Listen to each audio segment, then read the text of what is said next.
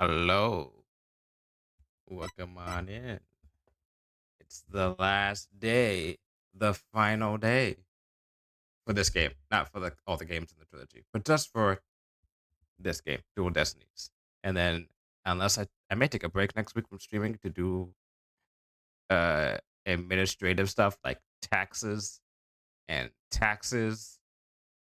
maybe some other stuff. But other than that, no. This is our last Dual Destiny stream.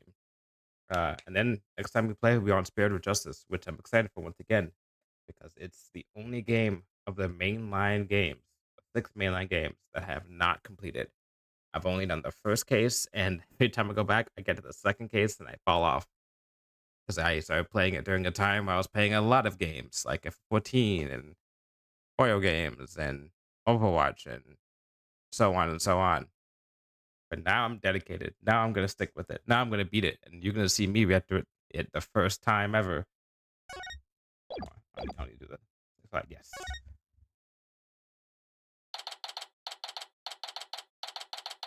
Oh no, I don't have my glasses on. Hey, I'm fine. Robots don't need glasses. I thought she said shit, and I was like, what the heck? What's the review? What happened last time? Let's see if I remember.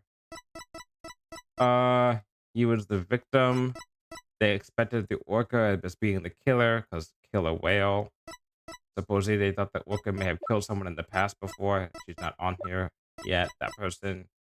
We've confirmed that she didn't kill it, but she may have done it under, may have accidentally helped in killing the person with what's it called, instructions on how to do so. And she's the only person who's our client, not a defendant, our client. She's the only person who could have done so. So our client is now a defendant, which sucks. Well, our client is now still a client, but now is the defendant, which sucks. That was a big sigh, Athena. Did you lose the case? No, we won. The defendant was found not guilty. Huh. Then why are you so dejected? Daddy, were you being mean to her? What? Picking on the new kid? Not cool, Mr. Wright. Not cool. Wait a minute. Talk about false accusations. You were able to prove the defendant's innocence. But then Shasha got arrested instead. So that's what happened. That's too bad. You know what's the funny thing is? I don't remember who the killer is in this case. Hmm. So what are you two going to do now? We're going to get to the bottom of this. I don't believe for a second that Sasha did what they're accusing her of. I don't believe it either. I won't give up.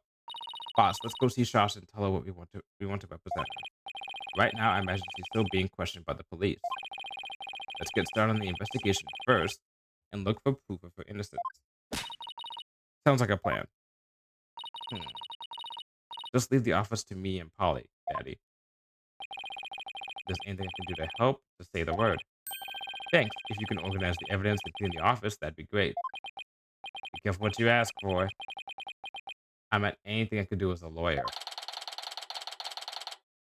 Unnecessary evidence. Okay, how much evidence do we have now? Okay. Hmm. Okay, not too much. Oh, we still got fish. Let's go. Oh, that's right. Last time I played this, I ordered that fish and chips, which was okay. The fish and chips was okay. Hmm. The chips were alright. The fish was, I don't know, it needed some lemon, which we do have actually now, but it's too late back then. Huh? There's no water at the pool. Hola, where are you?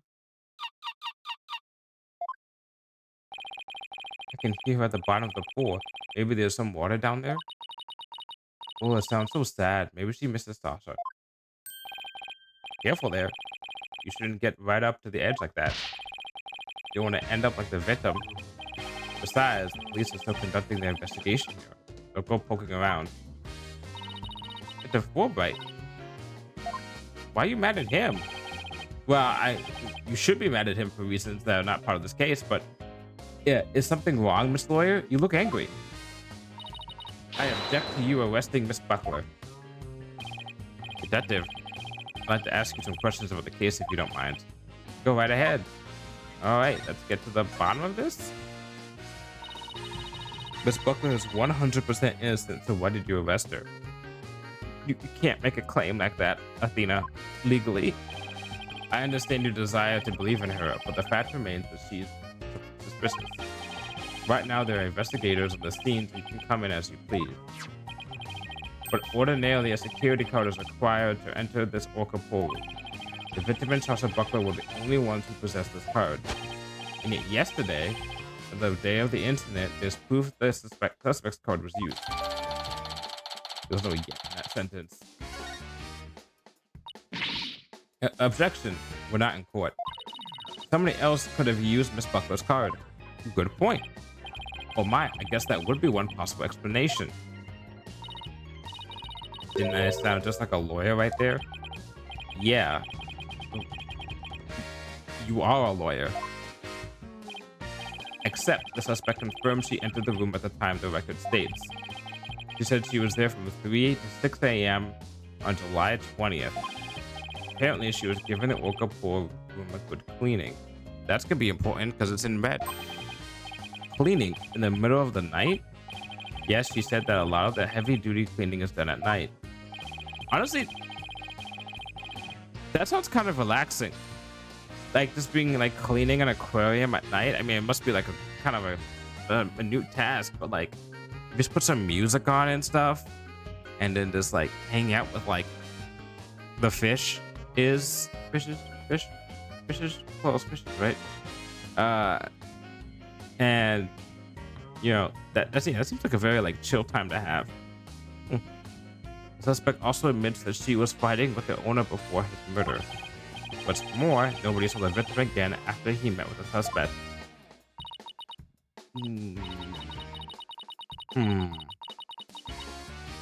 Objection. There must be something I can object to in there somewhere.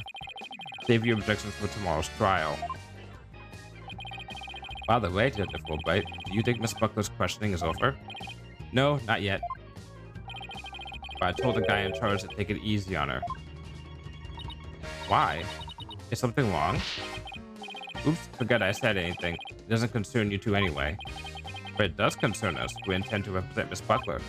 What? You do? In that case, I have a favor to ask. Could you get this medicine to her? Medicine? It's like a prescription from Hickfield Clinic. The Hickfield Clinic? Again? Yeah, Phoenix, you've been there. I think Apollo's been there. Maya was there. I think Kay Faraday was there in the Edgeworth cases. It's the go-to clinic in this series. We confiscated it from her home when we were doing a search. I can't get away here, so if you can make sure she gets it, that would be great. Medicine, huh? Does Miss Buckler have some illness? I think that's the kind of question you'd better ask her. Yeah, true. In justice we trust. Now I need to get back to the investigation. Yay, we got drugs! We can give it to her as soon as they let us talk to her. Hey, I hope you're having a great evening. Oh, hi, welcome in, Faye. Yeah, I'm having a good evening. Hope you're having a great evening too. Hope you're having a very chill evening. No stress. No fuss. All the wait, where are we going now? Yeah. Oh, okay, okay. Let's go to the Aqua Tunnel.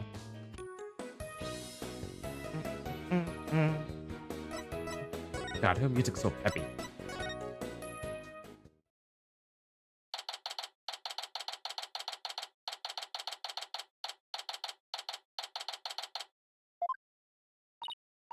Huh? The door's open. Is it time to meet the vet? Well, what do you know? What we have to do, right? Investigate. Of course, boss. You sneak it in and check it out. What in the Sam Hill? Hey, you two. Who buzzed into a person's lab without permission? We're sorry.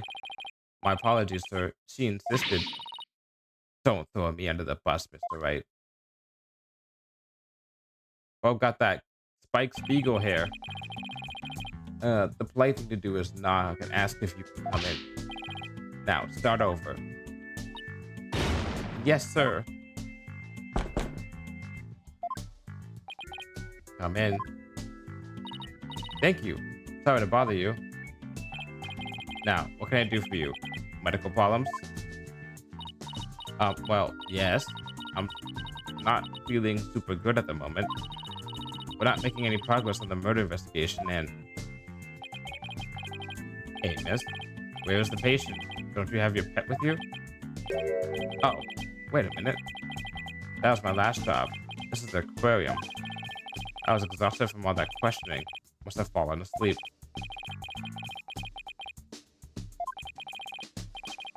My apologies, I just woke up when I was a little groggy. I know how that feels, man. That was me this afternoon. I'm Dr. Herman Crab. Doing great, working, so I'll just lurk, but I hope you have fun, finish the game. Oh yeah, perfect. Hope my stream is a good way to be in people's backgrounds. I always like it when people tell me that they like look at my chat, because it's like nice to know that I'm like relaxing and chill enough that people can be able to work with it. Because I have a lot of people who I also do that with, who I go into their streams and just like chill on the side and not really say anything, but just like do something else on the side. It's actually really, that's one of the very good things about streaming. I'm Shape Aquarium's resident veterinarian. Oh, you're the Dr. Crab Mr. Rhymes mentioned yesterday. Yeah, super relaxing. Nailed it. My chill tag on Twitch is working. My chill tag on Twitch is working. And it's not false advertisement. Most of the time. Wait. Oh my god, it's so cute. Look at that fucking little penguin. Son of a gun, this little thing doesn't let me get any sleep. Oh my god.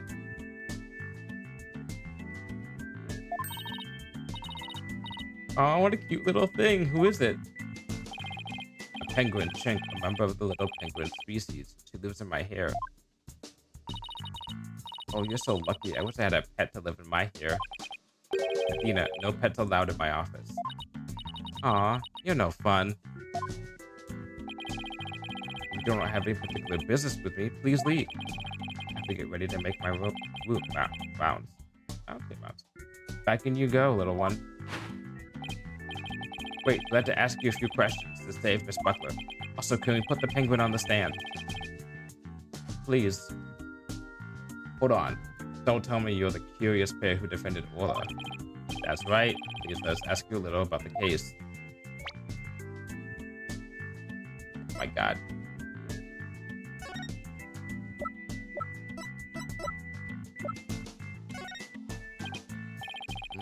What's the time with this useless nonsense? I'm sleepy, I tell you. Okay.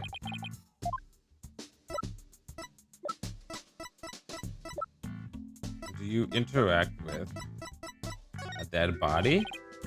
Son of a gun. You die before fulfilling your promise to me.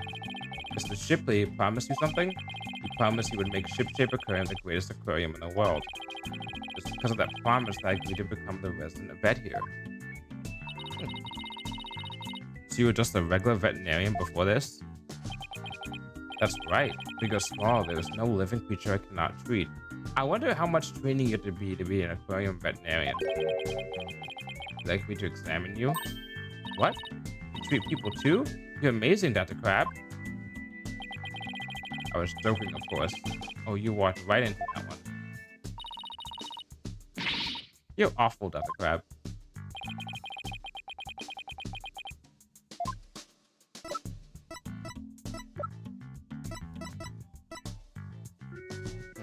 Anything about... Okay. No, no. Fish? Okay, no, no. No. No.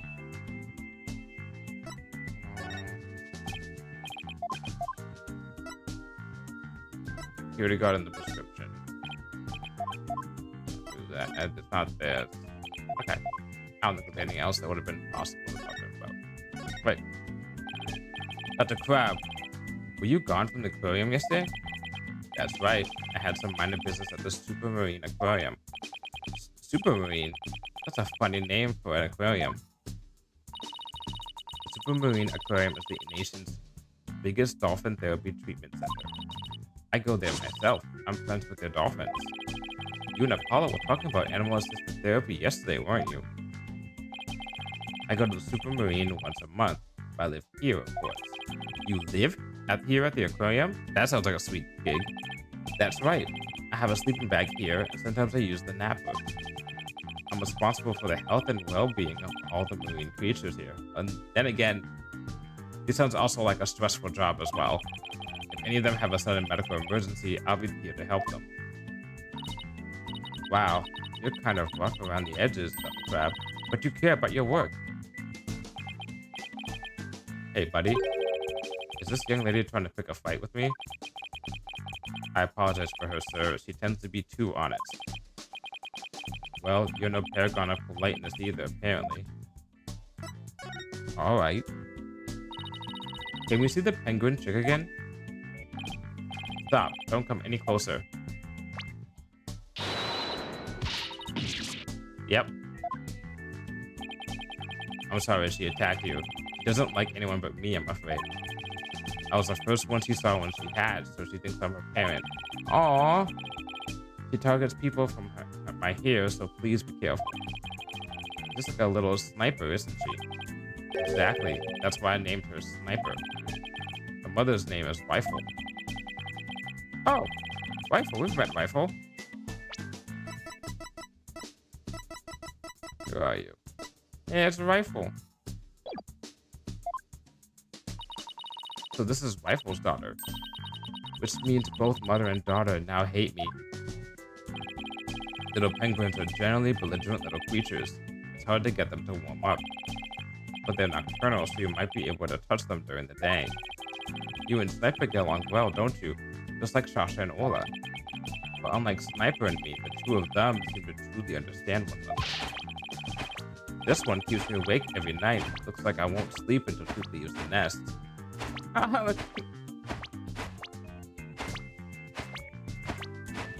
the animation play for a little bit longer.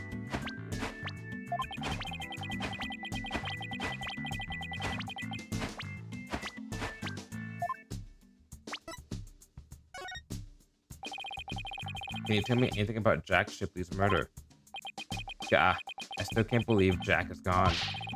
He's the one who brought me on board. How could he up and die on me? Do you and Mr. Shipley get along? He loved all animals and fish, but I'm not like that. But I still took pride in my work as a vet, nonetheless. We got along well enough as business associates, and it's thanks to him my laboratory is what it is today. It's a pretty amazing laboratory. I was thinking of this line from, what was it? I couldn't remember what it was. I remember it was from SpongeBob. It's where Plankton brings SpongeBob into his lab, and he's just like, "This is my lab," and it shows like a dog. Ooh. And this is my laboratory. And I was thinking about that line for a solid like 2 days. And I was like, where is that from? I was like, oh wait, it's from SpongeBob. Ah, you have discerning taste, I see. I could tell you more about my lab if you'd like. Yes, please. This place is just filled with electronics. What are these monitors for? Essentially the digital medical records for all the creatures here. I can also view the feed from the visitor's border security cameras. That way I can see that silly mother penguin when she tries to escape. So you were the one who gave the security footage to the police. No, I wasn't here yesterday, but I did give my permission for them to take it. I gave them a statement about Jack and Sasha arguing. Oh, so you were the one who witnessed it. That's right. It was late in the evening of the 19th, maybe around midnight. I saw them fighting near the aqua tunnel. I don't know what their argument was about, though. Are you sure you should be talking to us about this? I'm not taking sides. I'll give information to anyone who wants it. Let's go! Being very cooperative. We like that. We like that. What you do with that information at Sasha's trial is up to you. Wow. You're kind of rough around the edges, Dr. Crab. but you're a pretty nice guy. Hmm. You are trying to pick a fight, aren't you, young lady? Aw, isn't that cute? He's easily embarrassed. Call that Cat Mo? Cat Moe? Huh? Son of a gun? Are you hungry again already? How old is this guy? I'm guessing 40. Oh shit, damn. Right. Exactly right. Oh, it's got even the penguin in the profile. That's fucking cute. I, it amazes me now, the older that I get. When I originally played this game, I probably was like his age. If not like, yeah.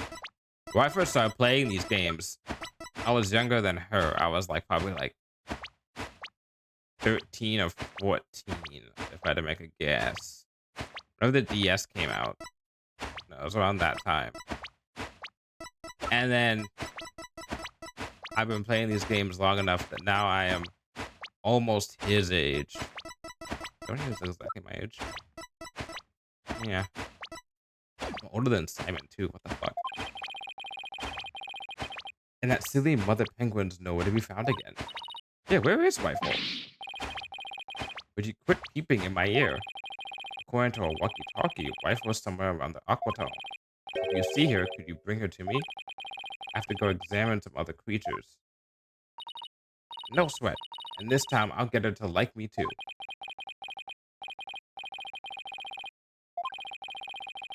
There's no guarantee we'll find her right away, but let's head for the Aqua Tunnel. Bet you we'll find her right away.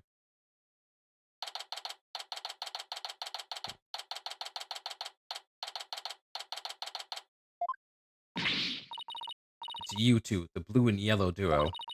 I'm very angry about what you did this morning. Our jobs? We did our jobs, lady. Ooh, you said what now, Phoenix? We ran into the sea lion before our penguin? Damn. I write the truth. Now I'll find the truth with my own eyes. I won't be bested by the likes of the blue and yellow duo. Athena will never give up. In that case, I'll leave the questioning to you, Athena. Thanks a lot, Widget. Well, at least she's a worthy adversary. Okay, let's do this. You'll do great. Let's delegate this stuff.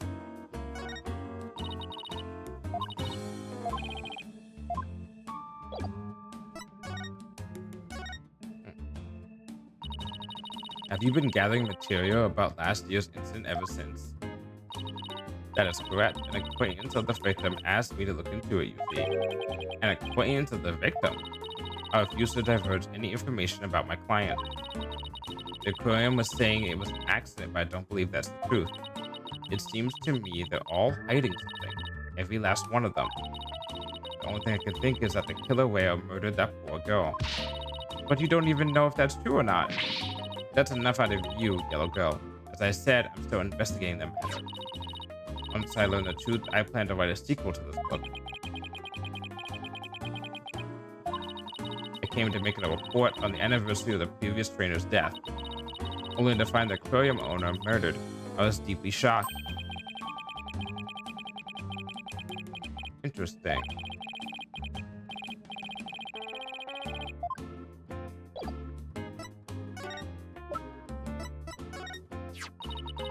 If it's an autograph you want, I give them out to anyone, no matter who it is.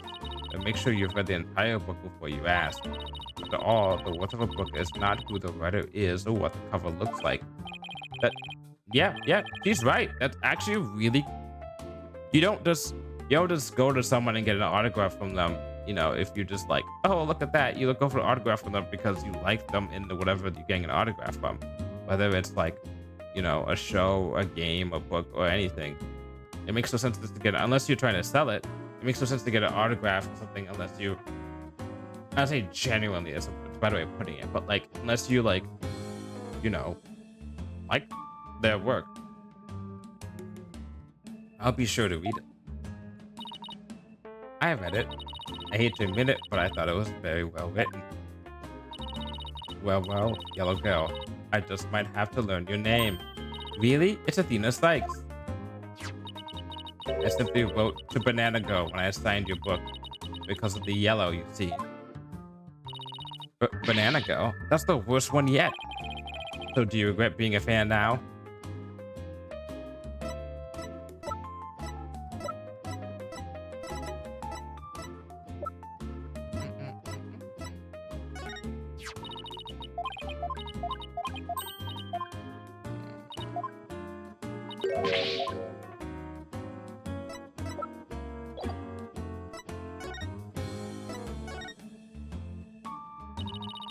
So you heard all the singing and that's when you realized something was happening?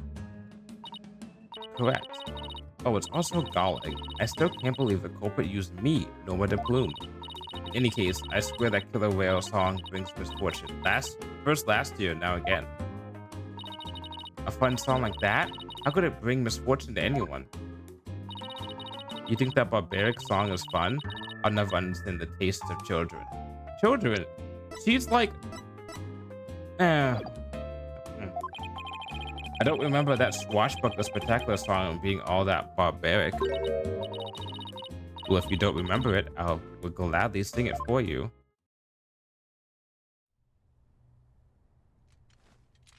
Oh boy. A vast mateys, landlubbers ho, hand o'er all your gold. Pillage, plunder, then feast like kings. Them's the joys of pirating.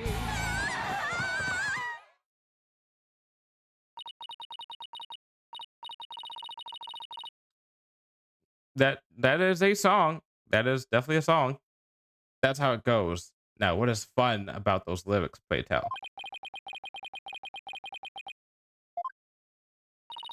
Wait a minute. That isn't the Swashbuckler Spectacular song. This is the song from the Swashbuckler Spectacular.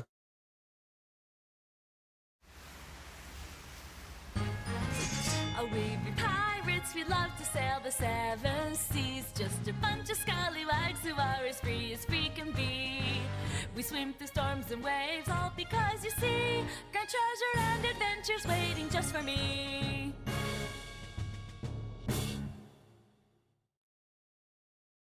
That sounds like a song you would hear in like One Piece. What was that? I've never heard that song before. What? It's the song they used in the Swashbuckler Spectacular. Oh, we be pirates who love to sail the seven seas.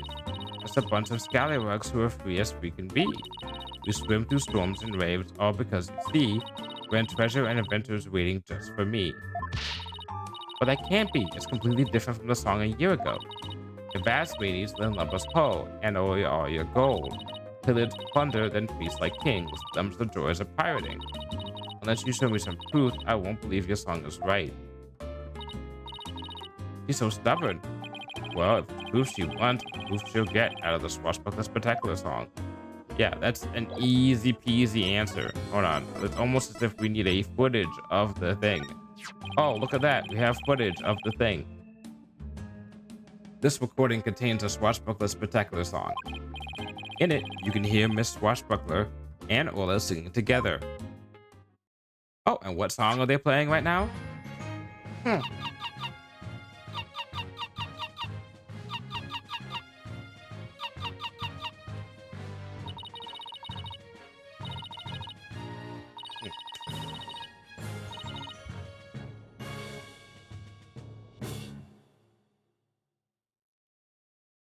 Oh, but I've never heard this song before. Huh? But they always sing this song during the Swashbuckler Spectacular. Well, I haven't seen the show recently. A year ago, they used a song that I sang to you. I'd recognize it anywhere. Perhaps that killer whale can sing two songs? According to Miss Buckler, Ola only knows one song. Then, what was that song that I heard? We wish we knew. That's interesting.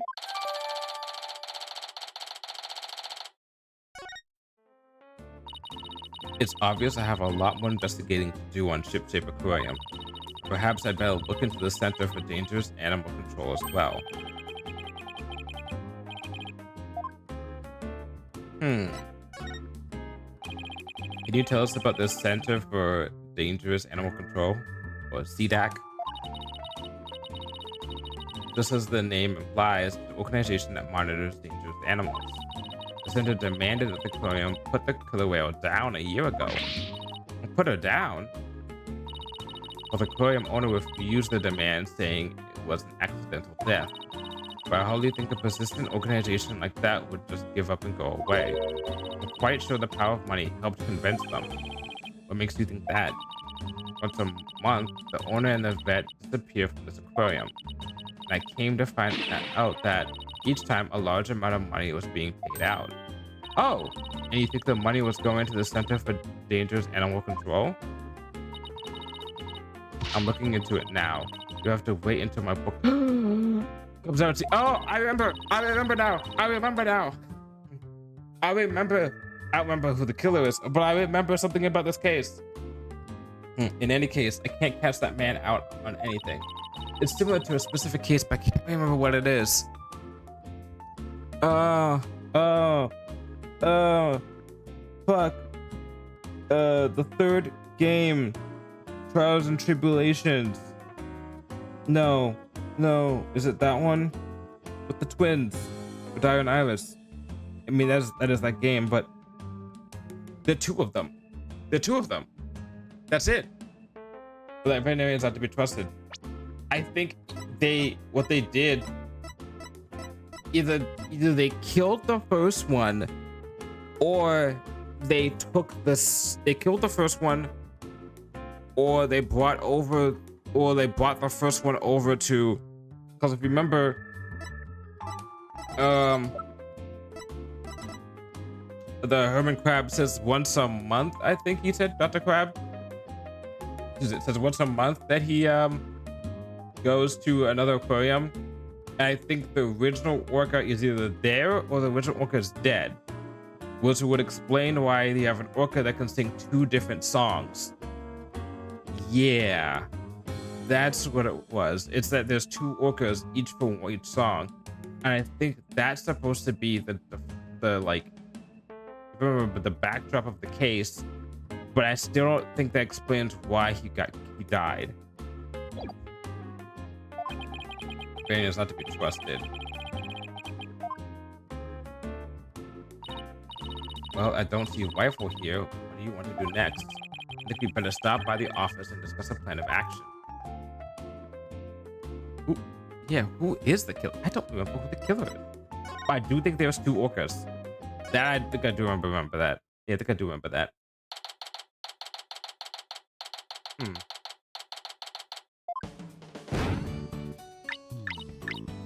3, 2, 1. Ta-da! Wow, you pulled Mr. Nick's cell phone from your magic panties. That's amazing. Wait, where's my cell phone? That's all for Chushi's magic show. Come back and see me next time. Great job, Chushi. Never fail to impress. I have no idea how you did it. You did that either. We're back. Oh, Pearls. Stopping by for a visit. Hello, Mr. Nick. Are you missing something? Thanks. How is the investigation going, Mr. Wright?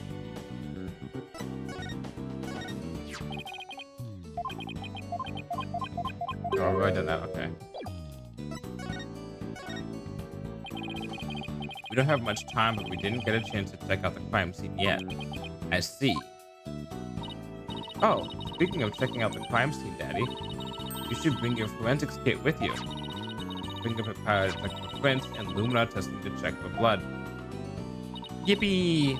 Wow, Chushi, I didn't know you had stuff like that too. I got them from a detective friend of mine. Oh, she got them from Emma. Mr. Nick, I'd like to help you with your investigation. Can I borrow your forensicking kit? I feel bad making you work when you're supposed to be here having fun. I don't mind, and I'd like to see you Rifle again too. If you have anything for me to do, I'd like to help too. Yeah, thanks. I'll be sure to ask you if anything comes up then. But I'll be right here, hanging around and watering Charlie, if you can think of anything. I appreciate that, Apollo. Look at you. Good old dad. Dad Nick.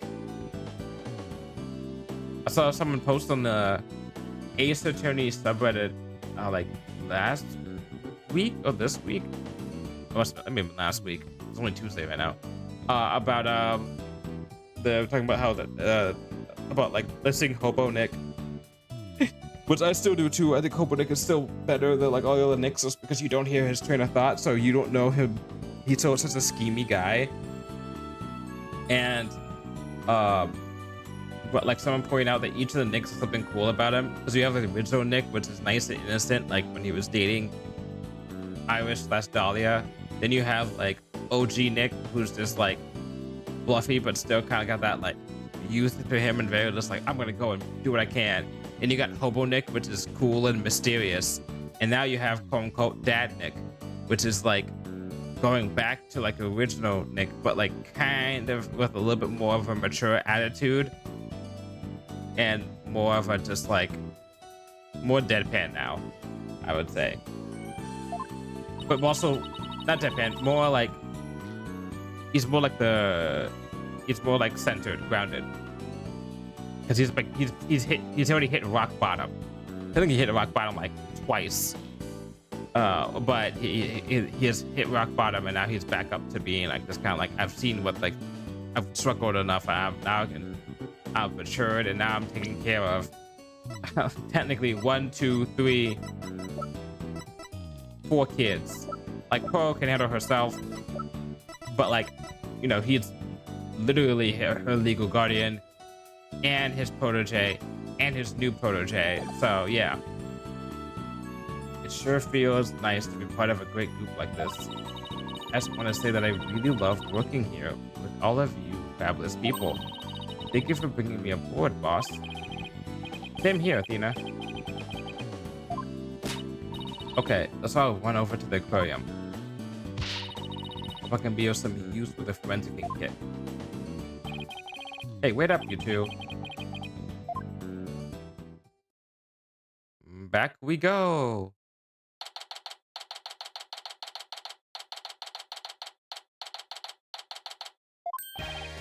In justice we trust. Good timing. We're done with the crime scene for now. And we're just about to examine the show stage. Marlon Rhymes helped with the cleaning, so we've got to talk to him. With him. You're welcome to look around here now if you'd like. Thank you. I think we'll do just that. Oh, by the way, if you want to examine the bottom of the pool, I recommend using that hoist over by the ladder to get down there. Just stand on the ladder platform and the police guard will operate it for you. Thanks. Well, good luck to us both. In justice we trust. I'd be so afraid of like falling over into the thing and like even if I lived like just being stuck there with no one noticing me down there and just slowly just dying because no one feeds me or gives me any drink. Anyway, that was a nice dark thought. Now that the Fulbright's gone, we can do anything we want here. The guard is still here, so keep your voice down when you say stuff like that, Athena. It's forensic time. So Ola pulled this pirate flag and made the staff fall down, huh? Stuff, not staff, stuff. Hey, doesn't this pirate flag look like a transport stretcher to you? It doesn't for the size, it's probably for Ola. Hey, you're right. There are holes for her flippers too. But the pirate flag design. Mr. Shipley sure was into the whole pirate thing. We need to get serious about the whole Miss Lawyer thing too. We can't let Prosecutor Blackwell outdo us. Looks like the water was drained from the police investigation. Seems kind of sad somehow without the water. When something that was there before is suddenly gone, it has a psychological effect. Like, for example, if all the magic props in the office were suddenly put away neatly. I don't think that's ever going to happen as long as Lucy continues to practice magic. Well, she might not always be interested in magic, you know. She's at the age when young women start to worry about their future. The same thing happened to me, and I ended up becoming a lawyer.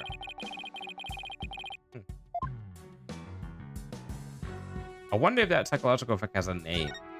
of like missing something that you're used to.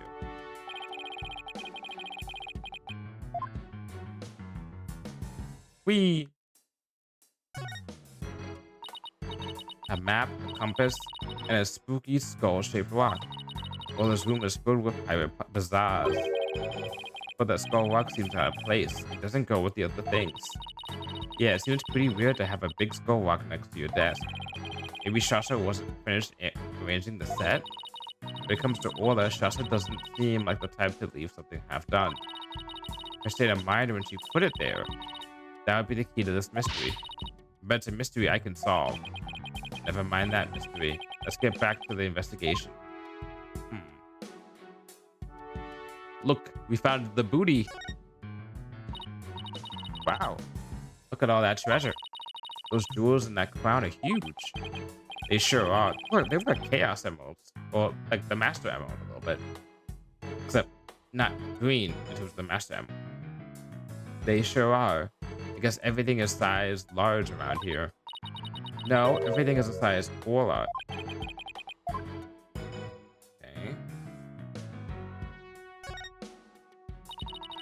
They call this the captain's cabin on TV. Every night, by the light of the lantern, Orla pours over her treasures. Sounds more like a miserly housewife going over the family finances.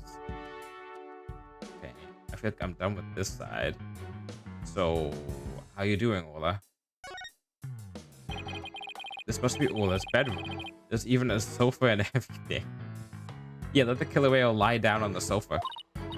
Orla, congratulations on your not guilty verdict, but we have bad news. Now Shasha has been arrested instead. Oh, Orla seems sad. I'm sure she is. I can sense the sadness filling her heart. Don't worry, Orla. We'll save Shasha. I think Orla is wishing us good luck. Orla really seems to understand what we're saying. She can't understand our words, but I bet she can understand our hearts. Is this a good time to get started, Mr. Nick? Huh? Started with what? The forensic stuff. This is the crime scene, right? So this should be the perfect place to start forensicking.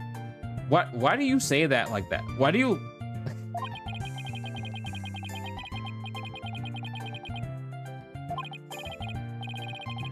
Okay, let's do it. Forensicking it is.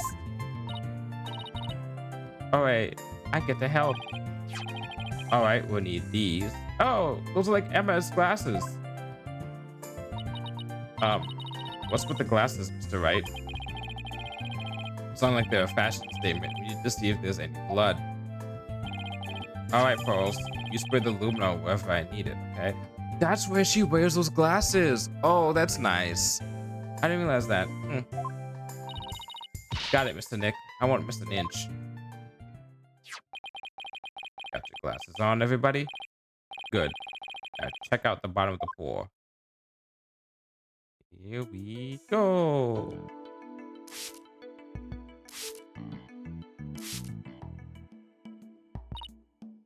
Oh no, damn.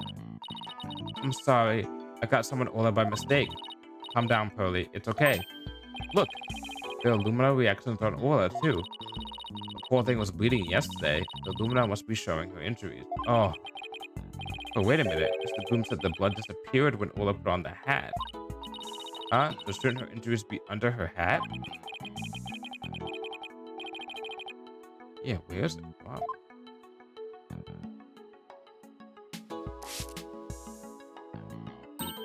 Look, I see something. If your deductions are correct, boss, I guess this Lumina reaction means the victim hit his skull-shaped rock when he fell to his death.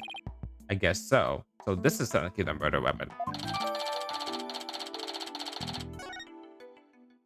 Oh, that was quick.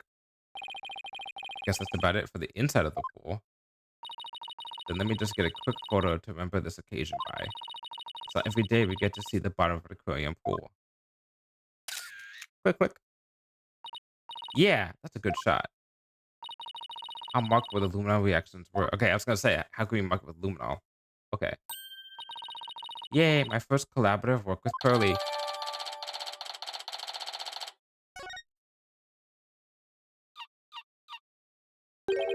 Hmm?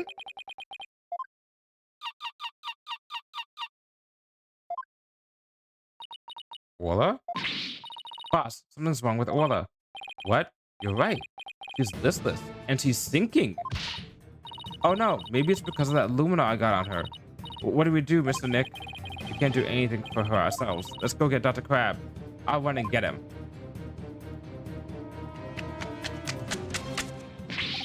What's Orla's condition? She's listless and sinking. Maybe she's unconscious? The pool is drained. Son of a gun. Who did this? She'll drown unless we do something. Here. Give me a hand. Huh? Us? No, I meant the Steel Samurai. Of course you! Just help me. What? Alright. What do you want us to do? There's no time to fill the hole to get her up to the top. Get the ochre stretcher. It's a piece of black cloth with a skull and crossbones on it. Look like a pirate flag. When the stretcher is ready, press the hoist button.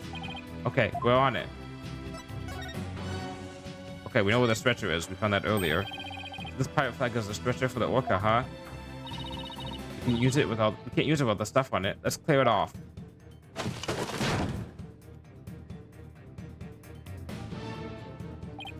Good. Now push the hoist button and lower the stretcher.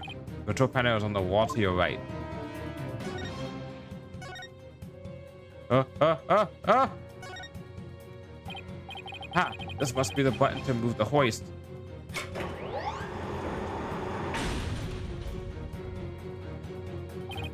Cut the crab. The stretcher is ready. Good. Let's get it under order.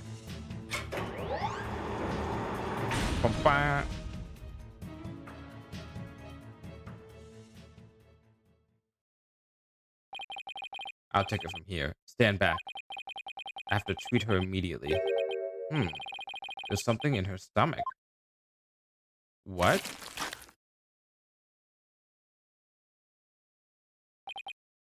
There. I got it all out. Will Orla be alright, Dr. Crab? Yes, she'll be fine. She's just sleeping now. Orcas are mammals, so they won't die if they're out of water for a little while.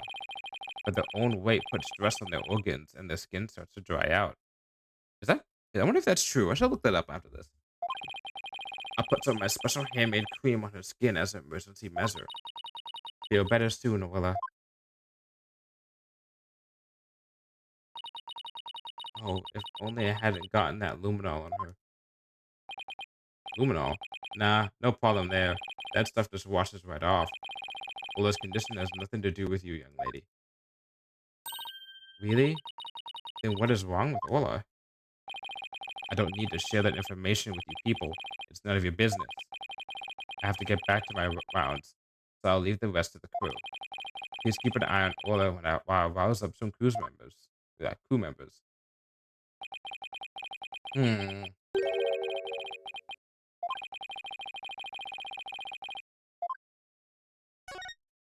Examine Orla.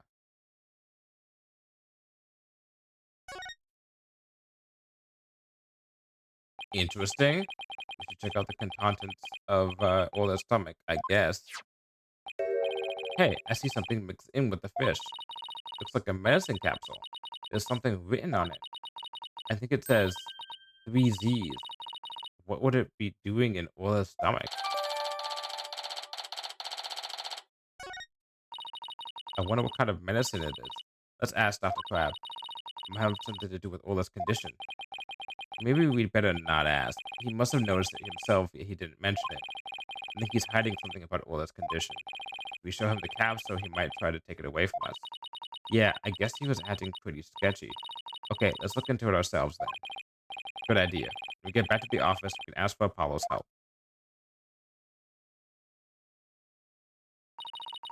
Guess that wraps up our investigation here. Orla still isn't fully awake yet. Oh, here comes some staff. Looks like they're going to put Orla back into the pool. They should fill it up more, too.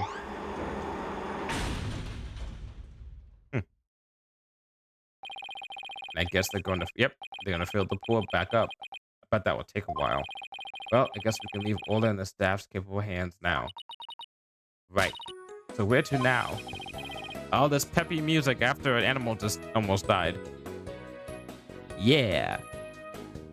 Let's head to the show stage next. If we're lucky, the police will be done with the place. I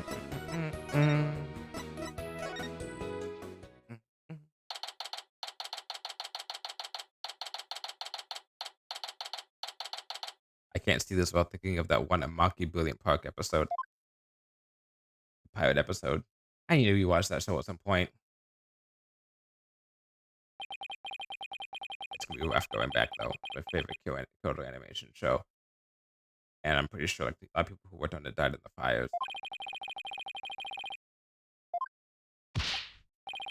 Hey, it's you lawyers. How could you let Shasha get arrested? Didn't I ask you to take care of her? We're sorry we couldn't prevent her from getting arrested. But as the lawyers, we do everything we can for her. Sorry I got upset. If there's anything I can do to help Shasha to say the word. Marlon, you can trust in Mr. Nick. Is it more like can you put trust in Mr. Nick? Or you can trust Mr. Nick? Isn't it trust in? I'm going to do what I can, too, with this forensicing kit. I'm going to cover this whole area with forensicing. That'll go, small fry.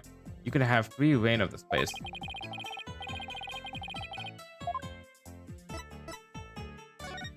Did I present this before?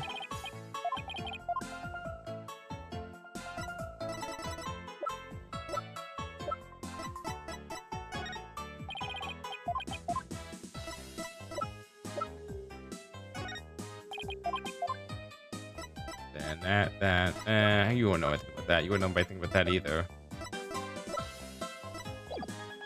Okay. I hear you helped Shasha with the cleaning, Mr. Rhymes.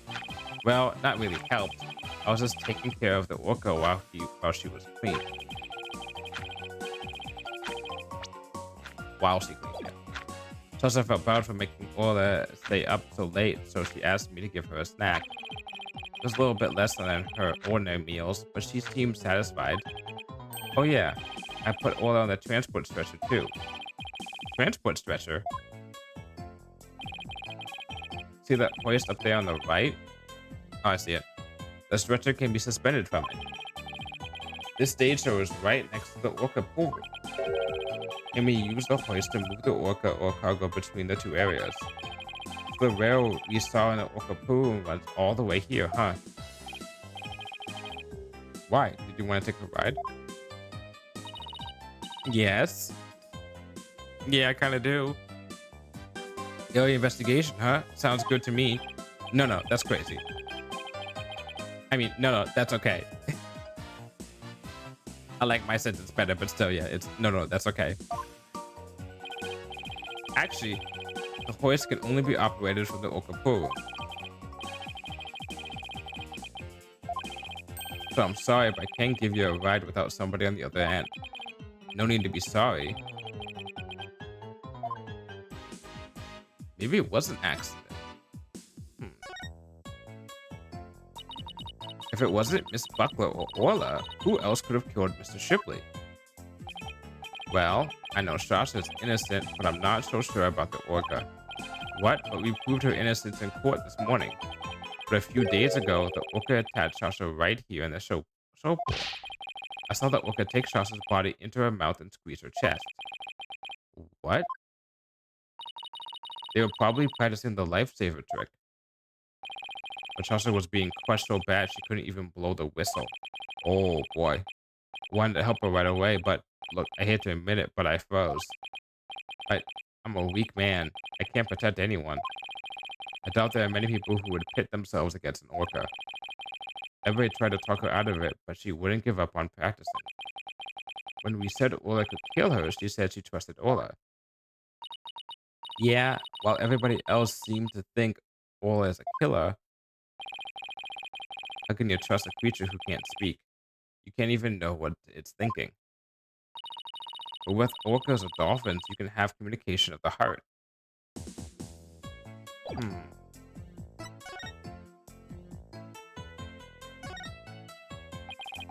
You saw the same device in the orca pool room too, huh? Yeah, he used it to lift Orla when she was on the stretcher. In the show, Shasha makes her grand entrance by hanging from this thing. Oh, we should think of a cool grand entrance for us too. I've always wanted to burst into the middle of somebody else's trial with a loud bang. I've always wanted to crash in through the ceiling. I bet that would really knock the socks off the judge and the gallery.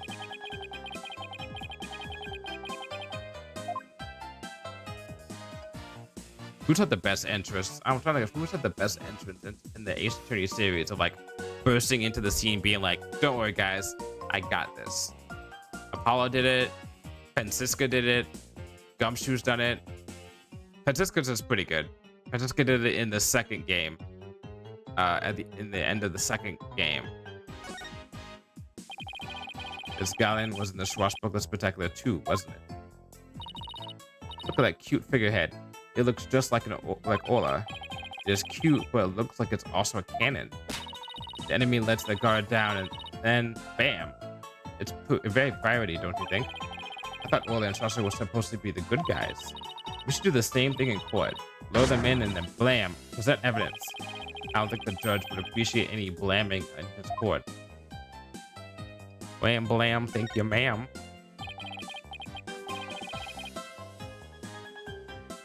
This colorful sign, did Miss Buckler make it? Wow, how'd you know? Yeah, that sign is for the new show. Before she went to clean, she painted it and left it to dry. She told me to keep an eye on it while I was taking care of the orca. Huh? Isn't that the skull walk there on the right? Mr. Rhymes, is the skull walk a part of the set for the new show? Yeah, I guess so. Yeah, what is it doing in the orca pool?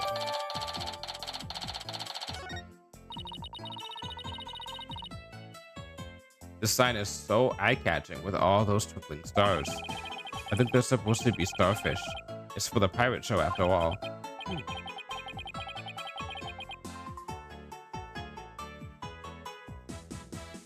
Oh.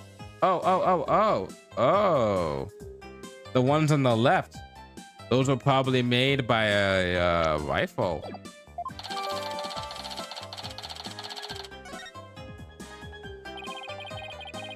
Trisha put so much effort into making the sign for the new show. No wonder she was mad about what happened. Okay. Fuck.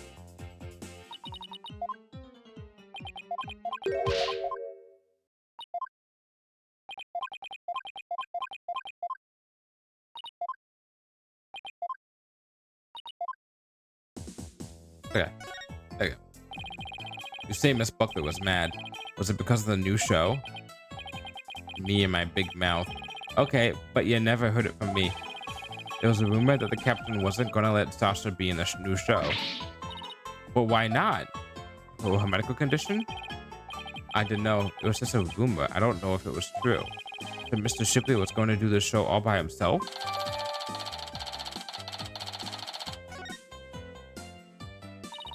I can't even imagine the show without Miss Buckler. It would be like, where's the beef? Now, that is an old reference. I don't know if everyone knows, but it's an old reference to a Wendy's commercial back in the day. We were like these three old ladies, I think it was, and they'd find a burger, and it was like supposed to be like a McDonald's or Burger King burger, and they lift it up, and there'd be so small little beef, you could barely see the beef, and they'd be like, where's the beef? And it's like, you gotta shop at Wendy's if you want to get beef. Old reference. I'm like, how old is that reference? I want to say the 80s. Hold on, where's the beef?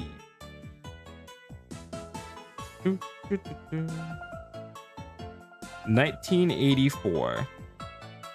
Yeah.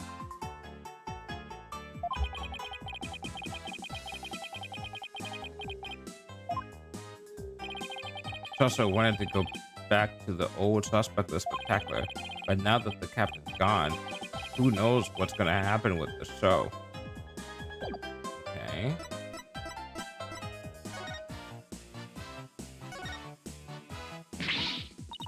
There's a skeleton adrift.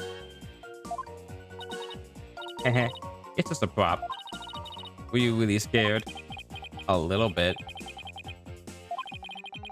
Is the skeleton an army defeated by Orla's pirates? No, he is an informant named the Skeleton Kid, a dashing, spirited character, neither friend nor foe. So you're saying he's alive in the show? Interesting. Water! Look, there's water!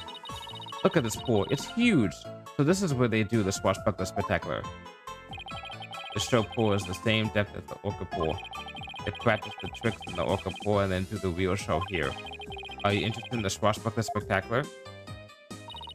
Oh, of course. I've only seen it on TV, though. Well, I'm new here, so I've never even seen it once. What? Interesting. Athena is a big fan. She watches the recording over and over. I love the show in the ocean. Standing here makes me feel like I'm at the beach. Especially with it open to the sky. You can even hear the sound of the surf nearby. I want to go visit the beach again. This would be a good time to go, like in like late spring. Or before like it goes to summer and then becomes unbearable. Why don't you take a dip in the pool? Really? I can? In that case. What? What are y'all talking about? You can't swim here. We were just joking. Right. Of course. Nah, I was joking too.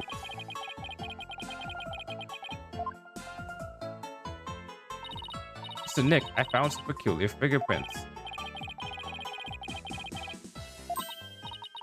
Oh, who's that? Oh, Simon? What are you doing here? Possibly black girl. Well, what are you doing here? Okay, almost same sentence. Just some business to attend to. Possibly black girl insisted, so I brought him along to get a little exercise. Is it business with us? No, not you. My business is with that animal keeper there. Marlon Rhymes. You'll be a witness for the prosecution tomorrow. You gotta be kidding. Why would I want to testify against Sasha? What you want does not matter. Now, come along. But if I leave, who's gonna feed the orca? The other animal keepers are too scared to go near her now. Maybe I can help? I'm concerned about Willa's health. In this way, I can stay close and look after her. I can feed her and do a telecast too if you need me to. I'll do anything to help. Let's go, Pearls. You're pulling your weight more than majority of people in this case. Small fry, are you tripping? That orca is dangerous, you know. Oh, she's fine. I'll be fine. I'm just happy to help. Oh, I don't have a TV phone. I won't be able to contact you if I have to do a telecast. Well then, might I please borrow yours? What? Sure, small fry. Anything for you. Especially when you're going out of your way to help like this. I don't know if I'm going to testify, but I guess I can at least hear what the police have to say. Thanks for your cooperation. Now justice will be served with a strategy meeting. Come on, Mr. Wright. Let's get back to our investigation. How sad. The police have already investigated all there is to investigate. Your efforts are a waste of time. Nothing we do to try and save our client is a waste of time, Prosecutor Blackwell. Today, the orca. Tomorrow, Sasha Buckler. You intend to save them both? You say you believe in your clients. Isn't money really your true motivation? But I admit you're only doing this for your own benefit. I can understand that much more readily than your empty righteous talk. Our own benefit? That's not why we're doing it. Now, Athena, try not to let him get to you. All right, we should be off, Prosecutor Blackwell. In justice we trust.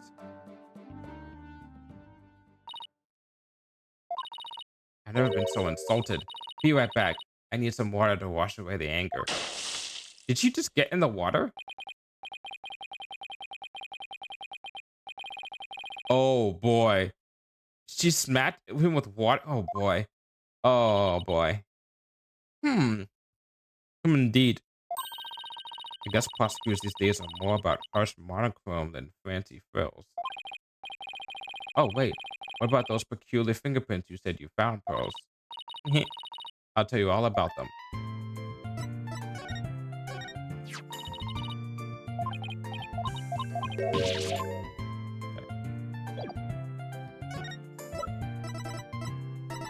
I'm gonna give you a fish.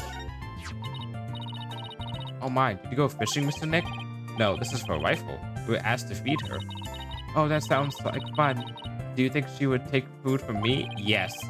Oh, I'm sure she would from you. So what you're really trying to say is that Rifle wouldn't take food from me, right? No, that's not what I meant. Yeah, you meant that too, right? I won't be bested. Pearly, it's on. What? What's on? Now, Athena. Let's be adults about this. You've got poor pearls here all confused.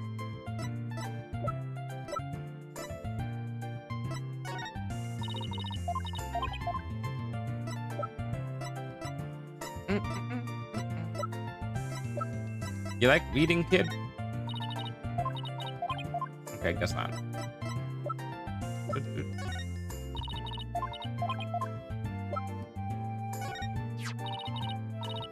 Isn't it cute? I really love this calendar. It's shaped like a penguin. It's pretty cute, isn't it? Maybe I should buy a calendar for the office before I leave. I always run out of room to write appointments in my planner. Why don't you just put your appointments on your phone? I'm not very good at using electronic devices. Oh, neither am I. Hee. We have something in common. Aw, now I feel left out.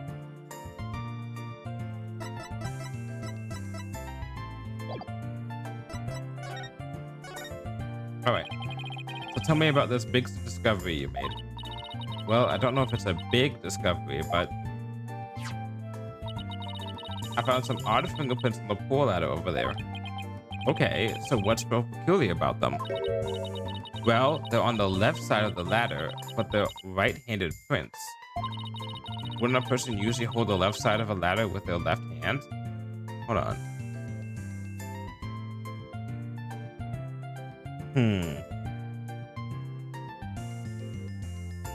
Are they upside down or are they right side up? Like, is it like they're like if someone was on the side of the ladder to the left of the ladder and put their right hand onto the left side? Or are they upside down as if someone was reaching over to grab somebody and had their right hand on the left print thing and then was grabbing someone to pull them up? Because that would make sense too. Either way, those can possibly work. I don't know which one it is. Oh, there we go. I just gotta wait. I just have to wait a sentence. Plus, I think they were made from above by grasping the ladder with the right hand. So it's the second one I said. Now that you mention it, that is strange. I wonder whose prints they are. I compared them with the prints on file, and they turned out to be Marlin's. So, Mr. Nick, was I helpful? Yes, you were. Thank you very much, Pearls.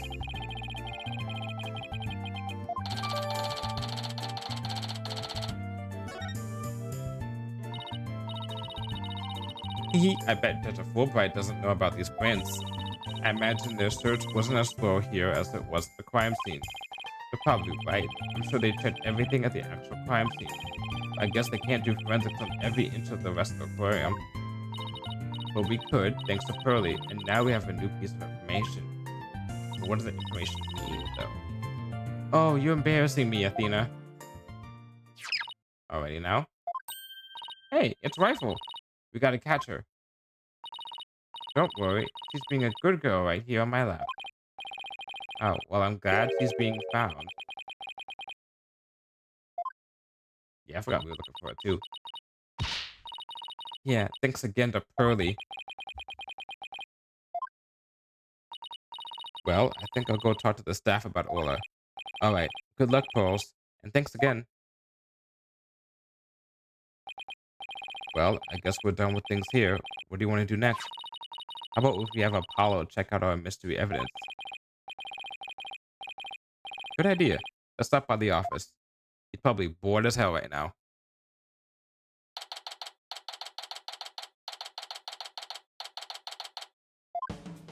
We got work for you. Oh, you're back. How was the investigation going? It's going pretty well, but there are still things we need answers to. Let me know if there's anything I can do to help. Okay, well, how about this? Apollo, there's something I'd like your help with. You have work for me? What is it? Do you have this capsule checked out? I think it's some kind of medicine. Sure thing, Mr. Wright. I'll go to a hospital or something and have somebody take a look. Let's see. I'm pretty sure the closest one is Hickfield Clinic. Good luck, Apollo, and thanks. I wonder if they let us see Sasha now. It has been quite a while. That's right, I forgot we should talk to her. Let's stop by the detention center and see. We have something to deliver to her too, don't forget. We never even told Sasha that we'd be representing her, and we've been doing all of this work for her. If she's just like, I don't want you to represent me, that would be a problem. All right, boss, chin up. We have to lift Sasha's spirits. I like your enthusiasm. Oh, look, she's fine. Ahoy there, me hearties. Thank you for coming. Arr. I'll be in good spirits. Worry not about me. She's probably not actually fine. She's trying to cheer us up. Well, that went over like a lazy balloon. That balloon. I was trying to make up for all your trouble. Oh, there we go. Maybe the two of you need to take it easy. We came to let you know that we can take on your defense if you have us. What? Uh, is something wrong?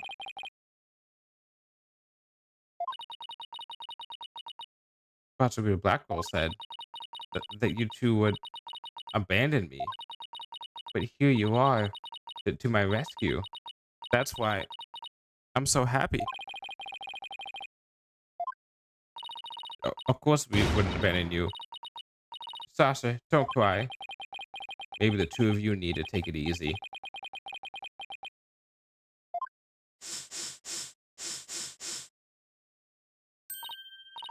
Okay, I'm all right now. Thank you for taking on my case. We're glad to do it. Well, now that you're smiling again, we have a few questions to ask you. First off, done this already, right?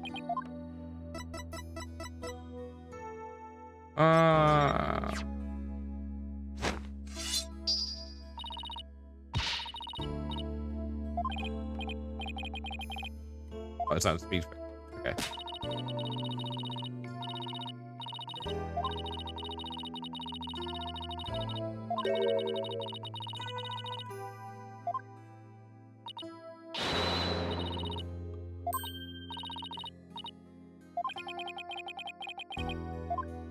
Tina, you seem like you're very easy to please with all this entertainment.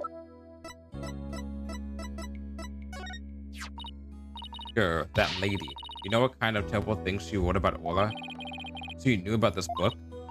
Yeah, I wish I didn't, but all kinds of people kept showing it to me. I tell you, I've had enough of that woman in her book. Can you imagine that? Can you imagine working in an establishment or something, and a bunch of people just come to you and be like, hey, how about this thing that's probably not true or something like that? You must know about this, right? And being pestered about that over and over? Yeah, I'd get sick of that. People accusing you of covering up a killing or something.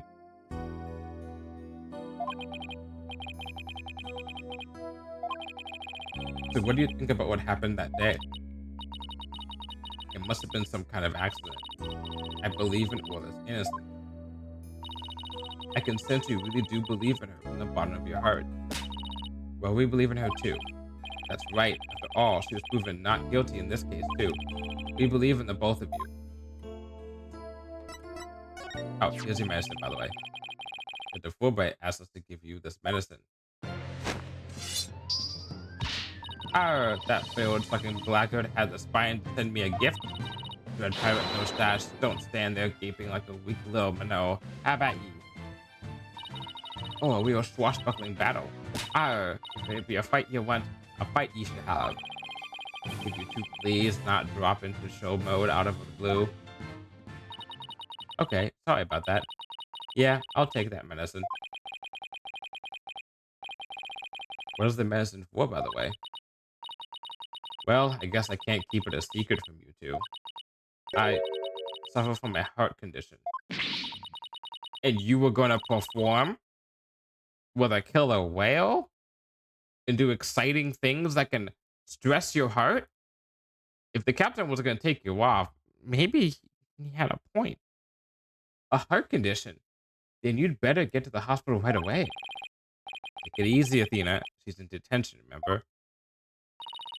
Don't worry, it's not as serious as it sounds. They can fix it with surgery. Not serious. A heart condition is a heart condition. Don't tell us not to worry. Yeah, I'm sorry.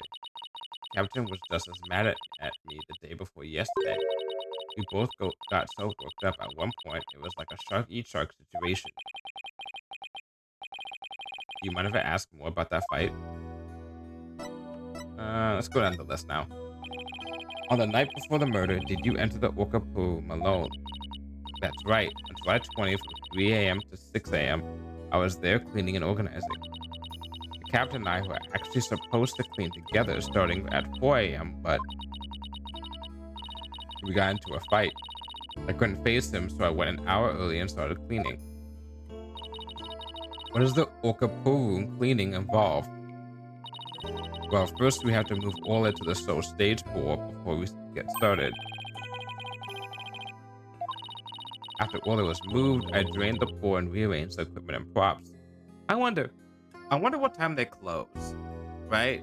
Because if an aquarium, if they're getting up at 3 to go work at 3 or 4 a.m. in the morning, and they're doing performances during the day, and we come here during the day, what time do they close? Like 5 p.m.? Because even then, that's like 12 hours for an aquarium, which doesn't seem to have, well, it can have staff that we haven't seen, but like, I don't know. It seems like a whole lot of, I say work, but like, it seems like a whole lot of stress. After all it was moved, I drained the pool and rearranged the equipment and props. And did the captain ever show up? 4 a.m. came and went, but he never showed. I bet he was mad at me. I wish I'd apologized to him instead of being all prickly and angry like a scorpion fish. Okay. I'm glad we can prove all this innocence, but we didn't know you can get arrested. Would get arrested. As long as all is safe, I'm happy. I'm so glad I found you two. You guys are the best. I'm glad you found us too. You're the best, Sasha. Never imagined all those tricks would ever be used to commit a crime. Could you tell us more about the lifesaver trick? Yeah, sure. There's a little speaker on the captain's clothes and on the training dummies. That speaker can emit sound waves. When a trick command is issued with a whistle, all they use is the sound waves as a guide to find the person she's supposed to rescue. I see. Does anyone else know about how that trick works? The entire crew knows about it, but it takes quite a bit of practice to be able to command the lifesaver trick. It wouldn't be easy to do for anybody who wasn't a trainer. Well, they can only perform one trick per signal. In other words, she can't perform 2 tricks at the time. Okay. We should talk to her, see if we can talk to her about the fact that what's her name, heard a different song than the song that we know. Yep. Can't do the sing trick. Oh, wait, that's different than before. You can't do the sing trick and the lifesaver trick at the same time. Yeah. She must have heard something on the intercom, maybe? Oh, Mr. Wright, I just remembered. We have something to return to Sasha. Oh, yeah. You're right. It's the drugs that I gave her before I got to this step, which caused us to get to this thing. Why were you arguing with Mr. Shipley? Captain knew about my heart condition. He was worried about me, so he said he wouldn't put me in the new show. See, I'm not on the new flyer. Oh, you're right. It's just Ola and the new adversary, Red Stash. I was so upset and frustrated. I was still crying when I went to do the cleaning. I cried for quite a while before I drained the pool, too.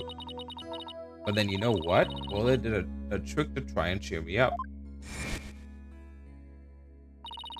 She acted out the scene where she defeats the giant octopus by spiking a ball at it.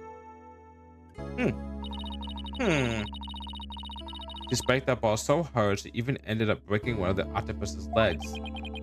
What a dramatic way to cheer up a friend. So that's why we argued, because he wasn't going to put me in the new show, but I was determined to be in the show yesterday.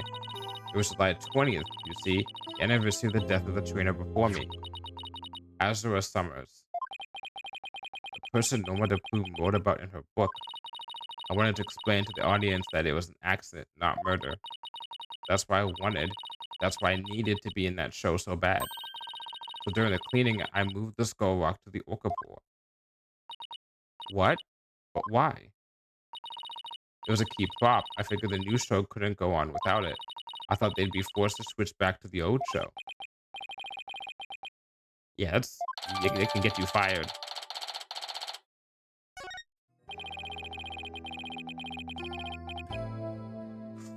Ooh, wait a second here. Okay, we're operating under the idea that this guy died because he hit his head on the thing, right? So let's say hypothetically that he hit his head before he got into the pool on the skull walk, right?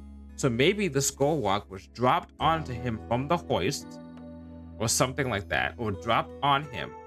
Then he died, and then she didn't know it, and then she moved the skull walk to the scene of the crime, quote unquote, not actual scene of crime, a scene of crime, which is the bottom of the thing, the tank, right?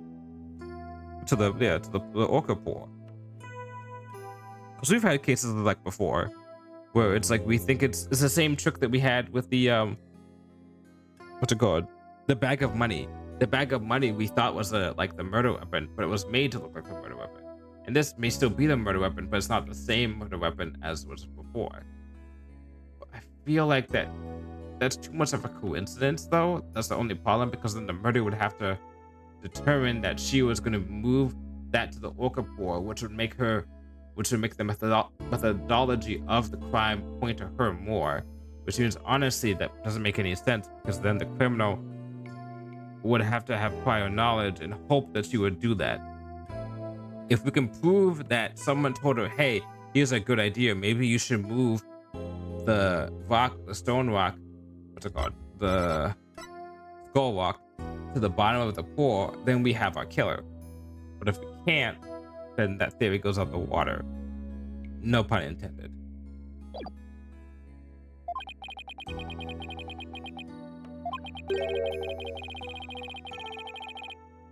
That means that the victims that occurred after the rock was moved?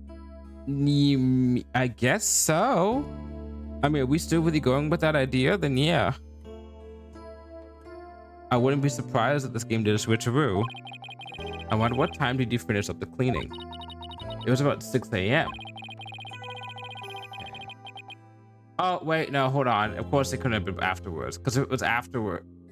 Of course it has to be afterwards, because otherwise, if she moved the skull walk, she would have noticed the blood on the skull walk, unless the victim watched, unless the killer watched it right beforehand. But I highly doubt that. So I guess maybe he did really fall into or was pushed into the thing. I don't know. It seems this whole entire case seems more like an accidental death than a real death.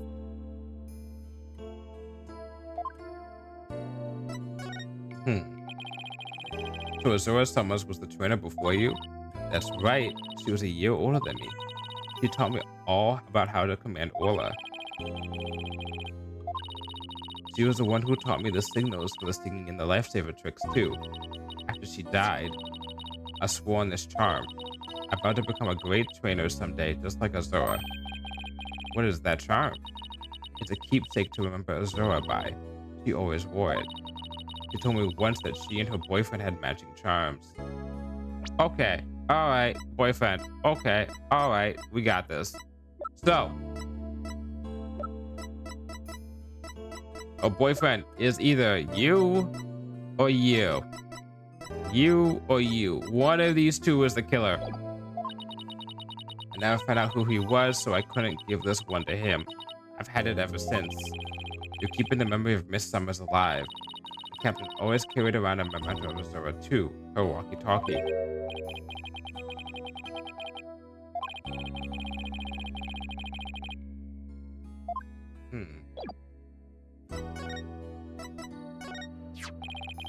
victim didn't appear to have a walkie-talkie with him at the time of his death. Huh? Well, I talked to the captain on his walkie-talkie before I started the cleaning. But there's no walkie-talkie shown in these crime scene photos. I don't understand it. The captain always kept that walkie-talkie with him. Maybe the culprit took it away? But why?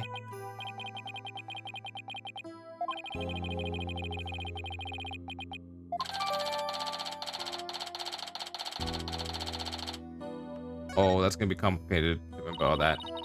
Captain always kept that walkie-talkie by his side. It was the walkie-talkie Azura used right up into her death. In the middle of the show, the orca brought Azura up to the surface with her mouth. Did he take the holster too? The holster's not the same.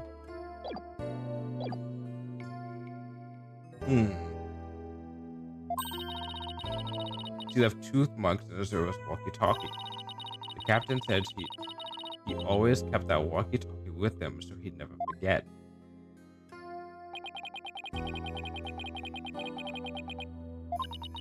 But now the captain is dead too. I'm the only one left who can protect Orla from the ship's doctor. What do you mean by that? What did you mean by protect Orla from the ship's doctor? You know Herman Crab? Ever since the accident a year ago, he's been completely different. When Azura died, he said he was going to euthanize the orca. Before that, he always used to say that euthanizing animals was a despicable act. Euthanize the orca? That's horrible. They all thought that Azura's death was the orca's fault. Nobody believed in her but me. The ship's doctor always keeps poison to euthanize the orca with on hand. If Orla had been pronounced guilty in yesterday's trial, he would have used it. He was going to put her down right away? That ship's doctor was close with both the captain and Azura, you know. I think he hates Orla. But that makes no sense, though. He saved her.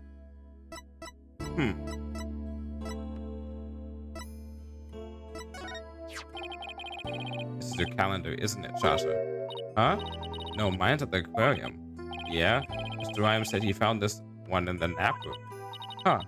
I didn't think anybody else in the aquarium used a calendar like that.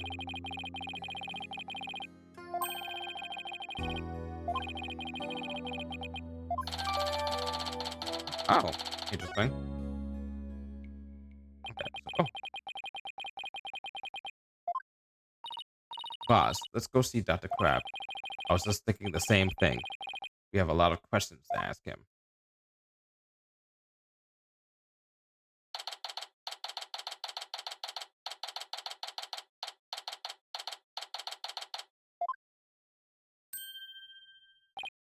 Oh, it's Pearls.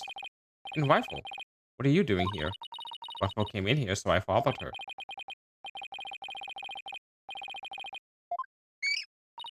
Oh, Rifle. What are you doing? Stop that. You silly mother penguin. What if you injured my spectacular genius brain? Dr. Crab, are you alright? Huh? Oh, it's you people. I see you brought Rifle for me.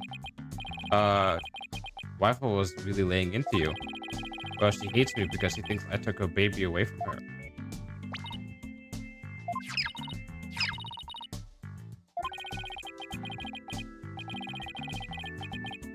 Aww.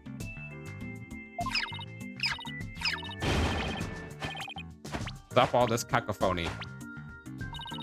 The biological parent and the caregiver parent locked in a struggle over the child. Do you think you could hold the silly mother penguin down for me? Alright, I will try.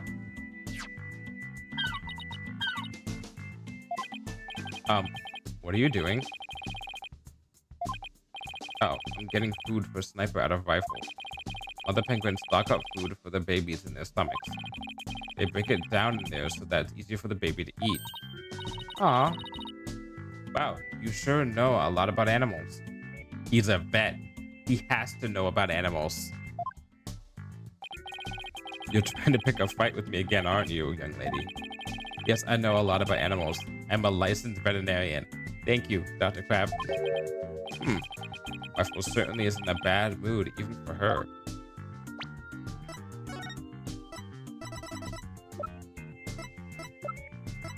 Do you know something about this calendar?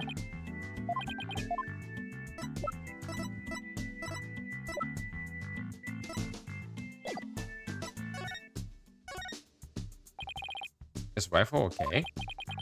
Hold on. I'm checking her now. Girl in the strange outfit.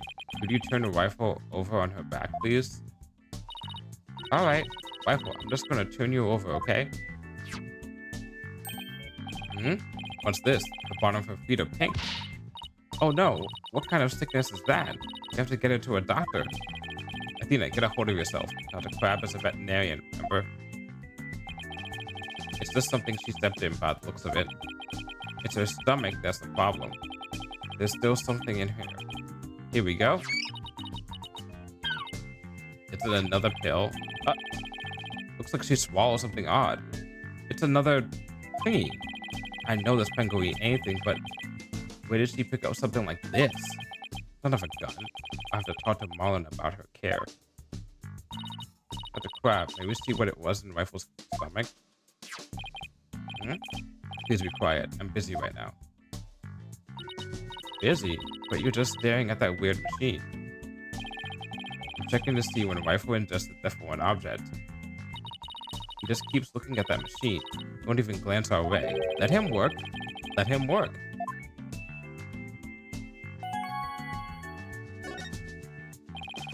Could you tell us about the monitoring system you have here? It's a collection of electronic medical records for all the creatures here. With the system and the camera footage, I can monitor the creatures 24/7. I won't tell you any more than that. It's private company business. Understandable. But medical records are usually just a history of past medical exams and data. I've never heard of any that can monitor 24/7 and do it live too. Interesting. Good point, Mr. Lawyer. I can see there's no fooling you. But why would you want to fool me?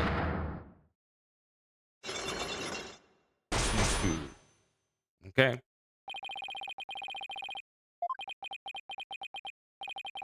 I have my reasons. Okay. Dr. Crab, do you know anything about this charm? Charm? Hey, leave that alone. That belonged to Azura. What was Azura's charm doing in Rifle's stomach?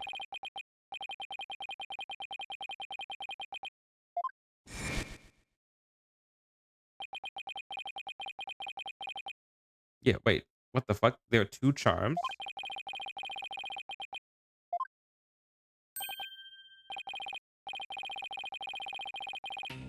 Azura and her boyfriend had matching charms. There we go.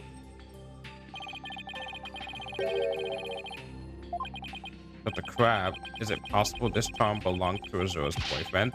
I refuse to talk about such personal details of the deceased. Subject closed. Alright. And the music got different. Okay.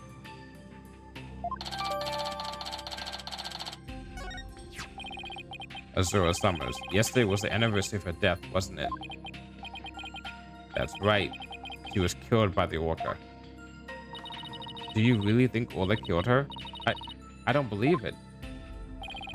Who can say if the orca did it on purpose, but the fact remains that she killed Azura. I was right there the day of her death a year ago. I saw the orca bite Azura with my own eyes. But is that really the whole truth of what happened? I guess only Orla knows what really happened, both a year ago and this time. Okay.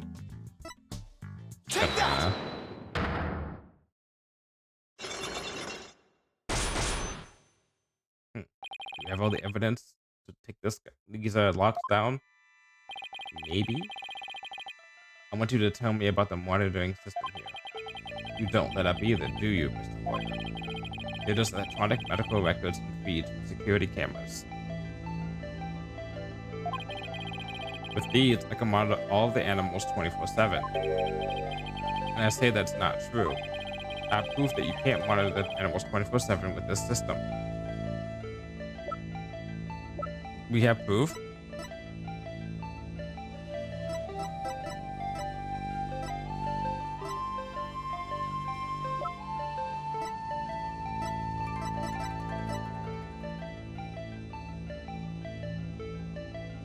Take that!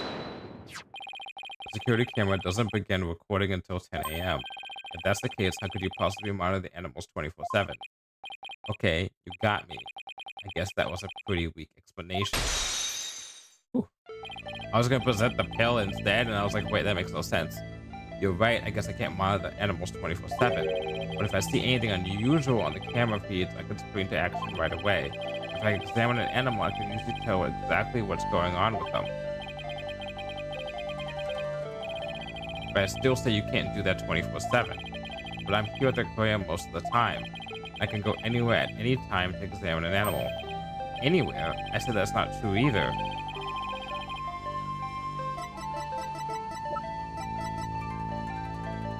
Take that! The only people who have access to the orca pool room are the owner and Sasha. So how can you say you monitor all of the animals? Son of a gun. So you knew about the security card, did you? We do our research. We study.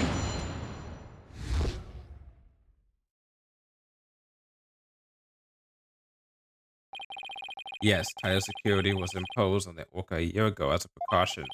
Due to Sasha's objections, I wasn't allowed to have a card. Yeah, I can see that. So you're monitoring the animals with a system that's private company business. But I have to insist you tell me about this monitoring system.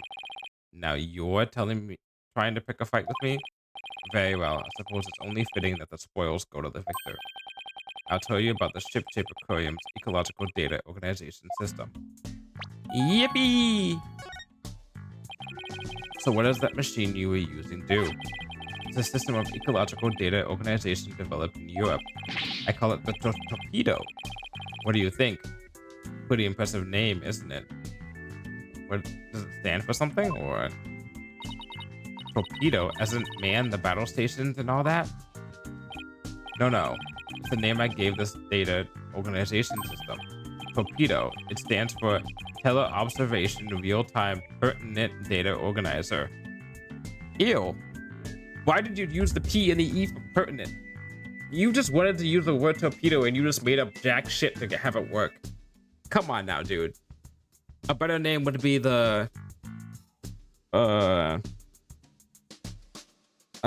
on. Wait, already stands for something. Scuba already stands for something. Fuck, man, I guess torpedo will actually have to work. I can't think of another answer. Fuck, alright, well, torpedo it is.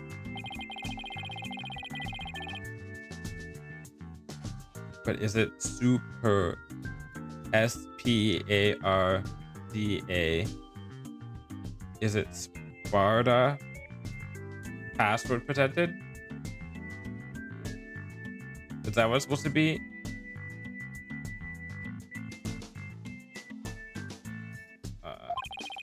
The torpedo collects the data through sensors placed on or near the subjects. Temperature, heartbeat, vocalizations, etc. It gathers the information 24 hours a day. It's kind of like the robots from the space station case. All of this data is then sent to my terminal and these monitors. Wow, this torpedo sounds amazing. Does Rifle have a sensor on her too? Yes, she does. Where and what kind of sensors attached depends on the animal. Penguins have theirs attached to the ID tag on the base of their flipper. The torpedo doesn't tell me where Rifle is when she escapes though. It's hard to attach sensors to the orca fish, so theirs are on the tanks themselves. Places where creatures don't normally live, like the show stage, don't have sensors. Okay, here we go. It's telling me the time Rifles follow the foreign object. Approximately 4 a.m. on July 20th. What an odd time. Yeah, interesting. Maybe that's why she wouldn't take my fish, because she was full from the night before. But at least all they ate it, so that's okay. Ola ate another animal's food? That's odd. She's never done that before. And then she had that episode too. I better take a look at her data. Huh? She didn't eat anything from the evening of the 19th to yesterday afternoon. So Wi-Fi had a late night snack, but Ola went hungry, huh? It appears so. Well, let's see. She's been eating normally since yesterday afternoon. Come to think of it, Jack was supposed to feed Ola yesterday morning. Maybe he died before he had the chance. I need to get my timetable down of when everything happened. Like a timeline.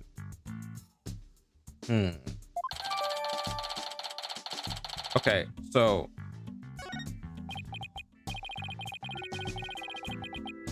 what do we know? Alright.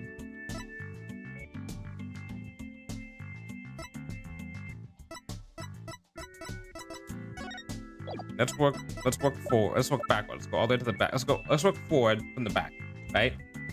So we have the performance that happens, right?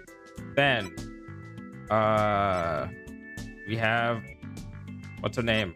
Sasha at 3 o'clock decide to go and clean decide to do cleaning here. And then that's when she moves the skull rock to the orca pour. And then she cleans from 3 o'clock to 6 o'clock. That's what I think her testimony says. Okay. In the middle of that, at 4 o'clock, the rifle, the bird, somehow gets access to the boyfriend's charm and eats it. Right? Okay. In the midst of all this, but Ola didn't eat anything, even though Ola was supposed to eat by Jack. Jack was supposed to show up, but didn't show up by the time when she was cleaning from 3 to 6. I'm not talking about Ola right now. I'm talking about Sasha. He didn't show up when he was supposed to show up, because he was supposed to show up at 4 o'clock to help, feed Sasha and clean up and everything, I'm assuming. Rifle ate more than she was supposed to eat. So Rifle ate Ola's share, it sounds like. And Ola didn't eat anything, but Ola did have stuff in her system, including the capsule. So somehow she did get fed, but she got fed. She's been eating normally since yesterday afternoon. Okay. So back, okay. Oh, wait. There's also something important in here. And then at 10 a.m., that's when the body was discovered. But there's also this. So at 7 a.m., there was a meeting that was scheduled for the victim. What? Meet the captain at the orca pool at 7 a.m. So right now, we have Sasha say that she was at the pool from 3 to 6. We have a penguin that ate up something at 4 o'clock. We have a whale that wasn't fed during the time when she was being fed between the hours of 4 and 6. We have 7 a.m. a meeting that was supposed to happen with the victim. Probably was the killer's thing right here. And then from 10 onwards, we have the discovery of the body and so on. Discovery of the body with a song that is pertained to not the orca at the time being, because she only knows one song. So it should be impossible for her to have no 2 songs.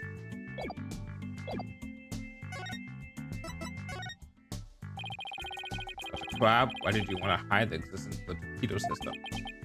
Well, it's a safe system that has been approved for use in other countries, but it hasn't been legally approved in this country yet. That's why I always carry this terminal around with me. It's not something I want the police poking their nose into. You mean you're breaking the law? Which is why I was keeping it a secret. It would create a problem for the aquarium. I had Jack's permission. He felt the animal's care was more important than the legality. That's fair. That's good. But we wanted to shield the rest of the staff, so we kept it a secret. But breaking the law is breaking the law. Oh, Athena, there's some moral gray areas, even though this is a law game. But in some cases, lives can be saved by breaking the law. Do we simply allow the lives of our animals to be lost while we wait for laws to change? Now you're twisting things around. I'd like to use this evidence during the trial tomorrow, but that may result in you and Ship-Tip Aquarium being brought up on charges. Well, I followed my own convictions and I have no regrets. You're only doing your job. I can't blame you for that, Mr. Lawyer. I like the cut of this guy's jib, except for the euthanization part. But I understand if he's upset if, this whale has probably killed 2 people. But still, we probably should be doing that, dude. I appreciate that.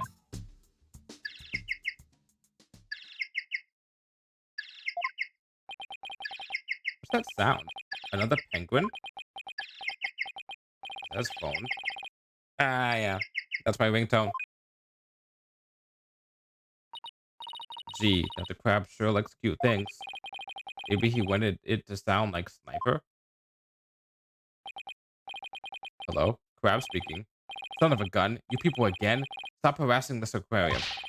Bowler was found not guilty. Why on earth should she be put down? Huh? Come there on the 26th and explain? Fine. Just let me write it down in my... Son of a gun. Where did my calendar go? I realize that. If it comes to that, I'll use that drug to euthanize her. Mr. Wright. He said euthanize her. You better ask him more about this. Okay, we're getting more out of you then. I don't know why I went that way. I should have gone this way. Dr. Crab, isn't this your calendar? Yes, it's mine. What are you doing with it? Mr. Rhymes found it in the nap room. Oh, must have forgotten it there when I tried to get some rest. It sure was a cute calendar. I guess you're crazy about penguins? Somebody gave it to me, okay? Now please don't tell anybody about it. It's embarrassing. He says with his penguin sleep mask on. Azura designed this calendar. This one here is a prototype. She designed a calendar for this year, and then she died before it went on sale. Were you and Miss Summers romantically involved? What? What gave you that idea? It's just that I sensed sadness in your heart when you talked about the calendar. Of course we weren't romantically involved. I don't believe in romantic feelings.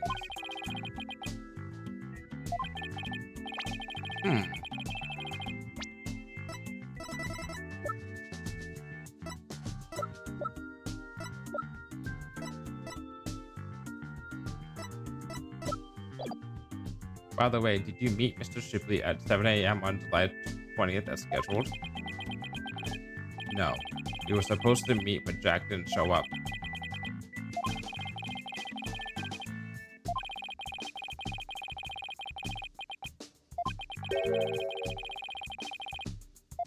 But no Cyclops was going activating, so he's telling the truth, right?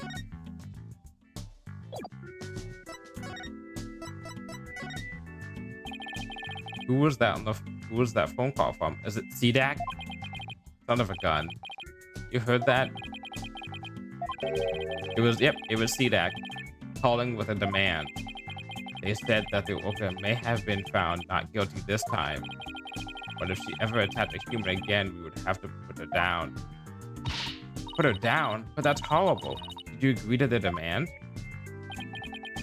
Animals sometimes do attack humans. And of course, humans sometimes do kill animals to protect themselves.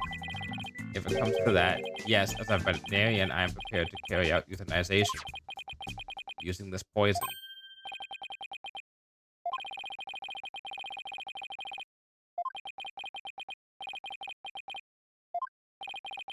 Please let me ask you one more question, Dr. Crab. What is it, Mr. Lawyer? You look so grave. I heard something disturbing from the writer Noma de Plume.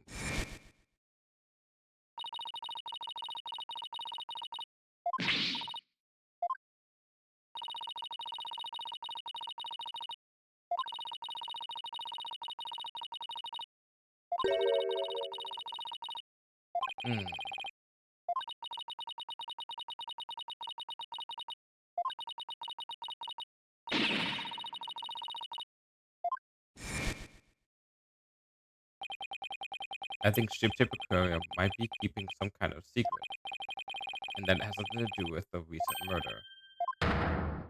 Oh, 5. There we go, baby. 5 Cyclops. Let's go. That writer, she just has to stick her nose in everyone's business. Son of a gun. I should have dealt with it a lot more carefully.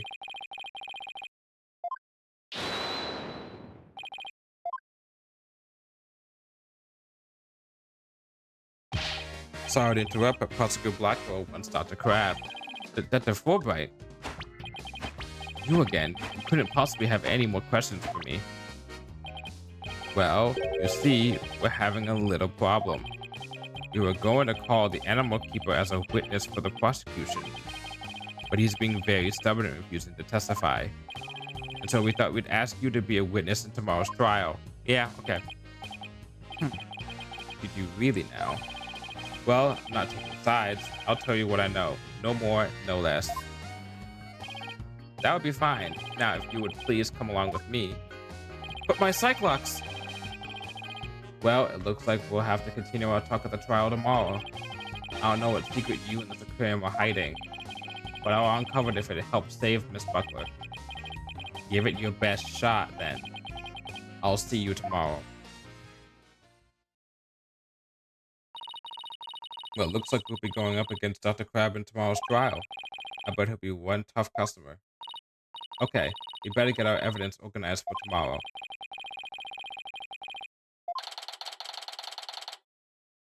Okay.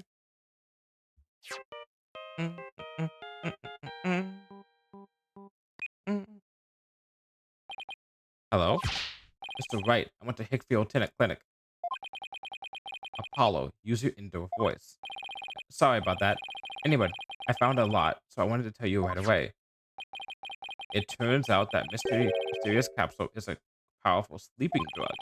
Apparently, the brand name is 3Z's. Okay, yeah, it says 3Z's right on it.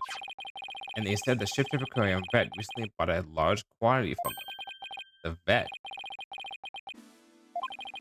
3Z's is supposed to be for people, but Dr. Crab told them it would work on other mammals like orcas and dolphins too. Interesting.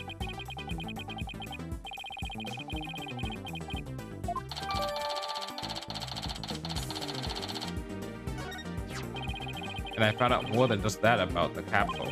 Dr. Hickfield himself gave me some information. Ship Aquarium has someone on their staff named Azura Summers, right?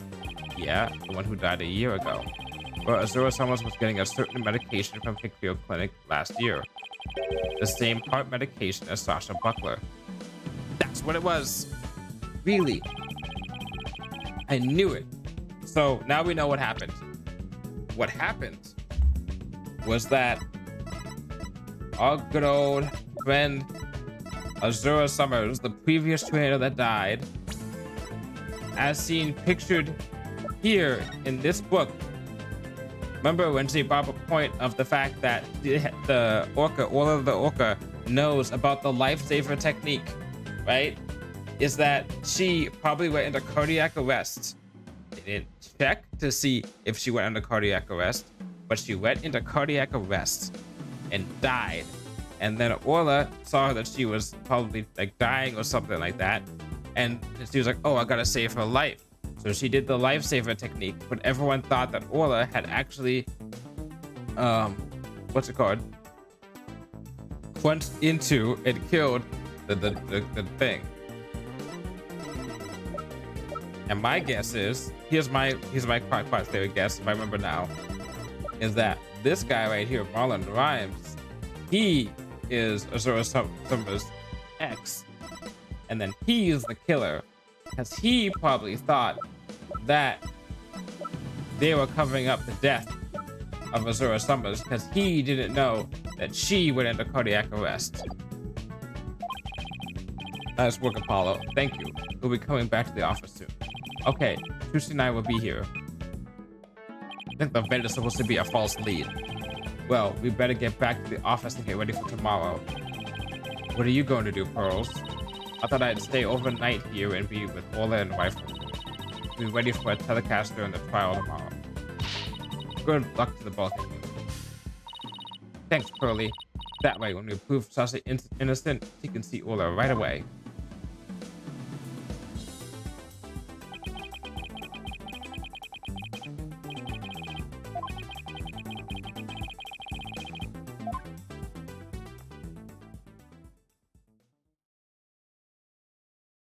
All right, investigation done. All right, I'm gonna run and get some cold pizza. I don't have time to heat it up, and then be right back.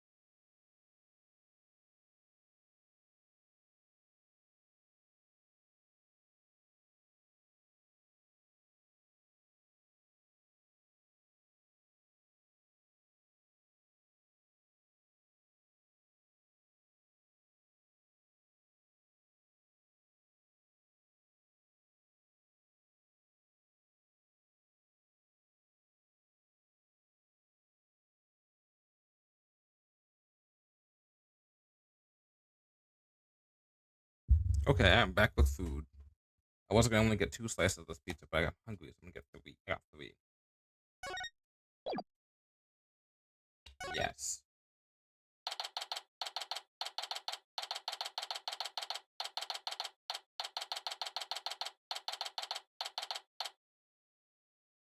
The one bad thing about my streaming schedule is I always end up streaming during the time that would be my dinner time. What? The ship's doctor and Azura were romantically involved? You sure about that? Well, that's my theory, but I don't actually know if it's really true. Azura would never get involved with that god awful ship's doctor. But I do admit, they were friends. Oh my god, they were roommates. Would Azura send Dr. Crab videos, I wonder? Videos? What do you mean? Azura used to send her boyfriend videos of herself teaching the orca tricks. He used to help Azura take the videos on her TV phone. Hmm.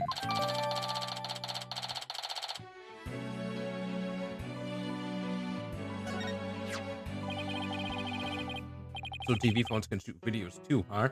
My dumb phone sure can't. These TV phones are amazing. They can even record sounds you and I can't hear. All the equipment we use at Ship Ship Aquarium is high tech. The ship's doctor sends away for all kinds of electronics.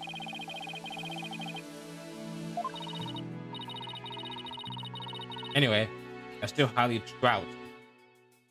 Oh, like doubt. Azura's boyfriend was the ship's doctor. Hmm.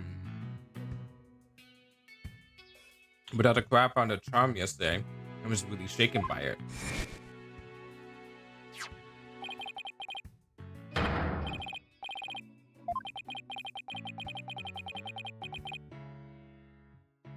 Hmm.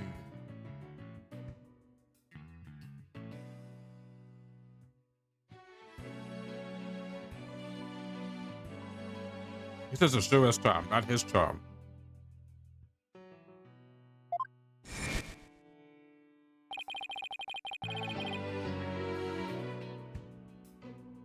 That charm looks just like your keepsake of Azura. Yeah, well, she did say she and her boyfriend had matching charms. The ship's doctor and Azura really a couple? I can't believe it. This Dr. Crab will be called as a witness today. There are still so many unanswered questions, but I hope to solve them all in today's trial. I believe in you too. I know you can do it.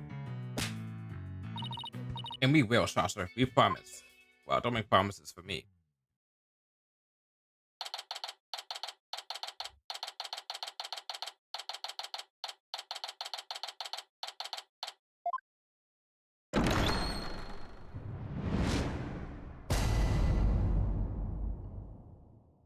All right. All right. Let me get from my room, my seat. Court is now in session for the trial of Sasha Buckler. The defense is ready. Oh, whoa, whoa, whoa, whoa, whoa, whoa, whoa, there, Black Rope.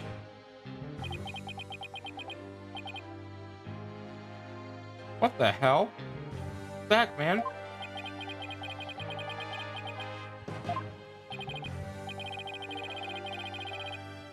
Hmm. Very good. It appears both the prosecution and defense are ready. Yes, sir, it's proven that the Orca was not guilty and the victim fell to his death.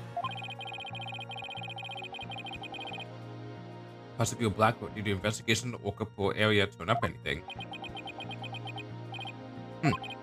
It did. We found a blood stain from the victim at the bottom of the pool. On this. Oh my, what a frightening looking rock. You say it has a blood stain on it? Just looking at it gives me the willies. So can we assume that there was no water in the pool at the time of the incident? Very good. What a clever little deduction.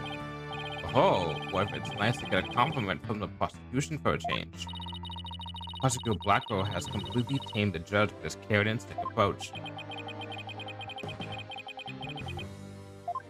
I can go for some carrots. They're a good vegetable. Carrots, spinach. If done right, broccoli, but carrots and spinach, top tier. Right, moving along. I have prepared a witness. Oh, and corn too. Buckler was the only one who entered that room when there was no water in the pool. The witness will prove that. Will you? Come to the stand, witness.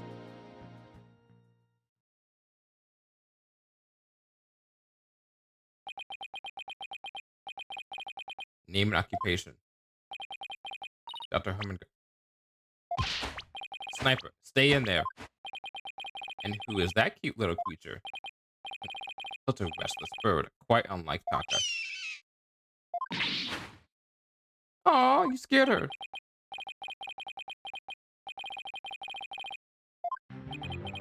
Son of a gun. Dr. Herman Crab, Ship Aquarium's veterinarian. And could you tell us the name of your cute little friend there as well? Your Honor, please focus on the case. It is very important we find out about cute animals. Come on now. It's important to learn all we can about the witness. Yeah, that too, that too. This is Sniper. He's the offspring of a penguin named Rifle. Sniper lives in my hair. She might cause a commotion now and then, but please try to ignore her. I was originally going to call the animal keeper to the stand, but he refused to testify, so I settled on a veterinarian. Now tell us. Why was the defendant in the Orca pool room when the water was drained? Alrighty. First testimony of the day. In the early morning hours of July 20th, Sasha was cleaning the Orca pool room. Sasha and Jack Shipley, the owner, were scheduled to do the cleaning together. During the cleaning, the pool water is drained. While the cleaning was going on, Marlon was taking care of the Orca in the show pool. The pool water would never be drained unless the pool was being cleaned. That last one's kind of weird. And your claims is that the victim was made to fall to his death during the cleaning? Only Bucker and the owner had the security card necessary to enter the Orca pool. And we already know from the security company's record of card usage. The defendant was in the Orca pool room during the time of the cleaning. The witness's testimony and the record of the security card usage are conclusive evidence. So no one beside the defendant was at the scene and the water in the pool was drained. The judge already seems to be leaning towards the other side. We have to strike fast. Your Honor, we're ready for the cross-examination now. Oh, yes, of course. Please proceed then.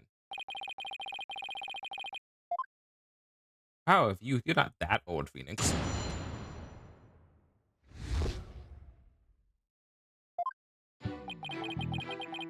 Alright, we're just gonna press everything. Hold it! Why is the cleaning done so early in the morning, essentially in the middle of the night? The aquarium is open every day of the year without break. Oof. Ugh, that sounds exhausting. So of course the cleaning has to be done at night when there are no visitors. Hmm. No days off, is that it? I can relate to that. Things sure are different around our office, huh, boss? You don't have to rub it in quite so enthusiastically. So, was the defendant cleaning alone? No.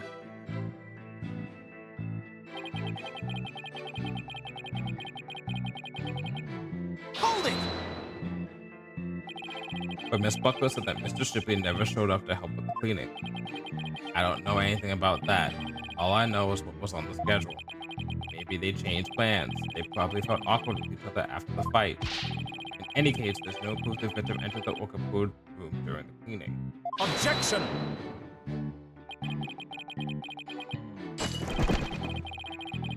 But yeah, we have proof.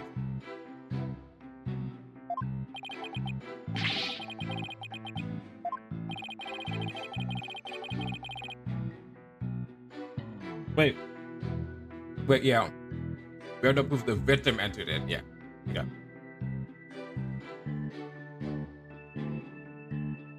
Proof or none, the victim must have entered the poor room during the cleaning. Witness tell him why. Jack must have entered the orca pool room. The reason I think so, because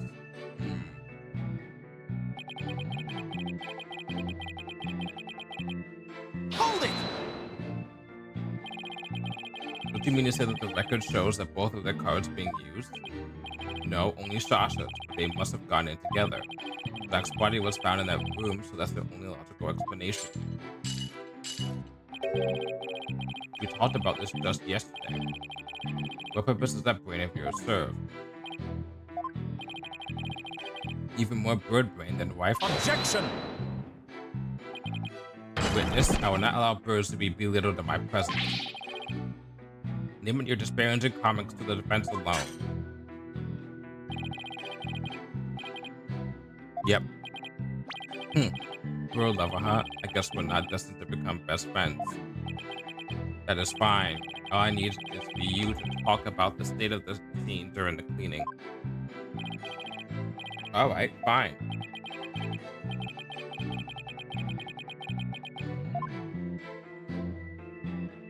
Two angry men. Hold it! So the cleaning is done with a full drain of water? That's right. They use the hoist there to lower themselves to the bottom of the pool. They can do regular cleaning with water in the pool, but this wasn't an intensive session. I never clean my own lab, however. Oh, I never clean my own lab, however. Don't you think it might be due then? Well, Sasha and Marlon come in and clean it for me on occasion. If I'm too busy myself, I have animals to look after, like this one, for example. This is an adorable little creature. It lends cheer to the courtroom. Your reaction to Taka was very different, as I recall. Oh, Taka's fine bird too, of course. Please continue, Dr. Crab. Quickly now. As I was saying, Sasha was cleaning the orca poo.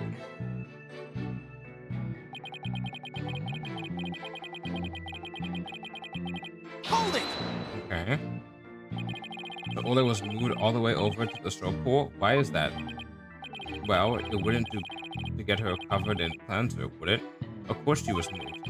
You don't take a bath while you're cleaning the tub, do you? Excellent point. I usually clean the tub after I take a bath myself. I was assigned to clean the shower stalls yesterday. They were cleaner than an Edo bath house by the time I was done. I guess Prosecutor Blackwell is the fastidious type. I polished it so well, I bet the inmates are slipping and sliding all over right about now. Maybe he's not so much the fastidious type as the prankster type. Somehow, I don't think that's it either. Anyway, cleaning the orca pool is just like cleaning the tub.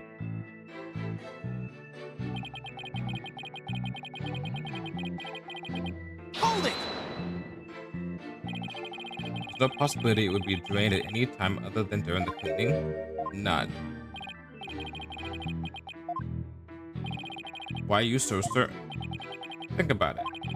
The pool water would drain. What would happen to the orca? The poor thing. Exactly, young lady. Without water, well, it would be all right for a short period of time, but anything longer than that would pose serious risks. She could even die. So the fact that Orla is alive and well is proof the water wasn't drained on her. That's right.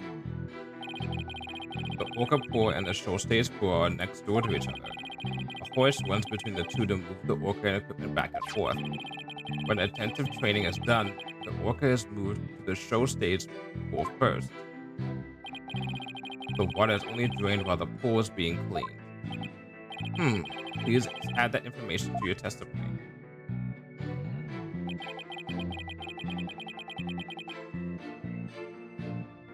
Hmm.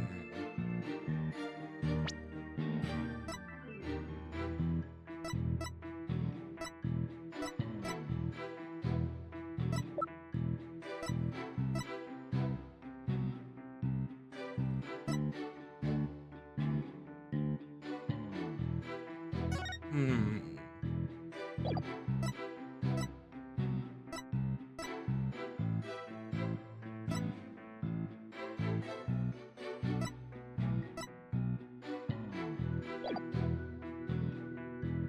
Hold it! Something suspicious about that one. I guess you're right. Son of a gun. Why did you harbor in it so? Friends loves to make a fuss over nothing. You do like to stir up trouble, don't you, Mr. Lawyer? Just like this one.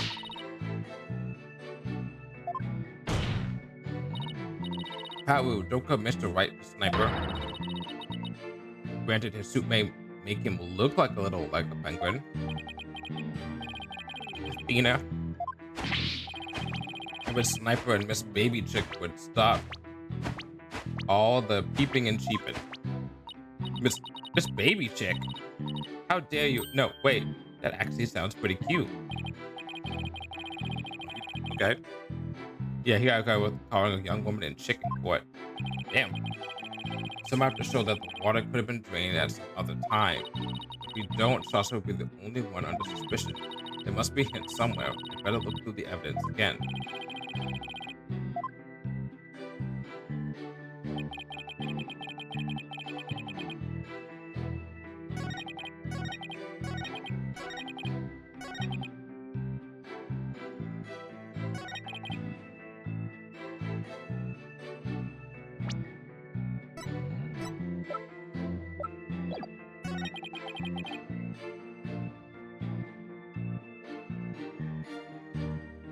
Mm,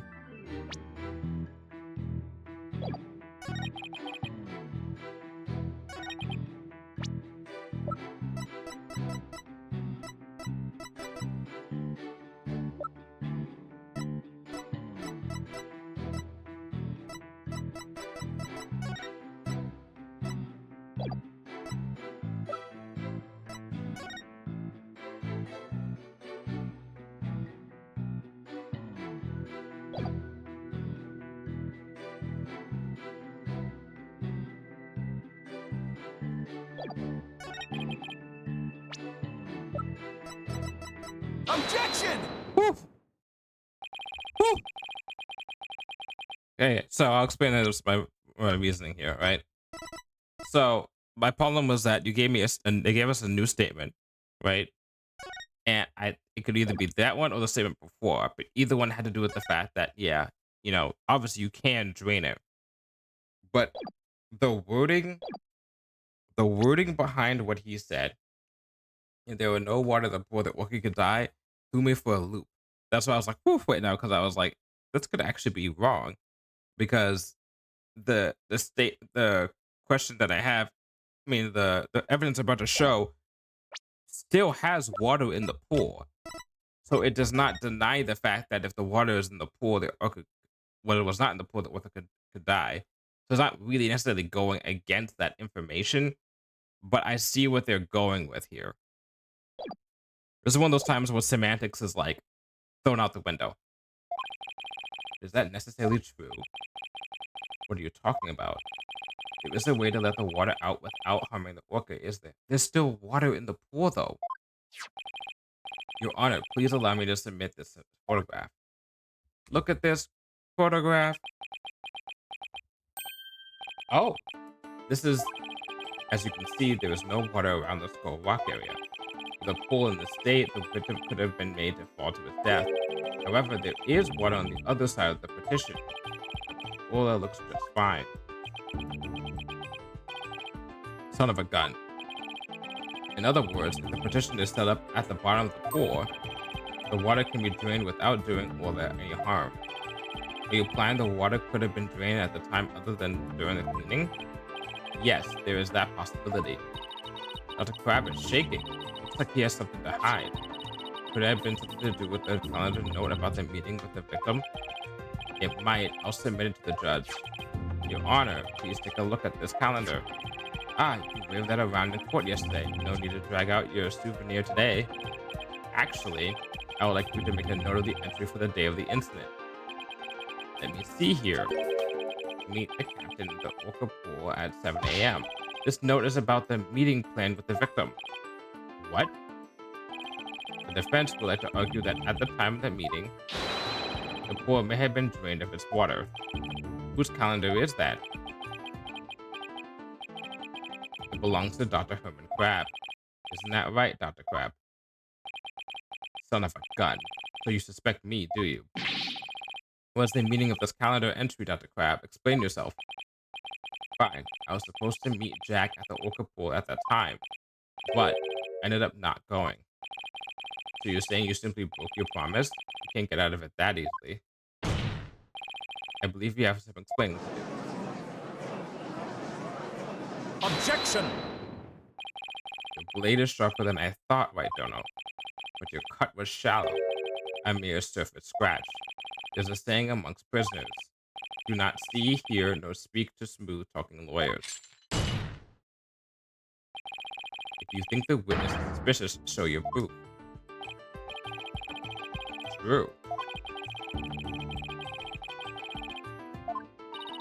Let's put our heads together, boss. The victim could have fallen during cleaning when the pool was completely drained, or using the petition, it could have been at 7 a.m. with the water partially drained. What would be the major difference in the circumstance between the two possibilities? The presence of the orca? Would it be the presence of Ola be the difference? Right? Either this is completely empty,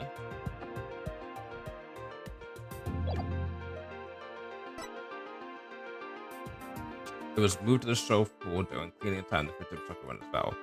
So let's say theoretically he was killed during cleaning time. Completely emptied. The soul rock is there. Shasha pushes him off. He falls. He dies. Let's say, and then that means Ola's not there. Let's say let's move it to after that point at 7 a.m. It's pushed out halfway. He's pushed off by the doctor, which is probably not true anyway. Pushed off anyway. Falls and dies. Ola's not there. The water's there. The only difference would be the presence of Ola, wouldn't it?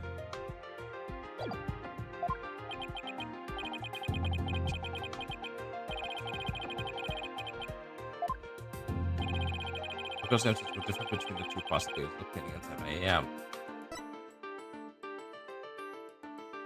Well, yeah, the time of difference was different.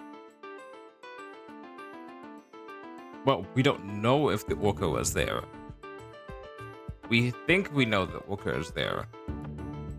Well, if it's supposed to be done by 6 a.m., then the orca would be there. Pool is half full, yeah, duh. But the orca was there would also be.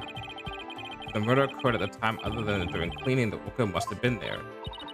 Well, you're right. And that would mean that Ola witnessed the murder. What's this? You're stealing your sword so soon? Stop yammering to each other and show me how you wield your sword. Alright then, my sword is poised and ready. If the murder was committed at the time other than during the cleaning time, then Ola must have been present at the scene. If I can prove that the murder happened right in front of Ola, then then I can prove that Miss Buckler is not guilty. Yeah, but how do you prove that? What in the court, Mr. Wright? Yes. Are you implying that the orca was a witness to the crime? Yes, I am. That's exactly what I'm implying. And? How do you intend to prove that the orca witnessed the murder? What are you going to do? Put the orca on the stand and cross it?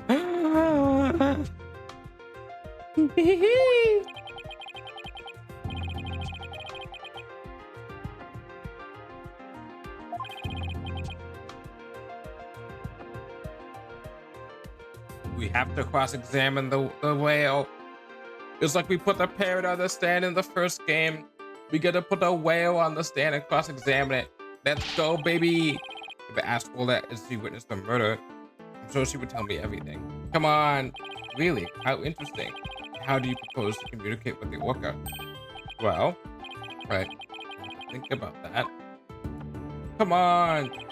Unlike some birds, orca is incapable of human speech. No! I'm afraid I cannot allow you to cross-examine a creature that cannot speak. Unless the defense has some other way of communicating with the orca. No, I'm afraid I don't, Your Honor. Please let me try again, Your Honor.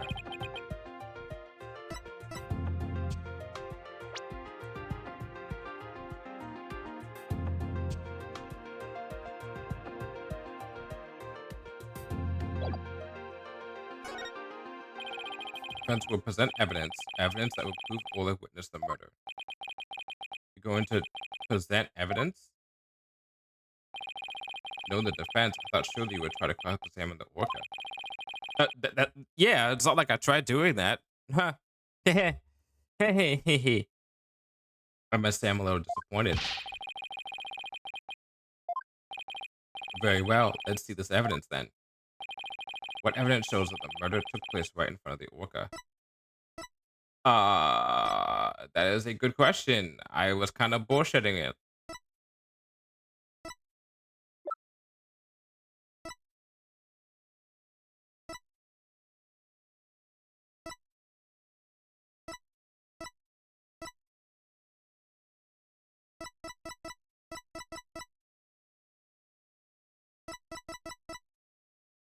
Either the poor bottom photo or its torpedo. Take that! Got it.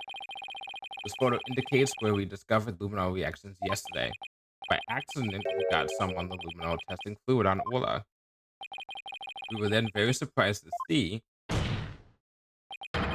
luminol reactions on Ola's body. Objection!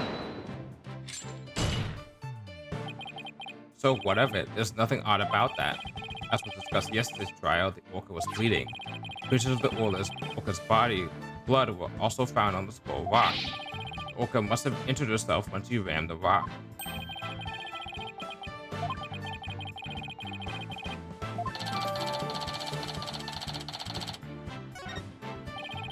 Those luminol reactions you saw on the orca are most likely from her headbutting. Objection! Not all that blood, though. What's odd is the position of those bloodstains. Please take a good look at the photograph. Yesterday, Mr. Bloom said the blood disappeared when Ola put on the hat. That testimony indicated that Ola's injuries were under the hat area. However, these luminol reactions are in two entirely separate areas from her injuries. These bloodstains can't be Ola's own blood from when she was headbutting. Then where did that blood come from? It's my firm belief that the victim's blood. The victim was killed right in front of Ola, and the victim's blood splattered onto Ola's body.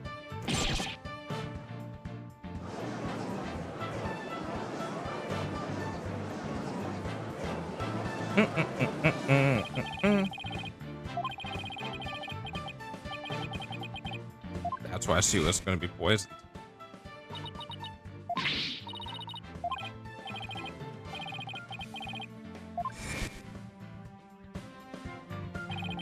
There's one more fact that indicates Ola was a witness to the murder.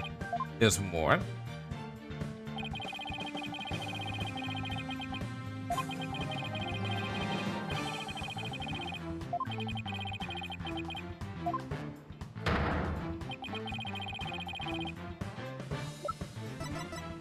The sleeping pill. Defense would like to submit this evidence. What's this? It looks like some sort of medicine. It's a sleeping drug, Your Honor. A very powerful one. The sleeping drug was discovered in Ola's stomach yesterday. The culprit tried to drown Ola by putting her into a deep sleep. Tried to drown the orca, but why? Wow, Dodo, are you trying to tell this court that the perpetrator tried to kill the orca off to prevent a witness from talking? Do you expect to defeat me with that feeble attack? My sword has been drawn. I'm not about to cede my evidence now. Orcas have an enormous potential for intelligence. The possibility that Orca could somehow manage to reveal the truth cannot be denied. The culprit believed in this possibility, and that's why they tried to kill her. Dr. Herman Crab, you purchased the sleeping drug, didn't you? But what? Does this mean the veterinarian tried to do away with the orca? Who but a veterinarian would better know how to disguise an orca's death? You could even prevent the police from examining Orla's body. Why you? Are you actually accusing me of trying to murder the orca? How dare you? How dare you slander the noble profession of a veterinarian? My goodness, one could cut the tension in this courtroom with a knife. Oh fuck. That was a crunchy sound effect. Yes, I admit to purchasing that sleeping drug. However, it was subsequently stolen from my lab. Ooh, that's just a flimsy excuse. It's the truth. What else can I say? Any one of the crew members could have entered my lab. Besides, think about it for a minute. Who was it that treated Orla after she swallowed the drug? It was I. But as I recall, it took quite a while to give that treatment. You didn't even come on your own. We had to go get you. Son of a gun, you just remembered all sorts of little details, don't you, Mr. Lawyer? The orca pool and the lab will fall apart. It's little wonder he didn't know Orla's condition. Objection! Didn't know? That's highly doubtful. As far apart as they were, Dr. Crab still had a way to know all about Orla's condition. It's time for some torpedoing. A torpedo. You just had to bring that up, didn't you? With this advanced data system, surely you would have known Orla's condition. Objection! Wait just 1 minute. What is this torpedo? Dr. Crab, how dare you bring a weapon of mass destruction into my courtroom? We've already had bombs go off here. The torpedo, or teleobservation real-time pertinent data organizer, is a data system. Until yesterday, only Dr. Crab and Mr. Shipley knew about the torpedo. It isn't legally approved in this country, so it's kept secret from the police. It's illegal? Dr. Crab, I demand an explanation. Oh, it's cute. Sniper's like trying to like what's it called? See how he is. Like trying to like I don't know, use the stethoscope on him. Oh, it's so cute. Anyway, son of a gun, you and your big mouth, Mr. Lawyer. Yes, it's true. I'm using an illegal system to monitor the creatures at the aquarium. The system uses sensors like these, and yes, there's one in the orca pool too. These sensors send sound waves through the water to gather data on the creatures. If it finds abnormalities in their condition, the torpedo alerts me with a sound. Oh my goodness, I'm very high tech. If it's illegal, I will not turn a blind eye. This matter will be appropriately dealt with at a separate time. Now then, Mr. Wright, please continue. With the torpedo, I'm sure Dr. Crab noticed the danger Orla was in, but he made no attempt to come to her aid on his own. And the reason for that is that Dr. Crab wanted Orla dead. The torpedo didn't give me a warning message. That's why I didn't know there was anything wrong with Orla. The sensor in the orca pool wasn't working during the police's investigation. Objection! That's very specific. Can you prove that statement? Objection!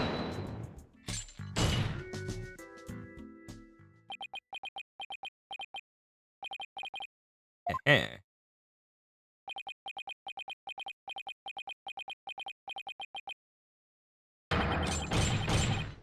Ha ha ha ha ha.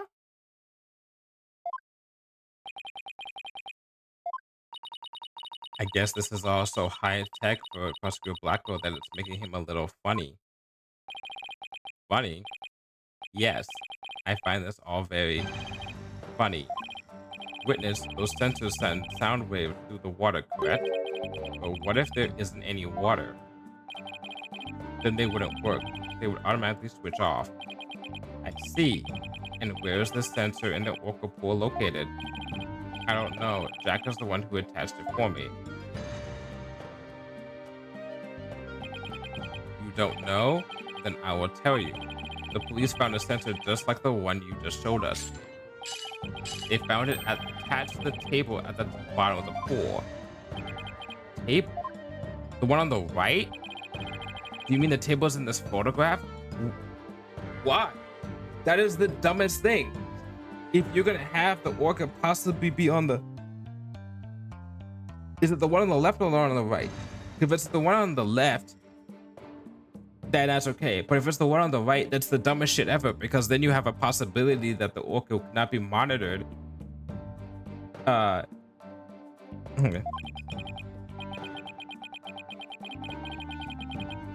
Oh, get it yet? Right? Don't know. The table is on the skull walk side of the partition. Oh god, that's so fucking dumb. That means they created a system where they purposely made it, or accidentally made it, where they made a situation where they can't always monitor the orca in any situation that the orca could be in the pool. That is a failure as an aquarium. If it fits to the bottom of the pool, it can't be moved. Oh, so if the water was drained from the skull walk side of the pool, precisely, without water, the torpedo sensor would not work. Witness, when did that sensor automatically switch off? I'll look it up. Contemplate what during cleaning 2 days ago and the investigation yesterday.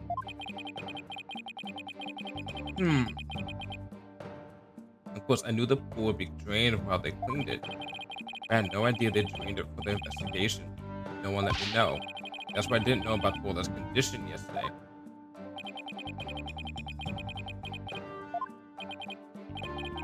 Did you hear that, right, Dono? Yes, the water can be drained without harm to the orca if the partition is used. If the water is drained from the skull rock side, the sensor turns itself off. The sensor was always on except for during the cleaning and the investigation. It means there must have been water in the pool at all other times. It was never drained. In other words, no one but the defendant could have committed the crime. Fuck.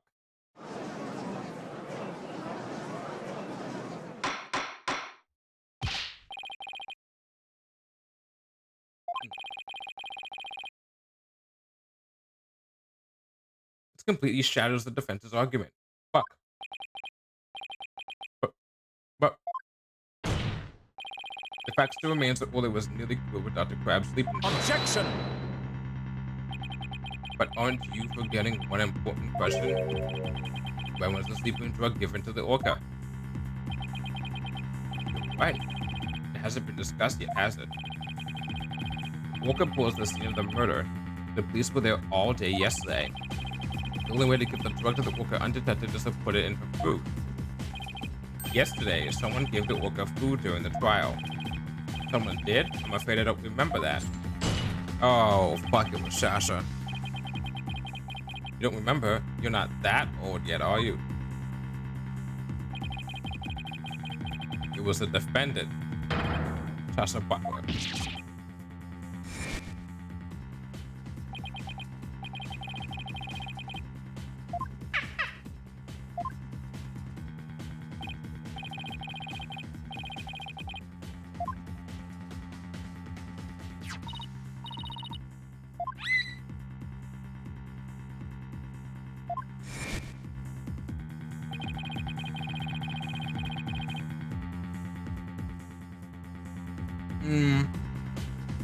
So your argument is that Miss Buckler is the one who gave the orca the drug? The prosecution's argument hasn't changed. Buckler made the victim part of his death and then manipulated the orca to put it on her. Still not satisfied, she put the plan to kill the orca with a sleeping drug.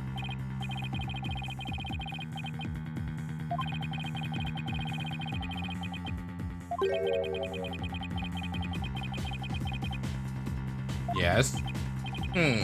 But it's true the defendant is the one who fed the sleeping drug to the orca. That places even more suspicion on her than ever. Objection! Mm-mm. The defense objects to the prosecution's claims. There was one point in which Shasha came over to us. It was with us, and someone else had to be there and feed the orca. And who was that person? Well, you still haven't admitted defeat. Prosecutor Blackwell. I don't appreciate whether you only mention the parts that are convenient for you. Hmm. Oh, got caught there, huh, Sonny? What do you mean by that, Mr. Wright? Prosecution failed to mention that Miss Buckler wasn't the only one to feed Orla. As you will all recall, there was another person who gave Orla food. Oh, you mean that person? Yes, that person. Or as they say in Japan, Anakata. That's a reference to in Detective Conan. You have the suspect. You see the suspect's silhouette in Detective Conan. It's always like black silhouette with like eyes, and at that it's gotten to the point where they just call that person Anakata. And there's even like a spin-off, I think, about that character too, or at least the idea of that character. The Conan franchise is wackier than you would think it would be.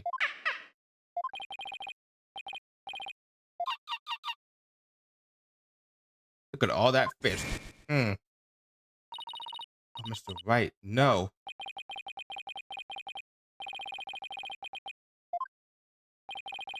Other person who fed Ola during the trial was the number one suspect. Take that! My number one suspect. Please recall when Ola was found not guilty yesterday. Marlon Rhymes gave the orca a large quantity of food. The sleeping drug was mixing with that food. Could be given to the orca without arousing police suspicion. And now that you mention it, I do remember that flip-flopper feeding the orca. Objection! So remember, did you? I see the time for a true sword fight has come. I call Marlon Rhymes to the stand. Mr. Lawyer, both Miss Orca Lover and Marlon Rhymes are important members of our crew. I don't want to suspect either of them, but I'm ready to accept whatever truth you find. Here, take this. That charm. It's the charm that matches the one Azura Summers had, isn't it? So you and Miss Summers were romantically involved, weren't you, Dr. Crab? What? No, of course not. Sorry to disappoint you, but this doesn't belong to me. At the time, I thought it was Azura's, so I grabbed it. But it wasn't hers. Now it's up to you, Mr. Lawyer, to figure out whose charm it was. That's why I said it wasn't my charm. I will. Thank you, Dr. Crab. After all, I'm interested in the outcome of this trial, too. Now then, please summon Marlon Rhymes to the witness stand.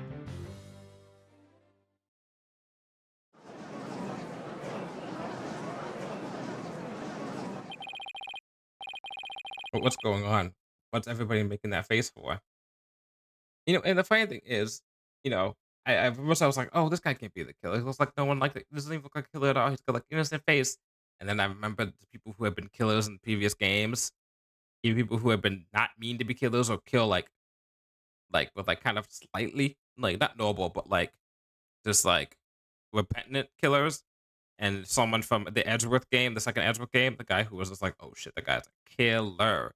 But you don't know it because he just acts very like nice and oh, I'm so nice. Right? And I completely forgot all about that. And I was like, oh, Marlon Rhymes couldn't be the killer. But my bet's on him being the killer. What's going on? What's everybody making that face for? I've been watching the trial and nobody's told me anything. Really? Marlon Rhymes, you are under suspicion for the attempted murder of the orca. I see. Well, if that's already out, Mr. Rhymes, fine, I'll tell the truth.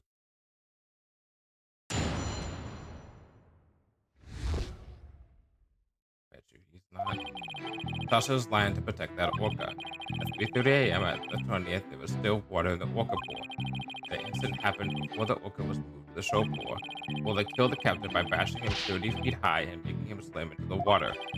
So I thought the orca should pay the consequences.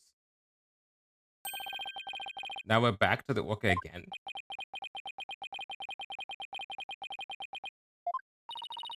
Now, wait just 1 minute. Yesterday, Orla was proven innocent. Besides, you said Orla was in the show pool during the cleaning. I didn't want to sell Sasha out. That's why I didn't tell her the truth. But the fact is, all three of us, the captain, Sasha, and me, were cleaning the pool room. But Dr. Crab and Miss Buckless both said you were at the show stage. Well, the only thing Dr. Crab knew about the cleaning was what I told him. I didn't give him a whole lot of details either. Maybe he misunderstood. And Sasha is lying to protect the orca. She can't tell the truth. Sasha put the blood on the skull rock herself to make a fake blood stain. I think it's pretty brave of her to let herself get arrested to protect the orca. Mr. Rhymes, how can you lie like that? It's the truth. Besides, wouldn't it be better for you if I wasn't lying? The orca did it, you in your case. What? This is all very hard to believe. But if Mr. Rhymes' story is true, Miss Buckler would be innocent and the orca would be the killer.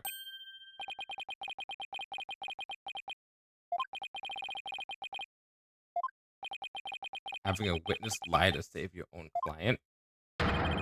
What a dirty, underhanded tactic right there. Objection! Don't you fucking put that shit on me. Yesterday, the defense proved Orla was not guilty. We have no intention of going back on our assertions now. What are you saying, Mr. Wright? All you gotta do is admit that Orca did it and Chaucer goes free. Isn't the lawyer supposed to act in his client's best interest? But that wouldn't be acting in her interest. Miss Buckler believes Orla is innocent. And we, of course, believe that Miss Buckler herself is innocent too. We're gonna have our cake, and we're gonna eat it too. Acting in the client's best interest is an important part of our job as lawyers.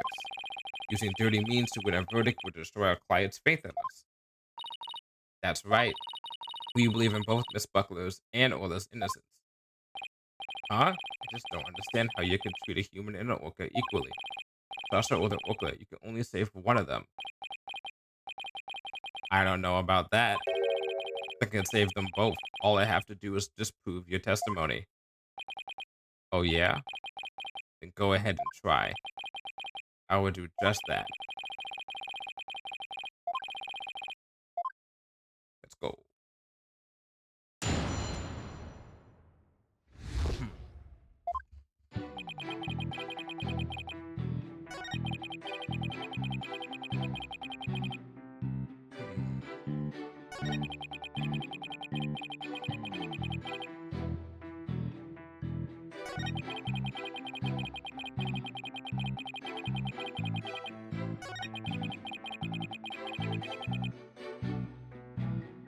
Hmm.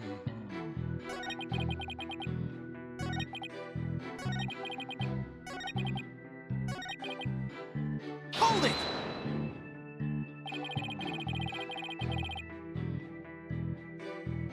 When the victim was killed, how much water was in the pool? It was before the pool was drained for cleaning. So it was full. You went into the orca pool room and saw this yourself? Dr. Crab said that you were at the show stage. Objection! But it's possible that Dr. Crab was misinformed or that he misunderstood. The witness already explained this. Why are you taking this meaningless task? Want to play games? Taka here would be more than happy to play with you. Sure, let's play fetch.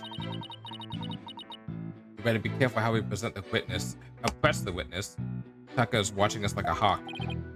Witness, continue.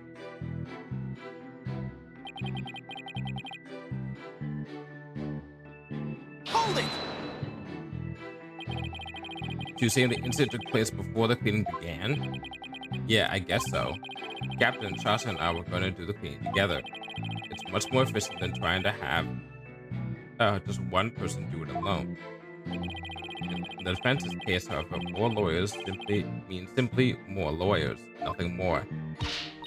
What? You want to talk? All you have on your side is a cantankerous bird.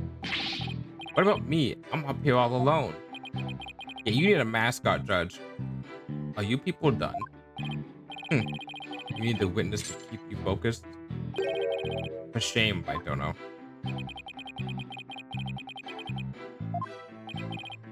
Anyway, this didn't happen in the Oka pool before the cleaning got started. Hold it! Can an Oka even do that? Send a person flying up into the air like that? Yep, of course. I've seen Okas bashing seals 60 feet into the air. That is something that does happen. Not the 60 feet, maybe, I would say, but they had to be able to knock things into the air. So naturally, Ola could do that to the captain too. What a frightening thought. And you mentioned it so casually, Mr. Rhymes. Well, what else can I say? It's the truth.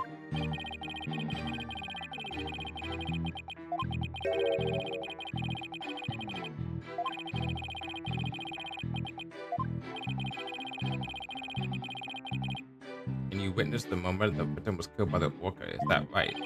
Exactly. Hmm.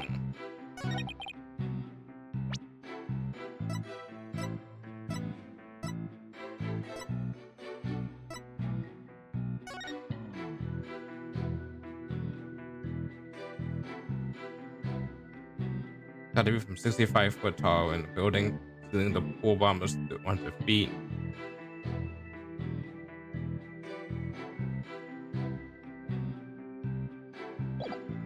He's 30 feet high and making him slam into the water. 65 foot fall into the pool. It can't be 64 feet, 60 feet fall if you only fell 30 feet. Yeah, so that's it. Oh shit.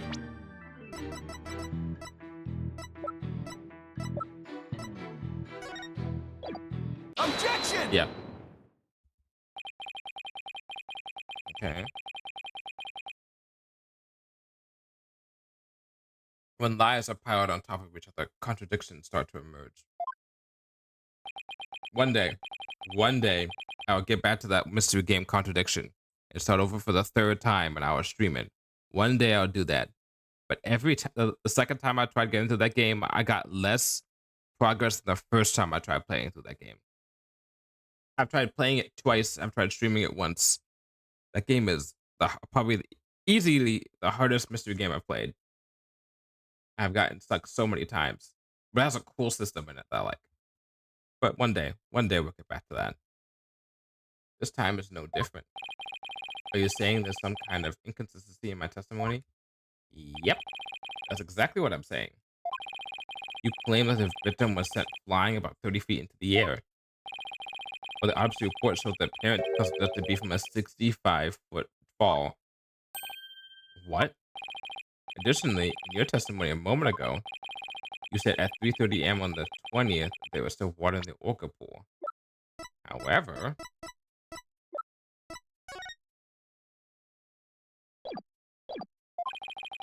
with the pool being 65 feet deep, there's only 30 feet between the water and the ceiling.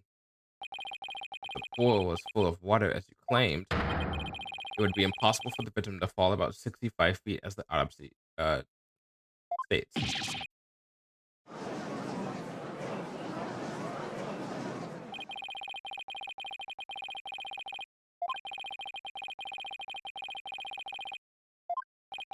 Hmm.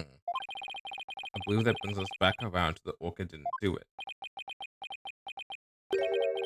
I didn't believe the witness's testimony from the outset. I am grateful to you, Raidono, for shutting the witness up, as I thought the only person who could have killed the victim was Joshua Buckler. The fact still remains whether the witness was the one who tried to kill the orca or not. Son of a...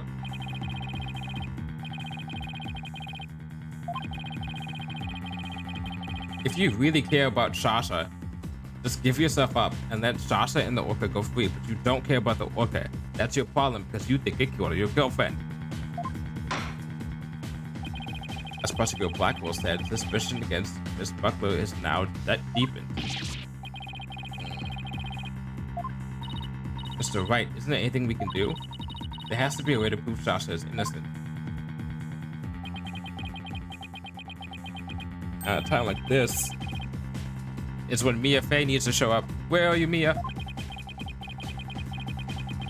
Instead of trying to prove that Shasta couldn't have done it, I have to think about what made it possible for someone else to have done it. Okay.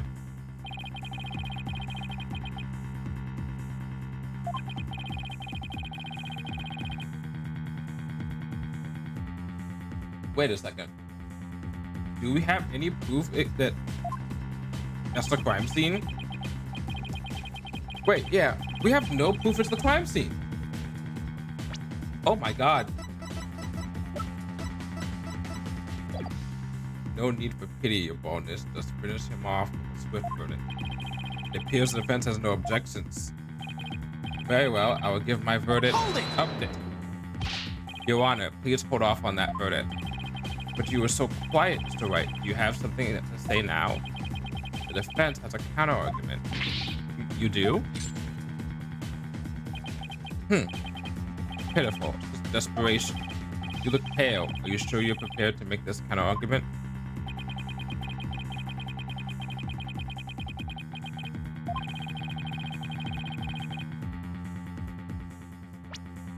Who said that the worst of times when lawyers have to force their biggest smiles?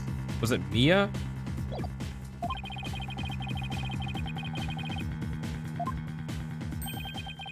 What if the scene of the crime was somewhere else? The scene of the crime? Somewhere else? What?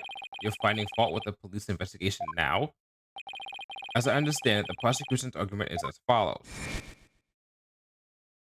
The scene of the crime was the Orca pool room. Only the defendant and the victim entered that pool room when there was no water to pour. Therefore, only the defendant could have committed the crime. That is correct. But if the scene of the crime was not the Orca pool room, then somebody other than the defendant could have committed the crime. Oh, you sure you know where you're going with this? Yes. Oh, yeah, I mean, no, obviously not, no. I might not be too sure, but I can't back down now. Mr. Wright, I hope that I am wrong, but this isn't one of your bluffs by any chance? Of course not. And do you have a theory on where the actual scene of the crime was? Yes, of course. Think, Phoenix, think! Think, Bug, think. Then by all means, please share your theory with the court. Where was the real scene of the murder? Take that! The show stage pool might have been drained of water at some point as well, and if so, it would be just as possible to fall to one's death there as the Orca pool. Right, Dono. What you're doing is a disgrace to your profession. I sincerely hope you have some basis to what you're suggesting. Of course I do. The victim's body was found in the Orca pool. How do you explain that? Objection! How about after the victim was killed in the soul stage pool, his body was moved to the Orca pool? How about if? What kind of presentation of your argument is that? You had better have a reasonable explanation of how the body was moved. I do have one. The crane. The pieces are falling together, is what they say. Oh yeah, I need to make that I need to make that a redeem. Oh yeah, it's all coming together now. I'll write that down. Oh, that's bright. Oh, that's bright. That's very bright. Let's see. I have my little thing.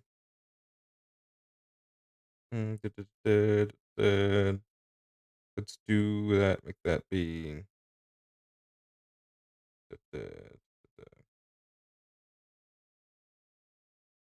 Let's say, oh yeah.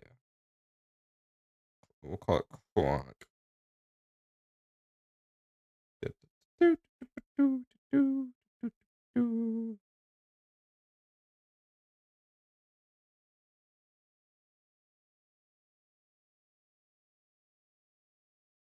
I can't believe I didn't think of this before. Huh. Good move, Winston. Thanks, Winston. All right. The hoist runs between the orca pool room and the show stage. The stretcher can be hung from the hoist to move things like all that or the school rock. The stretcher could also have been used to move the dead body. Yes, the stretcher can move the orca or the skull rock. It seems like it can also move a dead body as well.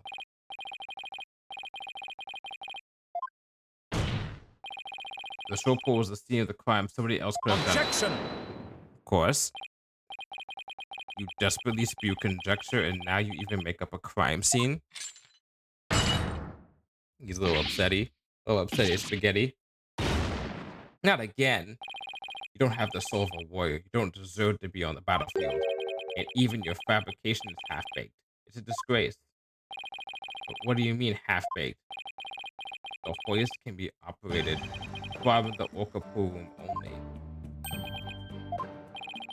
And the only person who entered the orca pool room was the defendant.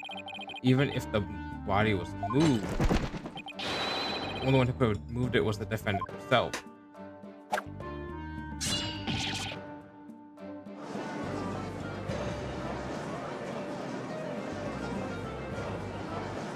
Well, that kind of throws a shit in that sandwich. Order, so it comes back to the defendant no matter which pool it was.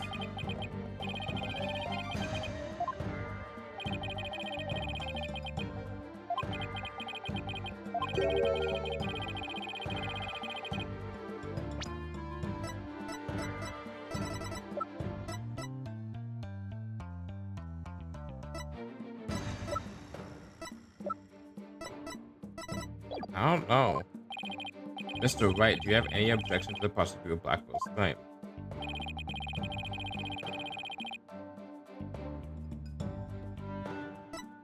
I have no objections. I have no objections.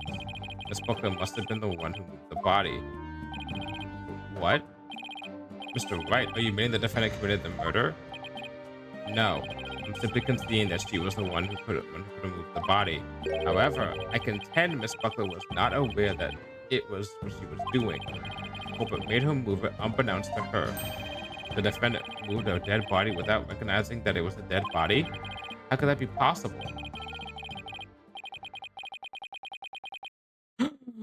Ooh, ooh, what if? What if? I don't have that thing, do I?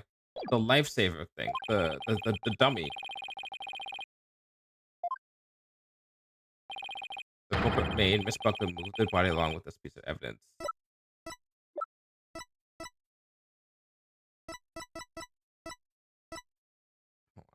Hold on. It must have been moved there somehow. She moved with the stretcher. What does she move with the stretcher? The fish, the walkie-talkie.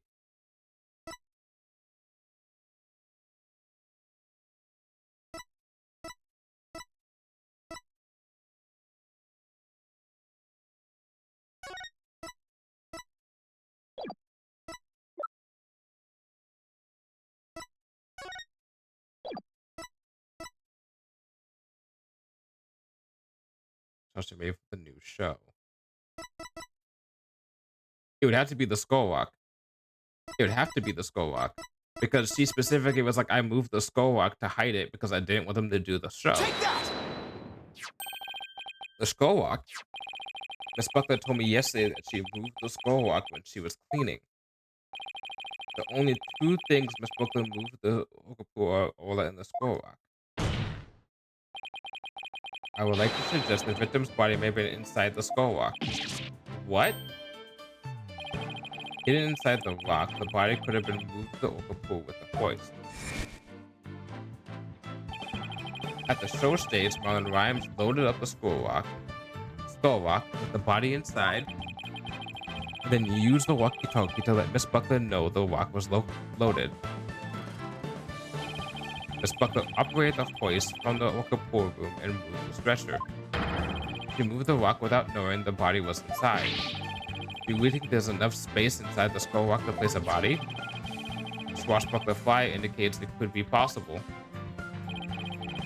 Please focus on the question at the bottom left. Oh, it says, who obtained the gold coins hidden in the skull rock? In that case, I suppose the rock is most likely hollow. What's more, if the body was inside the skull rock, it explains the remaining unanswered questions, such as, please take a look at the security footage on the scene of Mr. Plume witnessed. Where did the body that Mr. Plume saw come from? Please recall, what was Ola doing to the skull rock at this time? She was headbutting it. Oh, that's right. Ola's ramming released the body from the skull rock. The body had been placed inside the skull and moved there from the show stage. As to what the real murder was, it was in fact the show stage pool. Silence! What rubbish is this now? We don't have a single scrap of evidence. Objection! Easy enough to verify what I say. Take a look inside the skull rock for yourself.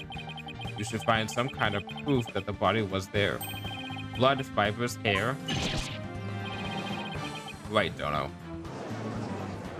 Did you check inside the skull rock at all? No? You didn't do that? You're not doing your job? Mr. Wright, that was incredible. You turned things completely around. And to think, it all started with that half-baked bluff, too. Don't tell him that. That was a close one. The murder took place at the show stage, and who was the perpetrator? It is naturally the person who was at the show stage. Mr. Rhymes, weren't you the one who loaded the skull rock into the stretcher at the show stage?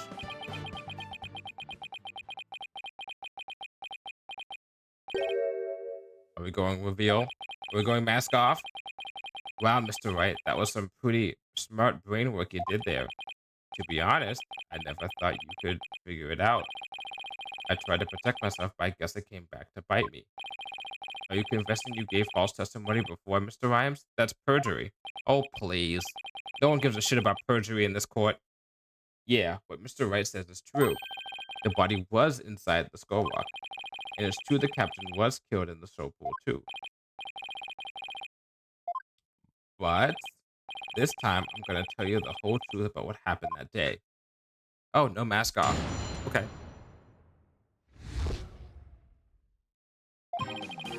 In the show pool, the orca shot the captain up into the air. Then the captain came down and slammed into the water. You can still remember the spectator's screams clearly. All Sasha did was move the body. She was trying to protect the orca. When Mr. Plume witnessed the orca fighting the body, I freaked. What? So now we're back to the orca again. I see. If you're going to give testimony like that, why did I bother putting you on the stand? All I'm doing is telling the truth. That day, Sasha wanted to do the old version of the swashbuckler spectacular, such as she hide the body in the skull rock and move it to the orca pool. I was going to figure out what to do with the body after the show was over. The orca is the one that killed the captain. It wasn't me. It wasn't Sasha.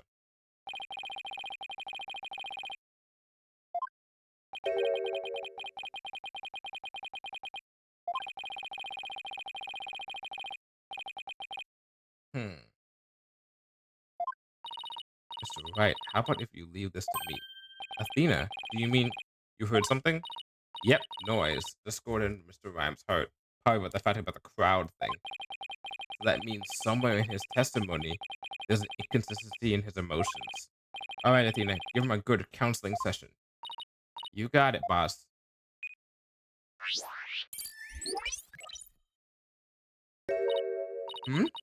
What's this?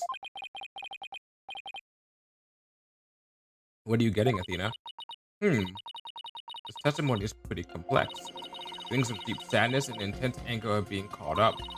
Those two emotions appear to be running out of control. Out of control emotions. Is that going to be a problem? We'll have to probe their cause if we want to get his true emotions and testimony. There might even be odd or unnatural spots in his testimony he isn't aware of. Alright, let's probe for the cause of his out of control emotions then. I'll explain how to probe. Let's find the root cause together. When you see something off in the statement, press probe. Next, point to what's causing Mr. Rhymes' out of control emotions. Finally, press probe to complete the process. Okay. When emotions are out of control, memories can be recalled incorrectly. If you still haven't found anything after all the statements and images, I'll help. Great. Alright. I'll get started comparing the statements with the images. It's interesting. They've explained this before because they explained this in the previous case. But since this DOC case can be played technically before certain other cases, I guess that's be explained.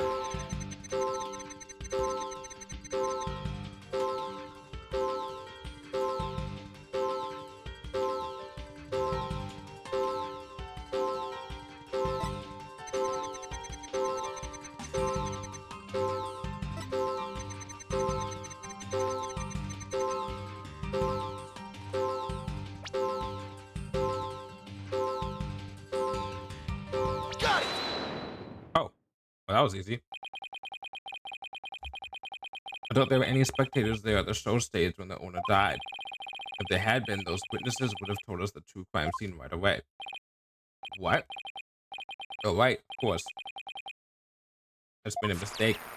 No, you were calling how your girlfriend died. Okay, that made the sadness subside. Save the spectators part was what was making him sad. I wonder why he would make that mistake, saying spectators were there. Hmm, how strange. How strange indeed.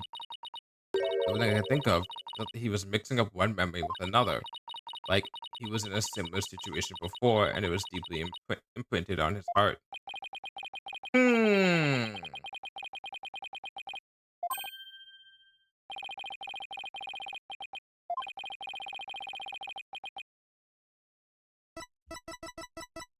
Take that!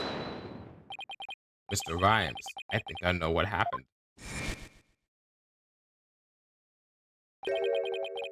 Could you have been mixing up what happened a year ago with this incident? Maybe that's why you slipped and said the owner was killed in front of spectators. What? How did you? You're right. I did see the orca kill somebody a year ago. But what about it? I was just one of the spectators. Really? Just another spectator? There must be a reason why you feel great sadness about the incident last year. Silence! Stop this nonsensical scrutiny of feelings. Just present evidence to prove your point. Boss, do you have any kind of evidence that would back us up here? There is one piece that comes to mind that might explain his sadness.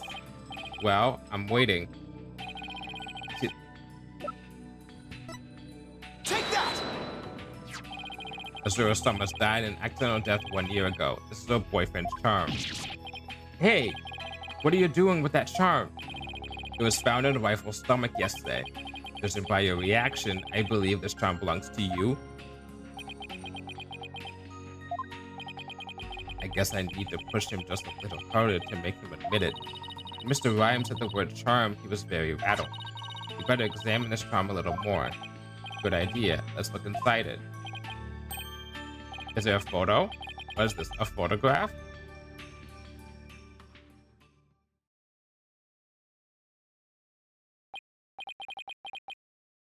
Hey, this is Azura Summers and Marlon Rhymes.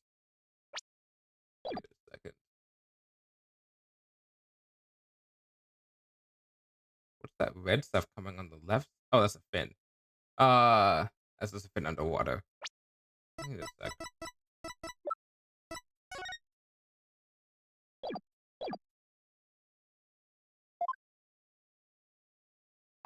Maybe that twin idea was actually wrong.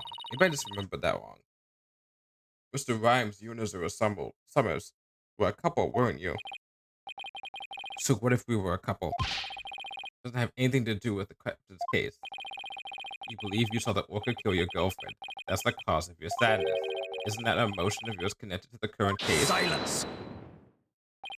The only thing you revealed was the witness's connection to the victim of last year's incident. What does the witness's past have to do with the case at hand? What do you mean? What do you mean you don't know yet? That means he has a. If he thinks that the orca is the orca killed him, that one makes him mad at the aquarium. Two makes him mad at the orca. Three gives him a motive. Four gives him means he knows how to do the tricks. You have all this information, Phoenix. What the fuck are you doing? Okay, it's all right. It's cool. It's cool. We'll get there. We'll get there. Dramatic irony. We know more things than they do, but we managed to pinpoint the source of his sadness. Now let's delve into who Mr. Rhymes is angry at.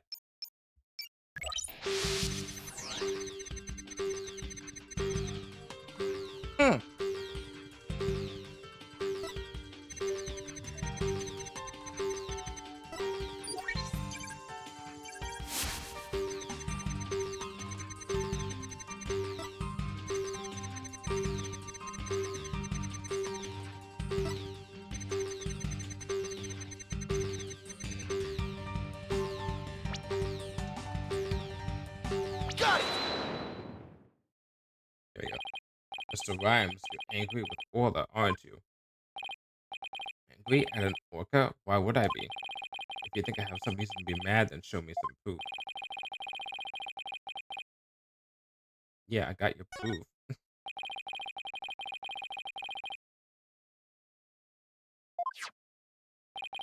This crime indicates that you are Azura-sama's boyfriend. I'm sure you believe Orla killed your girlfriend a year ago. You lost your girlfriend, and so you've been angry at Orla. Alright, I'll admit it. I'll never forgive that orca. Azura is dead, and that orca is still swimming around happy as a clam. I became an animal keeper just so I could prove that orca is the killer. You're right, I want that orca to pay. There, do you feel good dragging up a person's past, but doesn't change anything? 30%. Oh, we're not done yet. I disagree. It does change things. His out of control emotions quiet down. Now we should be able to find out the truth behind that emotion. Okay.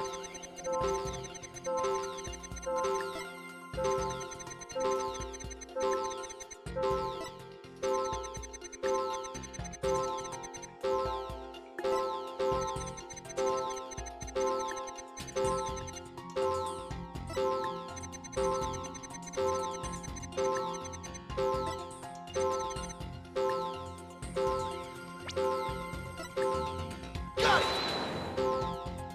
Wasn't that one? Wasn't. Okay. Probing was easier than anything else.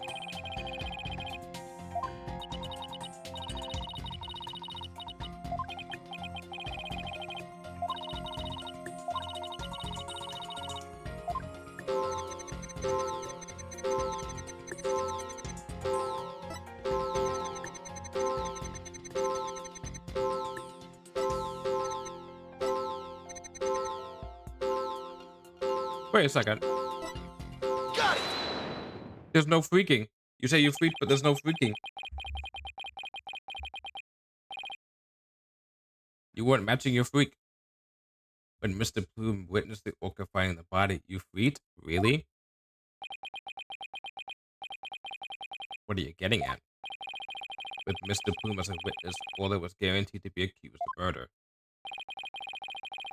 It didn't work out exactly as you'd hoped. In order to have Orla put down, you made sure Mr. Plume witnessed that scene.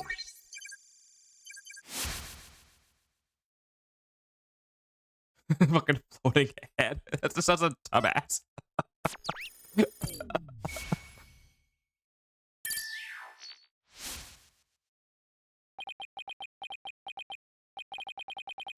So you figured all that out, did you? Mr. Rhymes, are you admitting it? I didn't really want to have to fight anybody but the orca. But you leave me no choice.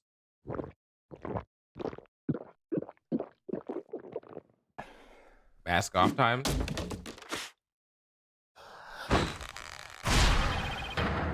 Mask off time.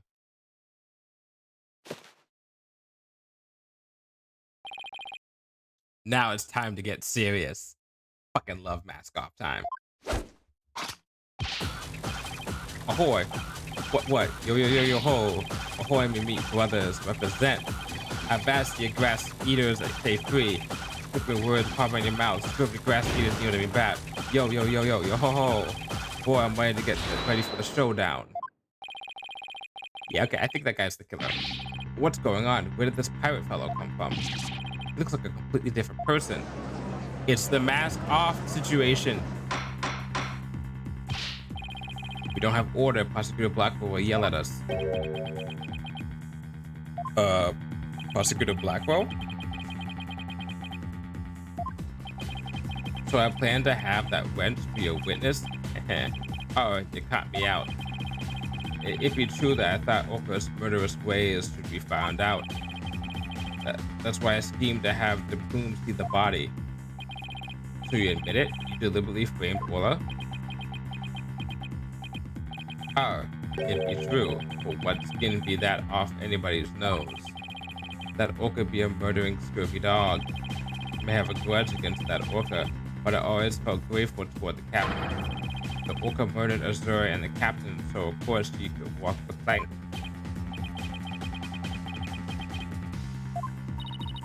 agree it wouldn't make any sense for him to kill the owner.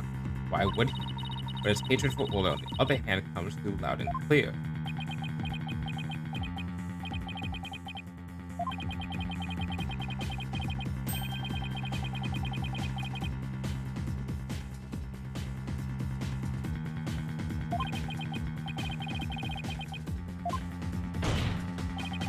Your Honor, I think I just became aware of a new fact. Oh, and what is that?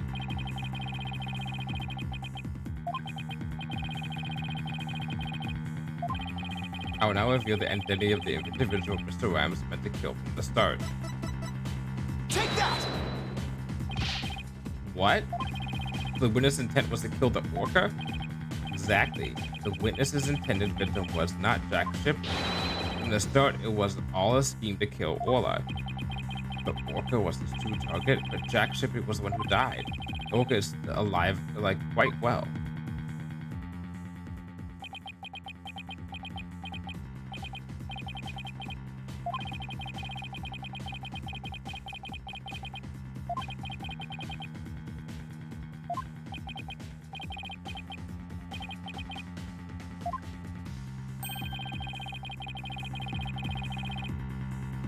Yeah, you're cooking here. You're cooking there, right? At a loss for words, are you? What happened to your bravado of a moment ago? Enough of those reckless words without any basis in fact. Objection! They aren't reckless words. The basis for my claim is at the murder scene, the Shopor. What are you talking about? It's my contention that two incidents happened at the Shopor. The attempted murder of the orca and the victim falling to his death. First of all, in order to kill the orca, Mr. Rhymes recovered something from the scene. And by doing so, he made it possible for Mr. Shipley to fall to his death. He did what now? Mr. Wright, what did Mr. Rhymes remove in to kill Orla? The water! Oh! And then he was like, shit! And then he tried grabbing the captain. That's what it was. Take that! Don't tell me you're trying to claim he tried to kill the orca by draining the pool water. That's exactly what I'm claiming. To help the defendant with the cleaning, Arlen Rhymes took charge of Orla. With the plan to kill Orla in the show pool. Because the pool water was drained,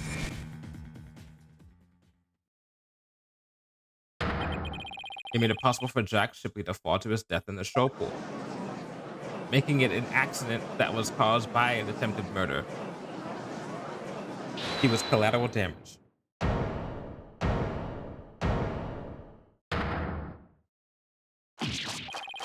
Oh, I tried to kill the orca, you say? Can you even prove there nearly a drop of water in the pool? That day, I was simply looking after the orca. Why would I have the monstrous thought of killing it? Objection! You claim you were looking after Orla in the early morning hours of July 20th, but I don't think you were doing a very good job of it. After all, Orla wasn't giving anything to eat during that time. How would you know such a thing? I know because Orla's record here in the torpedo data system. The system continuously records data on the subject it monitors. From Orla's record, we can tell exactly when she ate or didn't eat. Sink me, nobody had told me about that dastardly contraption. Only a few of the ship-shape aquarium staff know about the system. According to Orla's record, she never ate in those early morning hours of the 20th. You didn't do your goddamn job. You planned to kill Orla, and that's why you didn't feed her. It's like when you have a situation where someone gets knocked out, and someone's like, call the police before they say call the ambulance, and you're like, wait a minute, why didn't you say call the ambulance instead of call the police? It's because you already knew that person was dead. Or it's like other cases where something like that similar happens, where it's like, oh, I put out 3 meals and there's like 4 people, and it's like you didn't put out a meal for the 4th person because you knew they were already going to be dead. Silence! You're wasting time. What proof do you have of that? Perhaps the orca simply wasn't hungry? If Orla simply didn't eat, then that would create an inconsistency. Where did her fish go? We know where it went. We know where it went. Think. Phoenix, think. Fish, what does it matter? What relevance does it have to the case? Cease this stalling with inconsequential questions. Stop delving to the depths of the orca's stomach and delve into the case instead. Objection!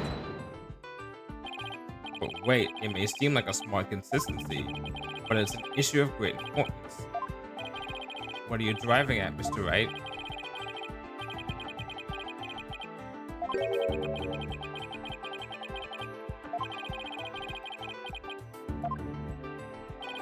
I believe there must have been a visitor to the snow stage that Mr. Rhymes didn't notice. Visitor? Are you trying to introduce yet another suspect at this 11th hour? If you utter more of your careless remarks, Taco won't look favorably upon it. I don't plan to utter any careless remarks. How are we going to relate this to the case, though? Don't worry, boss. If Tucker comes this way, I'll fend him off.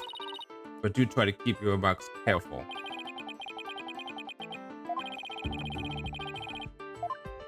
Who visited the stage? Who was the person? I believe Rifle the Penguin visited the show stage. First Orca, now a penguin? Why would ye be saying such a thing, Mr. Lawyer? I didn't see Rifle during the wee early morning hours. Do you have any proof Rifle visited the show stage? If you be a lawyer of any sort, show me your evidence.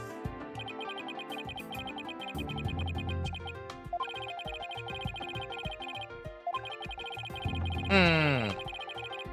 Dude, I am going like 5 steps ahead of everyone here.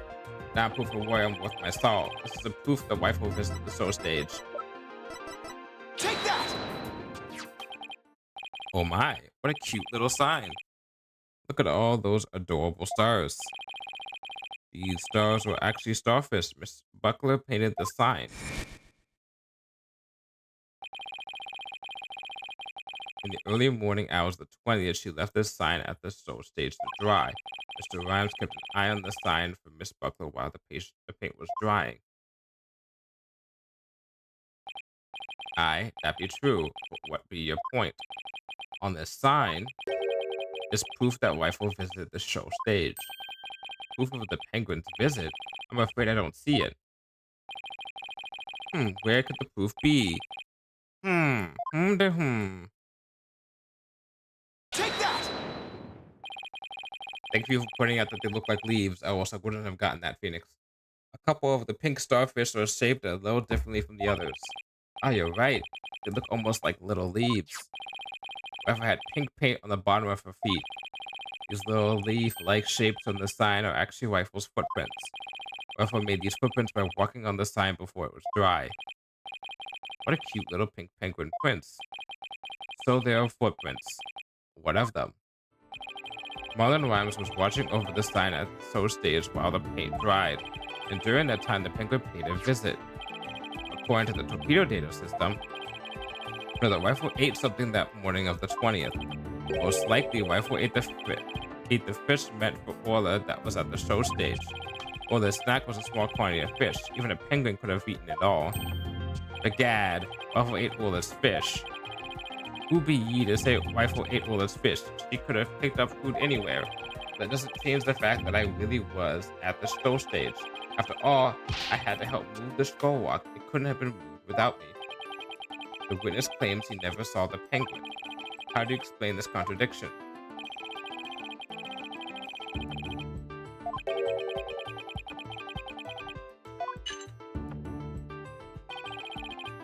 Right, don't if you're up to the task, I could disapprove this witness's testimony for you.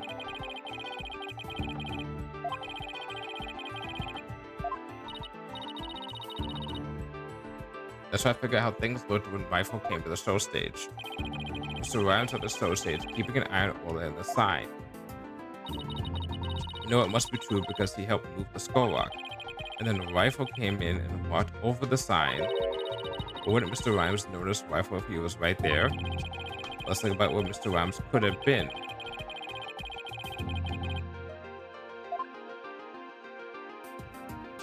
Take that!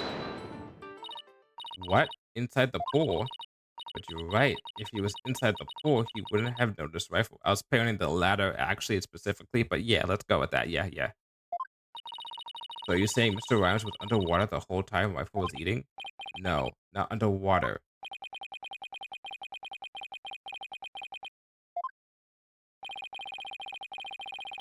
You're starting to get in there, right? just like yesterday. Must you two always be whispering to each other? Why don't you admit that resorting to a penguin would get you nowhere? Objection! About that. Oh, I don't know about that. The fact that Mr. Rhymes didn't notice Rifle is such a small inconsistency, but it's a key point that proves that Mr. Rhymes was trying to do what Mr. Rhymes was trying to do. Penguin is a key point. The show state's pool is very deep. If Rifle came to visit while Mr. Rhymes was at the bottom of this pool, he would have never noticed Rifle. Arr. Orcas can be out of the water for a short time without sustaining damage, but if they're out of the water for a long time, they weaken and eventually die. In order to kill Orca, Mr. Rhymes had to drain the pool, and while the pool was draining of water, Mr. Shipley fell to his death. The show state's pool is about 60 feet deep, just like the Orca pool. Without water in the pool, a person could be made to fall 65 feet.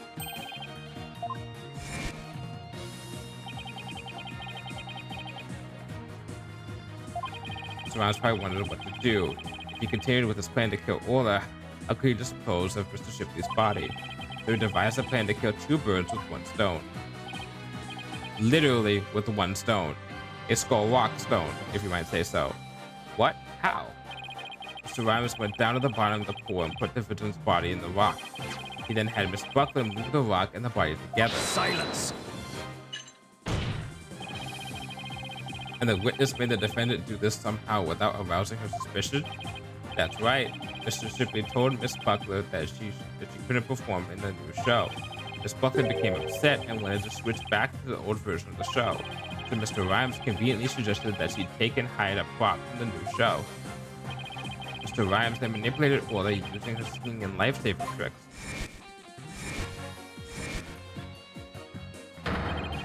He schemed to have Orla find the body while Mr. Boom would be standing witness. He saddled Orla with a false charge of murder so that Orla would be put down.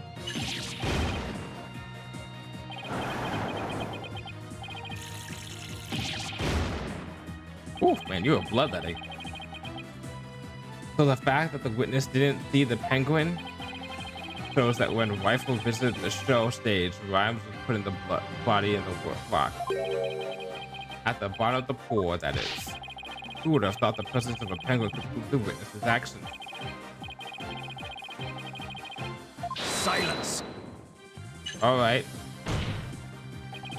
If you think you've won this battle, you are sorely mistaken. Your theory is based on the notion that the witness could manipulate the orca. Witness, can you control the orca's actions? Of course not. What kind of roach be that? I'm but a simple animal keeper. Gotcha. If my memory serves, wasn't Miss Buckler the only one who could issue commands to the orca? Phoenix, Phoenix, think! The judge's blade is sharper than the lawyer's. If you wish to do battle with a witness, you need a honed blade. Where's your sort of evidence that Marlon Rhymes could manipulate the orca?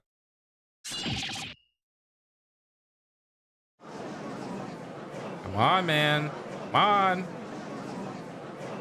The only frustrating thing about remembering how this goes now, or at least figuring this out how now, is that I have to wait till they catch up. Well, it appears the line of reasoning has become unsubstantiable. Objection! Unsustainable. Well, it appears that I was mistaken. Athena? I've analyzed the hearts of all kinds of people. I have enough experience to see when I look into your heart that you haven't given up. So objection was my way of speaking up for your heart.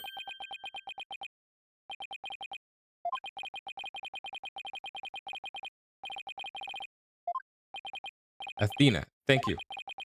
With your help, I've remembered the old right way. The right way? Your Honor, I'm not finished with presenting my argument. Do you have anything else to ask the witness? You've cross-examined all the witnesses and presented all your evidence. Objection! Have I now? All the witnesses? I don't think so.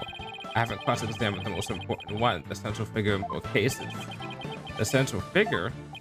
Oh, I think I know what I have to do.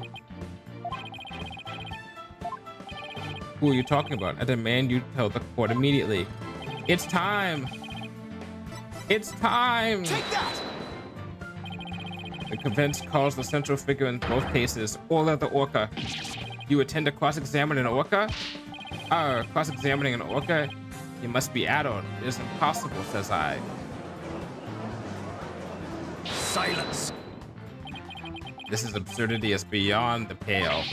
How do you expect to question orca, a creature incapable of speech? Objection! Orla is intricately involved in this case. I have every right to cross-examine her. Besides, even if she can't speak, I think cross-examining her will be invaluable. Very well, do what you will then. If you fail to garner anything from the low organized science with the orca, hope you realize that reward for your efforts will be the defendant's guilty verdict. That's what it is. It wasn't the two orca theory. I was wrong about the two orca theory. The reason why there were two songs, right? She only knows how to sing one song. She didn't hear, Mr. Plume didn't hear the orca sing the current song. She heard the recording of the first song, right? What happened was Marlin probably has recorded videos on his phone of all the stuff that, you know, his girlfriend was sending him, of all the tricks of the whale, and then he would play that scene, he would play that over the intercom to the whale while Mr. Plume was present, to have the orca start doing tricks and do singing and this track attention, and then also with that information pull the lifesaver technique and thus make it look like that she is biting into the victim. In other words, we're about to show off the phone to prove that the orca can respond to the phone, thus proving that's the noise that Mr. Plume and the orca heard on the day of the murder.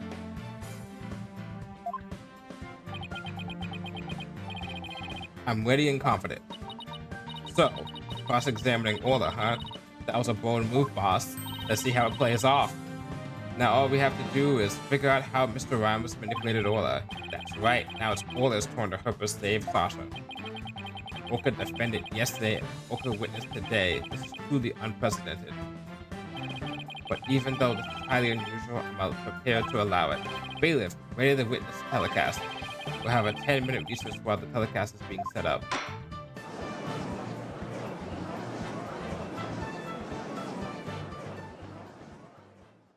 Is it really gonna be a to be continued for that? Really? How much further do I have in this? I feel like I'm almost close to the end. Well, it also really depends on how much evidence have I not submitted, right? How much evidence have I not used? Oh, let me check through that in a second while I'm finishing my last slice of pizza.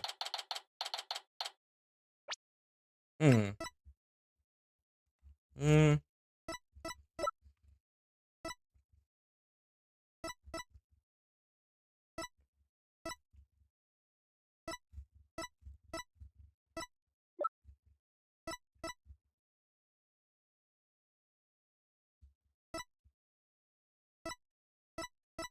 Hmm.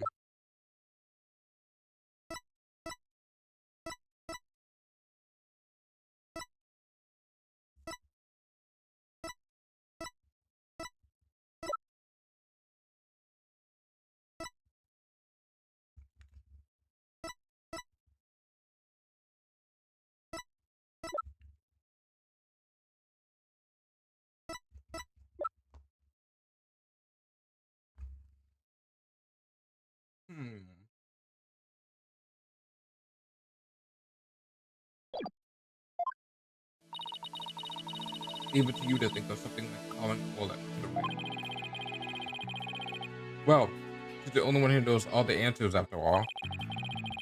I just thought the pearls, she said all this seems to be feeling fine. Now we have to try to find a way. Now we have to try and figure out how Mr. Rhymes manipulated Orla.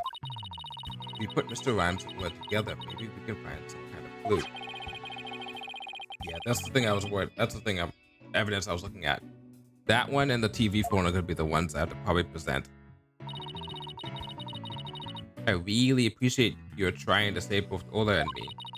I had no idea Marlin hated Orla like that. I feel like I've been shot by a torpedo ray. Of course, he would hate that killer whale that murdered his girlfriend right in front of him. Oh, Mr. Bloom, you've been watching the trial? Oh, yes, I came to make a declaration of war. A declaration of war? No matter what the result of today's trial, I will report the truth in my new book. Even if the truth goes against what I wrote in the Killer Whale. I don't know what the truth is. Not even about what happened a year ago. We know Dr. Crab. Azura died right in front of my eyes in the middle of a pirate show. He suddenly fell from the orca's back and began to thrash around in pain. The orca was singing a song and then started headbutting Azura over and over. Yep, she had a heart attack. The orca was trying to save her. That solved already. Finally, the orca took Azura in her mouth and brought her to the side of the pool. Just before she died, Azura was holding her chest in obvious pain.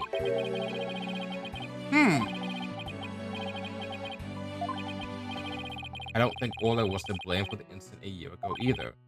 What? I think the cause of Miss Summers' death might have been her heart condition. Heart condition? What heart condition? I never heard anything about it. Miss Summers had a prescription with Hickfield Clank for a heart condition. The orca didn't kill her. I think it's possible her heart condition did. What? Azura had a heart condition too? I guess she hid it from everybody. Just like I did. So that means the orca was innocent a year ago too. It's just a theory, but I think the orca headbutted Azura to check on her. And then did the lifesaver trick to rescue her.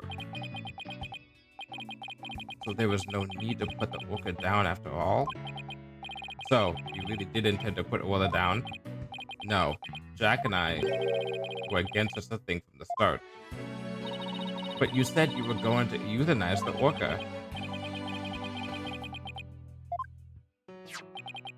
Dr. Crab, about this capsule. It's not a poison, but a sleeping drug, right? That's right.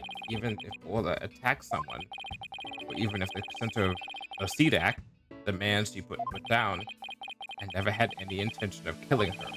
I would use sleeping pills to make it look like she was dead, then set her free. That's why I purchased so many sleeping capsules. Oh, that's why? I never considered the possibility that a poor woman's death was illness.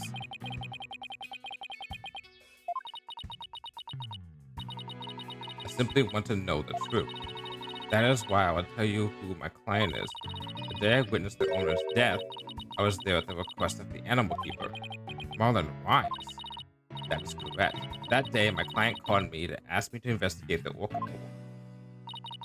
He must have wanted you to witness what Orla was going to do. Why did you decide to tell us this? My desire to protect my client was standing in the way of the truth. I couldn't allow that. I'll be watching to see how this all unfolds. Good luck to you, Blue and Yellow Duo. You're terrible with naming, but you seem like a decent lady. Other than that, well, that was a little bit narcissistic, though. Well, that was quite a bombshell she just dropped, and so casually, too. Do you remember what you said yesterday, Mr. Lawyer? That you'd expose any secret if it would help save Sasha? I remember. It's my duty as a lawyer. Well, I just wanted you to know that I don't blame you for exposing the aquarium secret. It may put me in hot water, but if it helps save the orca, let me clue you in on another secret. Focus on the orca's song. The orca's song, huh? Oh, Mr. Wright, looks like it's time. All right, let's go back in. You've got it, boss. We're gonna go in there and save Sasha and Orla together. We got this in the bag. So easy. So fucking easy. Easy, easy, lemon squeezy. We got this. We got this. We totally got this. We hopefully got this. Please tell me we got this. We got this? Please? Please? Yeah, we're good. We're good. We're probably good. The court will now reconvene. Is the witness or shipmate commonly known as Orla ready? Well, the orca is present, but I highly doubt she understands what's going on. I don't understand everything. This is like start speaking like pure English. Oh, just as adorable as yesterday.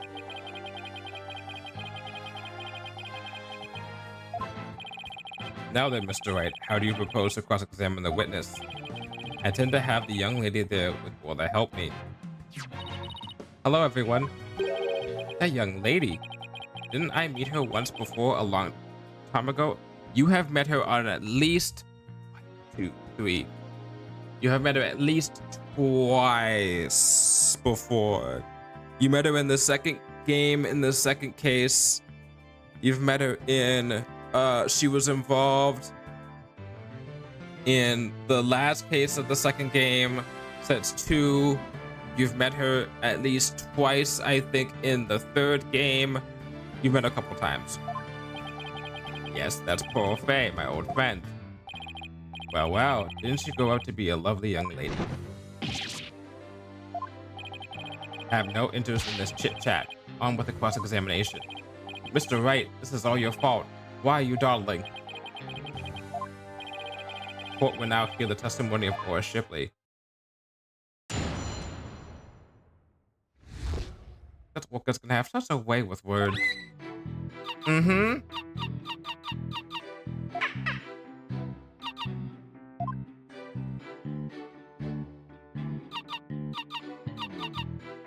Mm-hmm.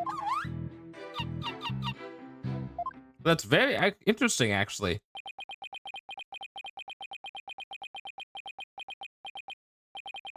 Mr. Wright? Yes, Your Honor. Do you seriously intend to cross-examine this orca? Well, she is the key witness for the defense after all, sir.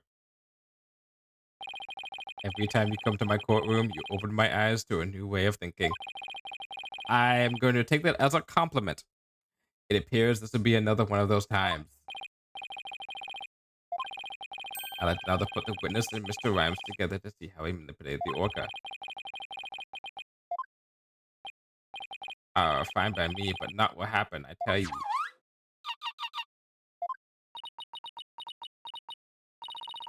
Mr. Rhymes was right, nothing happened. I guess I shouldn't have expected it to be so easy. How did he manipulate her? Right, Dono, hope you realize that if you can't prove this with this cross-examination how Rhymes controlled the orca, your defendant will be declared guilty immediately. Yes, I realize that.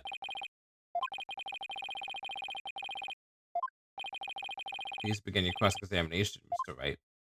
Okay, so we're just going to try. We're going to try one presenting of the phone on the first statement. If it doesn't work, we're going to press all the statements.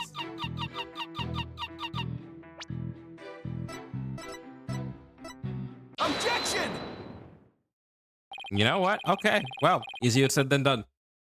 Wait, no, set that back. Opposite way. Easier done than said. That's not even a saying.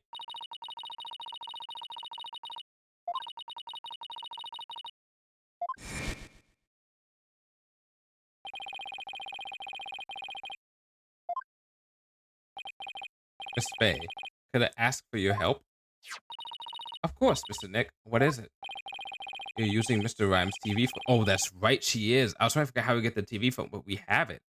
Correct? I'd like you to examine it for me. Please look for videos of Azura Summers issuing whistle commands to Orla. Videos? I'm not sure how to do that, but I'll give it a try. My apologies to Marlon. Right, Dono. What are you up to? You'll see in a moment. Mr. Nick, I found them.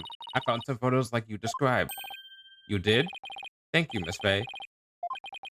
How did Marlon Rhymes get Orla to do those tricks? I will now show you. With Mr. Rhymes' cell phone. His cell phone? Are you implying he used an app?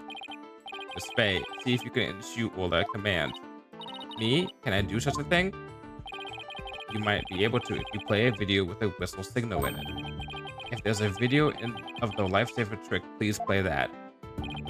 Before you do though, please put the practice dummy in the pool. Practice dummy? Alright.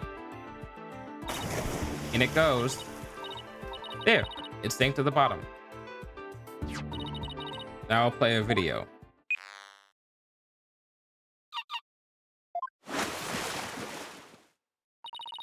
Ola's diving down, heading straight for the dummy.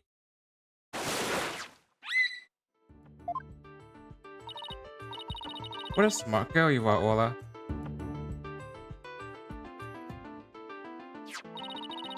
The lifesaver trick was a complete success, Mr. Nick. Thank you, Miss Faye. You were a big help. Hmm. Unbelievable. You actually pulled it off. That was the lifesaver trick we saw yesterday. Is Miss Faye an orca trainer now? No, Your Honor. I'll explain after we try one more trick. Now let's see if we can command Ola to do the singing trick. Miss Faye, if there's a video of the singing trick, please play that. Certainly. Let's see. Is it this video?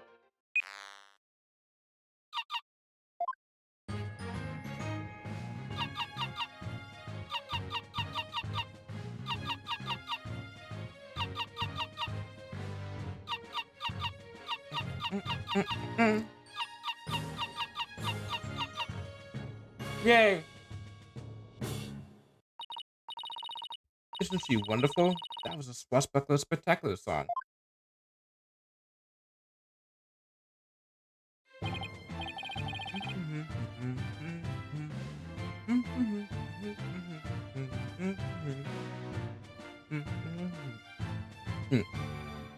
What a lovely singing voice.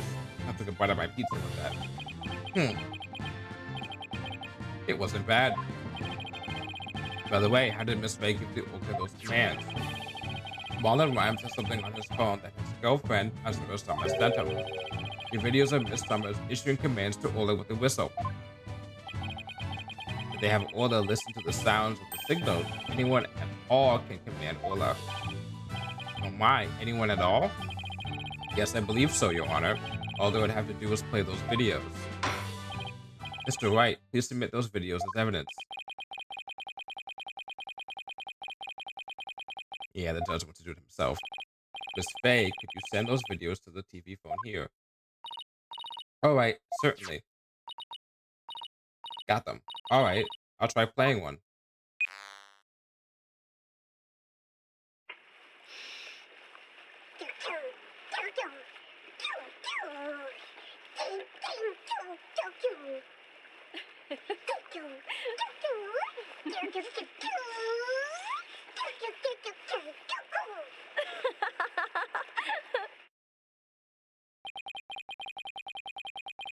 Fuck heart conditions. Fuck them.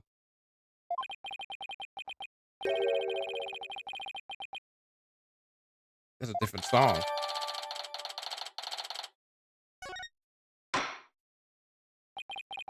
The orca can be commanded using videos on a cell phone. Then that means that Marlon Rhymes could have manipulated the creature. Arr. Mr. Rhymes, you can't talk your way out of it now. Silence! But Simon can help you do that. I have to commend you. That was very good proof. I concede Marlon Rhymes could have manipulated the orca. But isn't it true that the defendant could have done it as well? All she would have to do is use the whistle, and the whistle she knows how to use so well. And she wouldn't have had to use those videos. Surely you admit it's a possibility. She could have easily had Norma de Plume witness the singing and life-saving trick. That is true.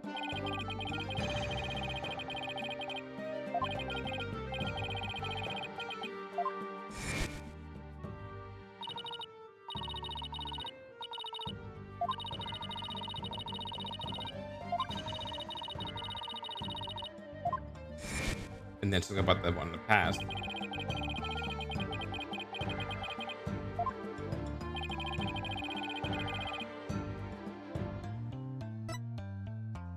No. No, I don't think Miss Bucket could have created the same conditions as the culprit. You challenge me to a battle? I hope your sword is sharpened. Let me see those sword skills of yours.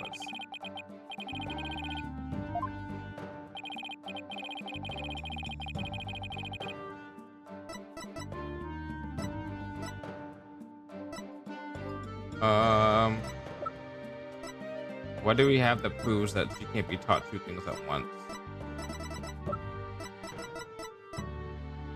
Oh yeah, with one trick per signal, she can't do two at a time.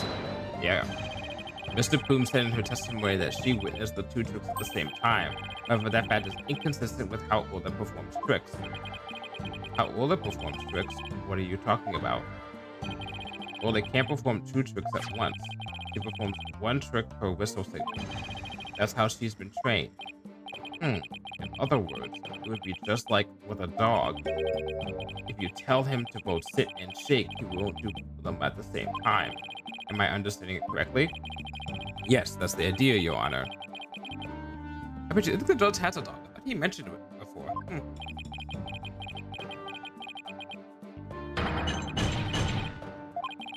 What a farce. So you're saying that the witness somehow managed to produce an impossible scenario? Oh, if the creature's own trainer couldn't do it, how could I? Yes, it's a mystery, isn't it? Boss, you don't have to agree so cheerfully. The defense is claiming that Marlon Rhymes manipulated the orca, but if you cannot explain fully how it is done, your argument doesn't hold water. If you can't straighten out your own theory, would you like me to straighten you out? No thank you. So Oleg can do two tricks at a time, but Mr. Plume saw her do it. This logical inconsistency means there's a flaw somewhere. Was Mr. Plume lying? Was it not true that Oleg can do two tricks at a time? But Mr. Plume had no reason to lie about such a thing. If it really is impossible for Oleg to perform two tricks at once, then maybe either lifesaver trick or the singing trick was faked? Faked? Yes, maybe Oleg only performed one of those tricks, but it was made to look like she performed two. Silence! Oh! The singing trick one is fake. Maybe? How do you... Because that's why she heard two songs. How do you expect to conduct a sword battle with your conjecture?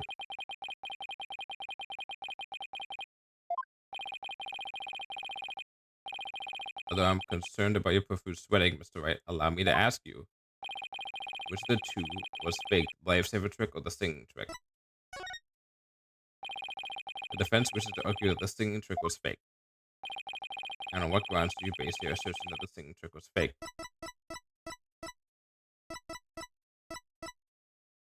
Take that! There we go. Whew. This is a recording of a recent Swashbuckler Spectacular. This case is so much easier than the previous case. Goddamn. In this recording, all this sings the same song she sang for Miss Faye earlier. I'm saying this case is easier than even like cases from the original trilogy. Yeah. But Mr. Plume said this song is different from the one that was sung a year ago. The song is different. Please listen to the song in the video from a year ago sent to the cell phone.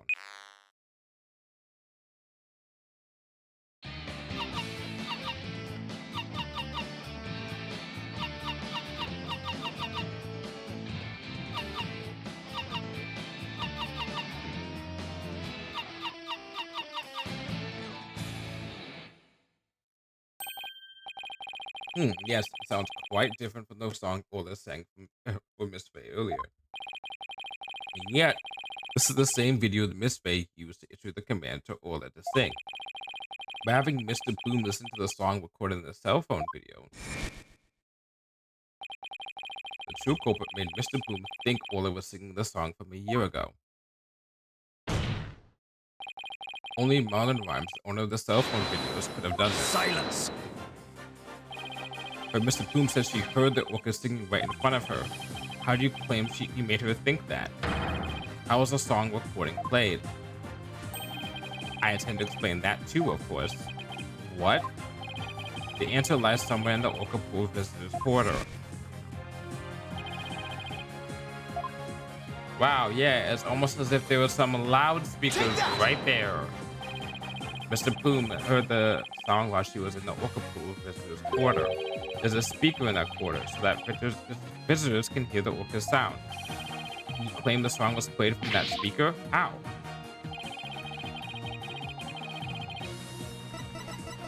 Take that! Oops. Oops. This is my first time hit?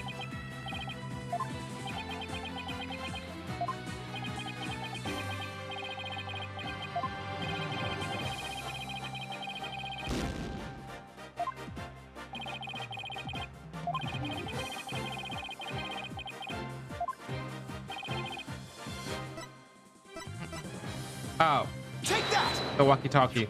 Oh my god, I forgot about the walkie-talkie. Mr. Rhymes can be broadcast the song and the video to the speaker by using a walkie-talkie. They can get Ola to do a trick by letting her hear Miss Summer's whistle song too. Whistle signal. He played the singing through the speaker and he made Ola do the lifesaver trick. All of this was during the true culprit, Marlon Rhymes. This is what you did, isn't it, Mr. Rhymes? You did it. Now we can save both Sasha and Orla. Just leave it to Captain Wright, swashbuckling lawyers to win any case. I remember agreeing to that name. But it actually was possible for Mr. Rhymes to manipulate the Orla. I'm stunned. I will see we need to hear more from this witness. Mr. Rhymes, the time has come for you to tell the court the truth.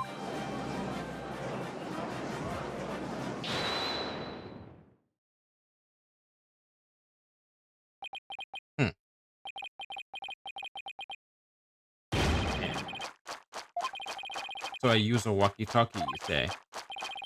Sorry, but you're dead wrong, me bucko. It'd be impossible, says I. What do you mean, impossible? I shall sing you a little shanty to sing your scurvy theory. Hark you well now. Alright, let's see how fast I can do this. Oh, wait, no, it's just a testimony. Okay. The dissing of Phoenix Wright. Hey, that's me. Yo, walkie-talkie be broke for real. Mr. Lawyer's freestyle got no appeal. Broke before the plume went on the scene. Broke the group during cleaning time, eh? But dude sucking the lawyer spitting lies. That okay, you don't listen to me, okay? Kill the captain? Yo, you so cray. Okay, go back a little bit. Hold on. What did I say? Broke for real. Mr. Lawyer's freestyle got no appeal. Broke before I could ever dream. Okay, that's what I missed. Here we go again with that flip-flop music. Broken of all the flimsy excuses. You probably broke it on purpose after the fact. That'd be untrue, little lassie. Although I can't prove when it really was. Lucky it be for me, the lawyers be the ones who have the proving to do.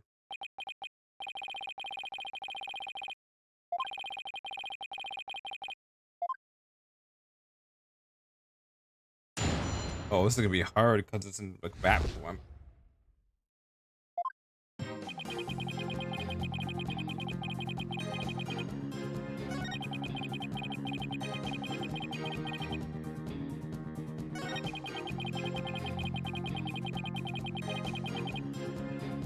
Hold it!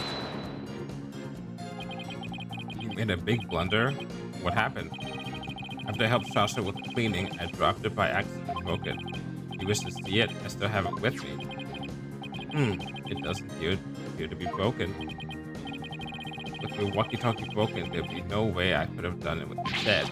Couldn't have given the orca any commands. Oh, your walkie-talkie broke. Isn't that so confusing? Mr. Rhymes thinks you broke it on purpose. Mr. Lawyer, none of your false accusations, if you please. I broke it on purpose? Where be your proof? I don't have any proof.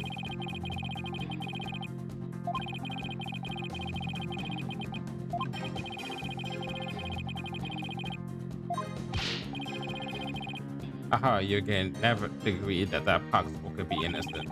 Something not be done about her should get Sasha one day too. That Oka killed the captain, it weren't me. You intend to continue to claim that the defendant is innocent, do you? But I won't stand for that. Now then, I don't know, what's your next move? Your Honor, I'd like to examine that walkie-talkie if you don't mind. Certainly. Here you are. Let's see if there's any way to tell when the walkie-talkie was broken. If you gave Ola the command, it wouldn't have been broken at the time. Let me guess. Bite marks, backside.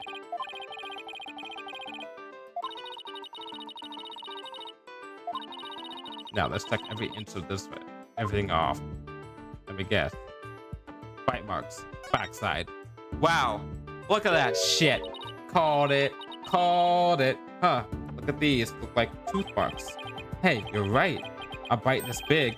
I wonder if it was Orla. Wait. You talking with tooth marks. Cooking, cooking. Story that yesterday. Yes, you did.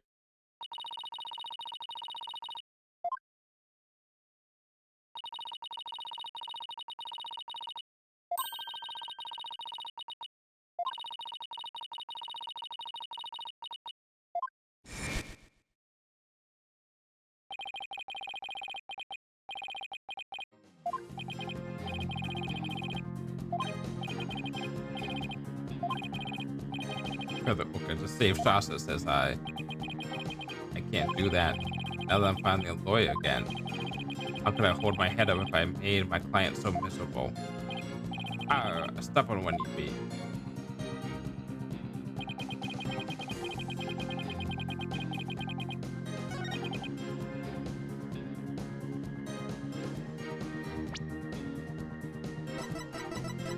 Objection! Okay, so it's not. Okay,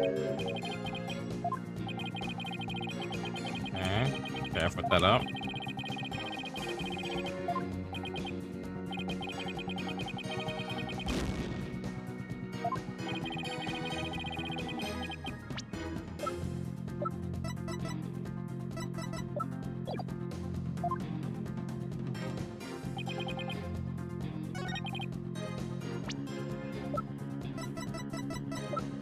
Objection!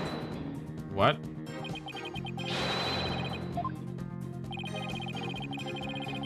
It's definitely that evidence, right?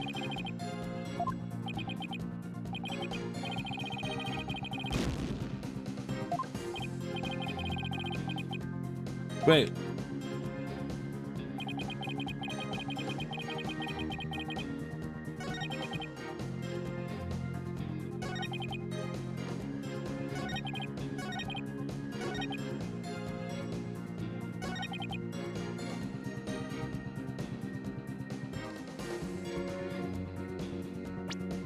Maybe I'm presenting the wrong piece of evidence. Objection! Oh, fuck me.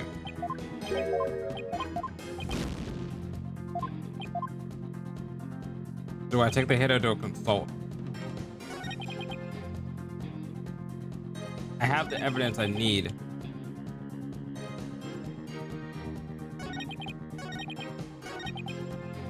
Wait, Hold it!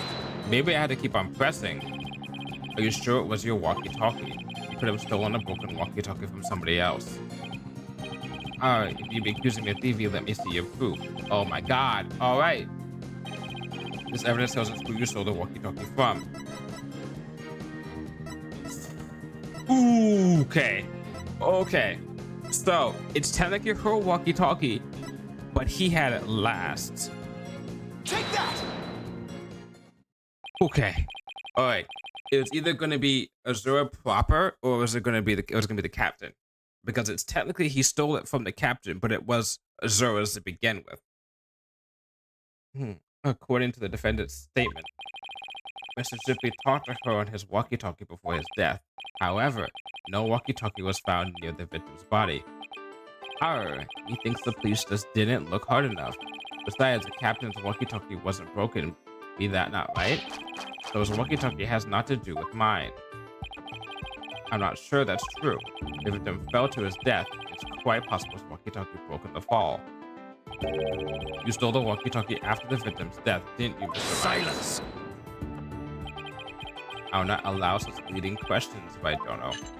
Oh, you do that all the time. If you claim the walkie-talkie belonged to the victim, show me your evidence. Certainly, I plan on doing just that. Please look at the tooth marks here on the walkie-talkie. Tooth marks? Ah, yes, I see them. The victim's walkie-talkie is a keepsake that used to belong to Azura Summers, who died a year ago.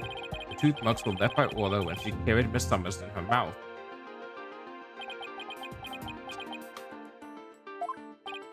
If this is Mr. Shipley's walkie-talkie, then Mr. Rhymes' walkie-talkie is still unaccounted for, which means he could have used it to command the orca after all. And that's not all, Your Honor. The only one who could have taken the victim's walkie-talkie is the culprit himself.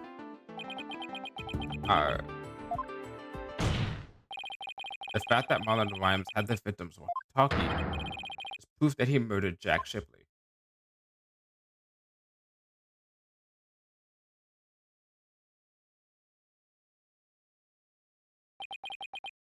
sink me.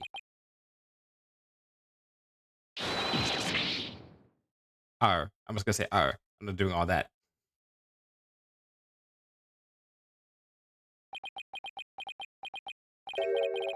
Not so fast, Mr. Lawyer. This walkie-talkie be mine, says I. And how do you explain the tooth marks on it? I've had many a running with that orca myself. She beat me more than once and me walkie-talkie too. Evidence of our fights are carved here into me body. My goodness, I can clearly see the tooth mark scars in your skin. What? Are those really scars from being bitten by Orla? Ahoy, yo, ho ho. Want answers? I got some, mate. These scars from Orla? That's right. Some girl can put up a nasty fight. That orca bit me and left me scarred. Had a rep to protest, they went hard. So, boy, I win just being frank. Orla, heh. You get the plank.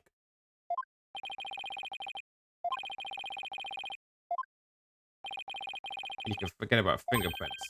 I always keep your walkie-talkie clean and polished.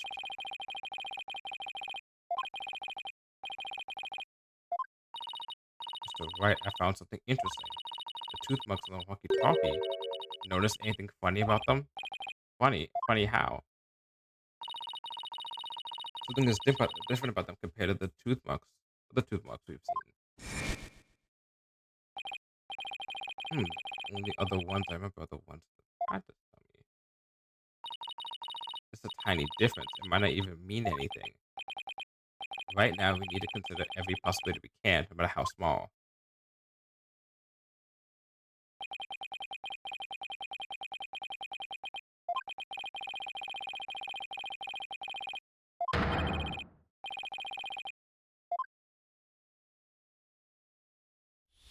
It's head time. Wait, not like that. Time to review the facts we have so far. The attempt at killing Orla, Rhymes drained the stage 4. But Rhymes failed to kill Orla, and instead he pinned the Sharpie's murder on Orla. In order to manipulate Orla, Rhymes must have used a cell phone on a walkie-talkie.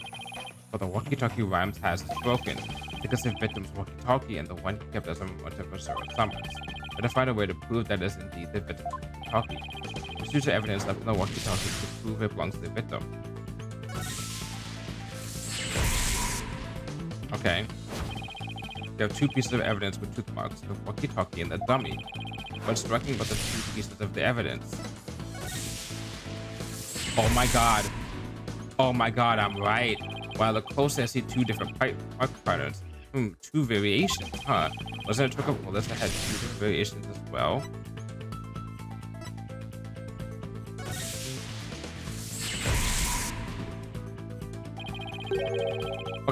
I wasn't right. I thought, okay, never mind. A year ago, the orca song and teeth marks were different than what they are now. What could have been the cause of the two inconsistencies? Oh my god. Oh my god. Oh my fucking god. I was right. I was fucking right. I remembered it right. Holy shit. Remember, when it comes to Ace Attorney, the most crazy, wacky, messed up things that make them turn everything on its table are always the case. We remove, what's it saying, Detective Conan and Sherlock Holmes? We remove anything that could be impossible. Whatever is left, no matter how improbable, crazy it is, must be the truth. There are two different orcas. And I called that shit early on, and it made me disbelieve it early on. They tried to fool me. Nope. Ugh. I'm fucking back. I'm starting to think there are two different orcas, the one a year ago and Orla now. And if the orca of a year ago wasn't Orla, it means the bite mark on the walkie-talkie isn't Orla's, like Rhymes said it was. To finally prove the walkie-talkie belongs to the victim. And that explains why they take their money out, because they're paying the other aquarium to take care of the other one that's the other Orla. We solved this case. Mr. Wright, you appear to be lost in thought there. Is everything all right?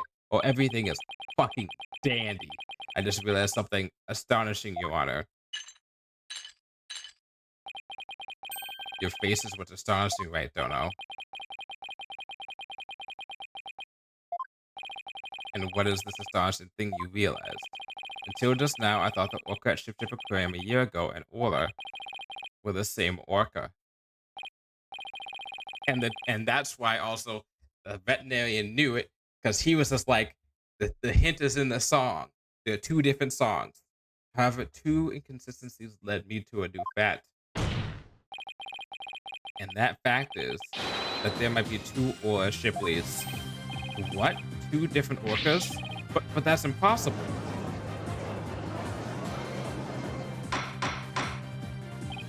Order in the court. Explain yourself. What is the basis for this preposterous claim? The orca show sang a year ago and the one now are different. I believe it's because the orca a year ago was a different orca. Two different orcas, two different songs explains the show's song contradiction. But what be this Bilgewater talk? I don't understand. I'm talking about the truth that will finally catch you out in your lies. You claim that the tooth marks and the walkie-talkie were Orla's, but that's not true. The two different bite mark patterns on the walkie-talkie and on the dummy prove this. What? Two different patterns, you say? Silence! While I would concede that there is a possibility that two different orcas exist, bite mark patterns are not proof enough. I want more conclusive evidence. Alright, I will show you my conclusive evidence then.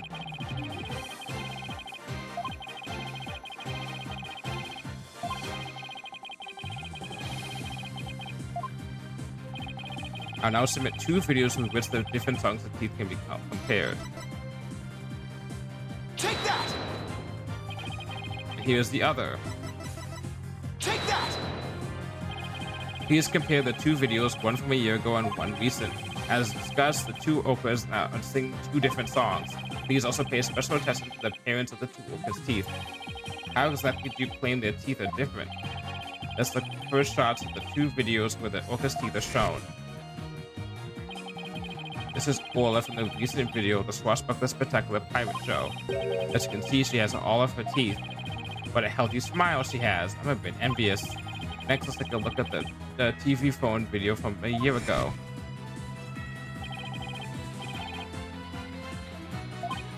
Oh, I believe this smile looks a little different than the one we saw a moment ago. It's not even like I'm missing a teeth like it's supposed to grow in. It's just cut off.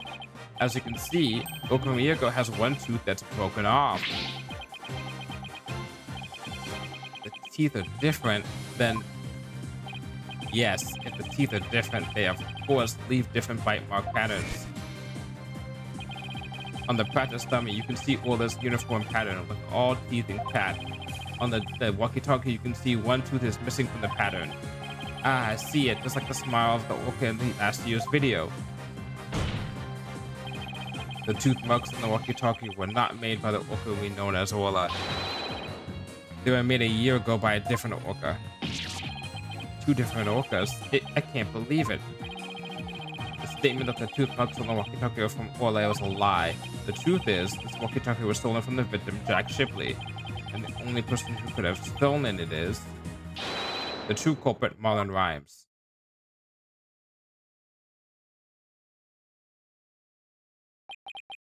No, you got it all wrong. It be all the fault of that orca.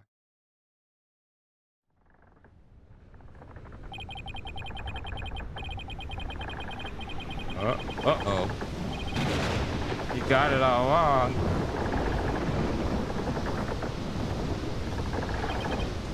Blimey. It be the orca's fault. This can't be.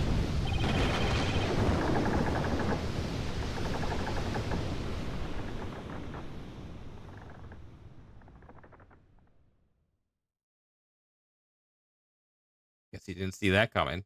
Get it? See? Once again, I'm too weak to help anybody. Ah, it looks like he's in prison.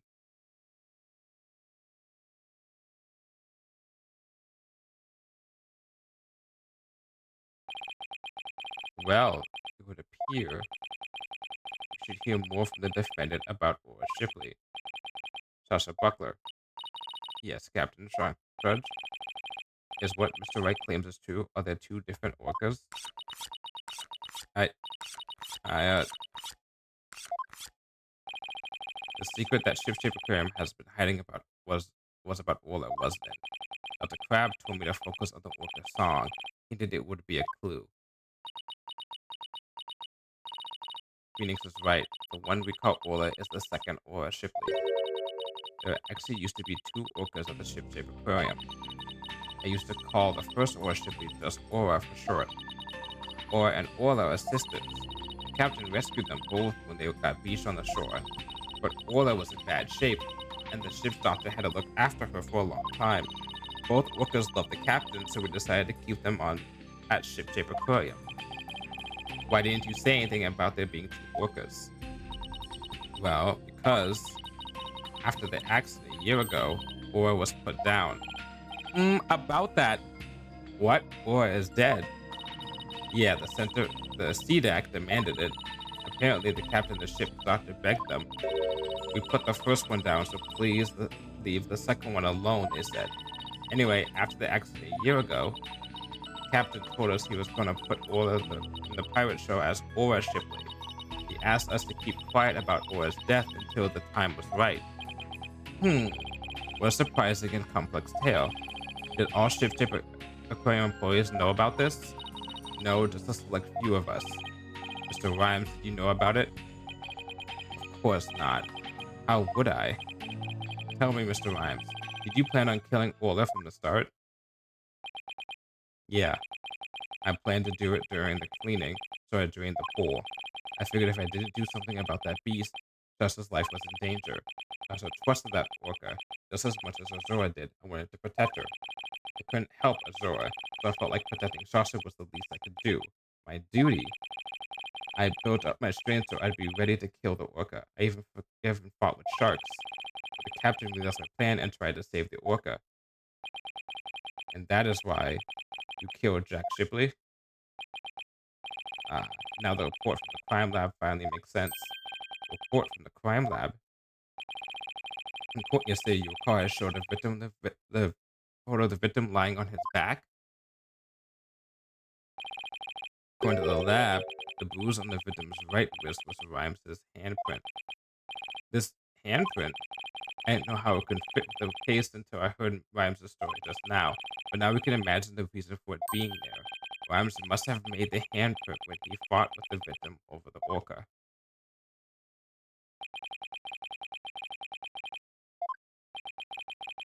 I don't care what happens to me anymore.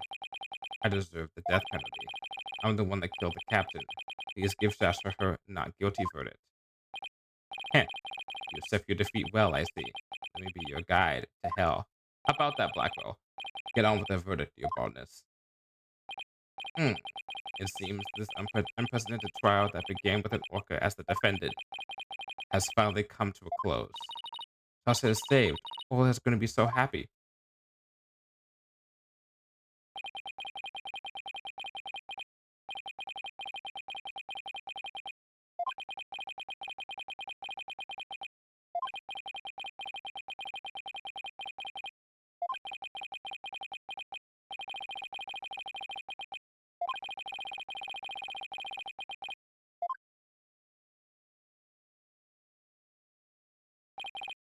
Very well. This court finds the defendant, Sasha Buckler.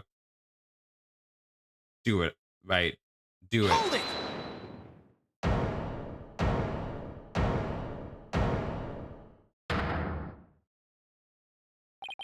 Your Honor, please hold off on that verdict. Mr. Wright, what is the meaning of this? I would like to further explore this new evidence the prosecution just submitted. But what complaint would you have? You are about to get your not guilty verdict. I see no need to further prolong this trial, Mr. Wright. Your Honor, we still don't know the entire truth of this case. This unnatural handprint Mr. Rhymes left on the victim's right wrist. I don't think it was the result of a fight between the two men. Not the result of a fight. Then what do you suggest it was? He was trying to pull him back up. What are you doing? Remember the evidence that we found at the show stage? Evidence? What evidence? That mysterious mark might be the key to understanding this whole case. Your Honor, defense would like to submit evidence that will expose the truth of this case. A mysterious piece of evidence that pairs with the Rhymes' handprint. Take that! Marlon Rhymes left behind a very unusual set of fingerprints at the soul stage. In what way were they unusual? They were right hand prints on the left side of the ladder. If one were to grasp the ladder in the same way of the prints, it would look like this. Looks like the ladder is being grasped from above. Exactly, Your Honor.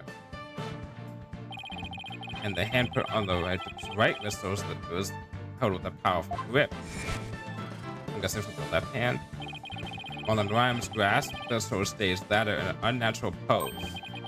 If he was gripping the victim's wrist in this position, then he must have been. It means Mr. Rhymes was actually. That's right. If you couple the natural handprint with the mysterious fingerprints,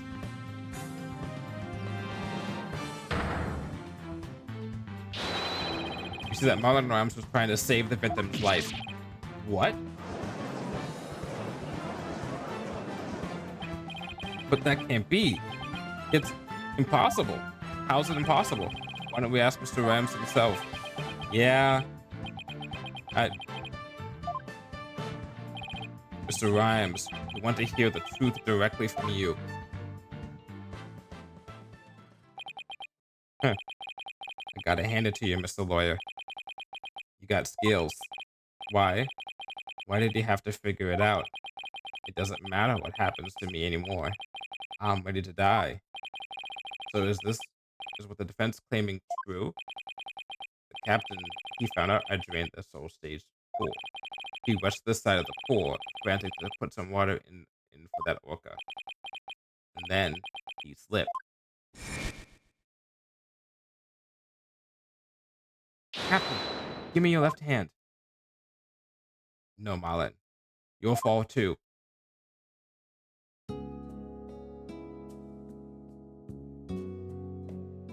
Forgive me, Marlon. I didn't realize what deep pain you were in. But please don't blame Orla. It's nobody's fault.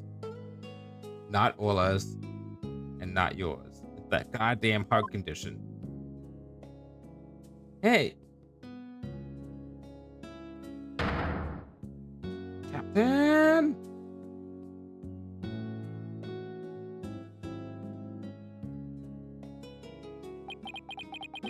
So, Jack Slippy's death was accidental. Why didn't you tell us that you didn't kill the victim?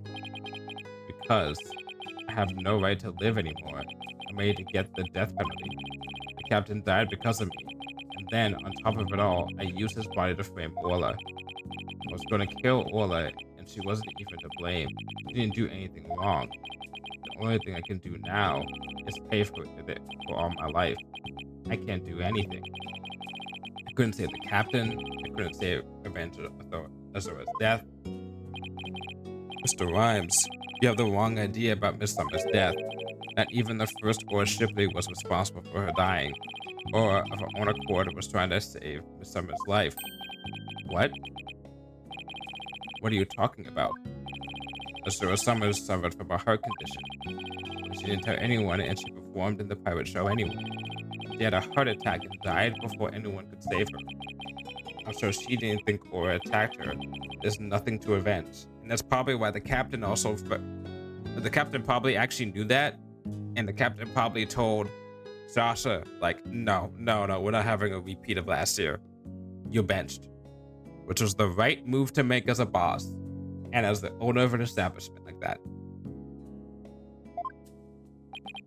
No way.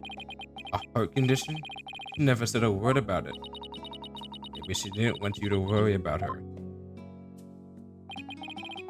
So I wanted to get revenge all this time, but nothing? Yep.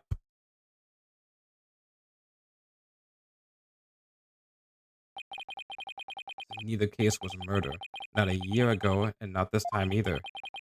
Your responsibility in this matter is great, but I believe you can be rehabilitated.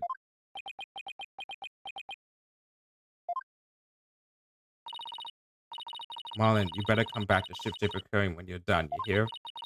Ola and I and everybody will be waiting for you. You still have a lot to offer, Mr. Rhymes.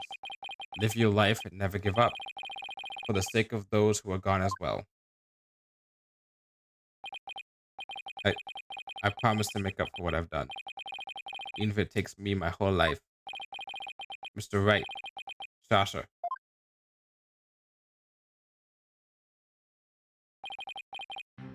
thank you. Thank you. And thank you, random citizen.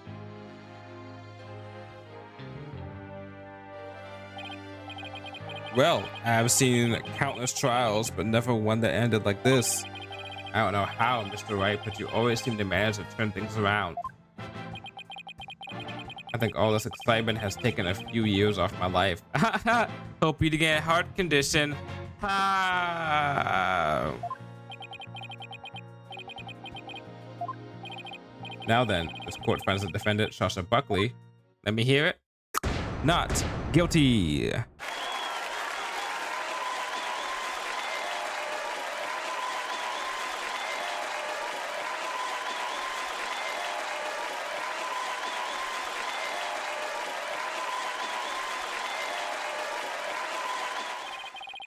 Court is now adjourned.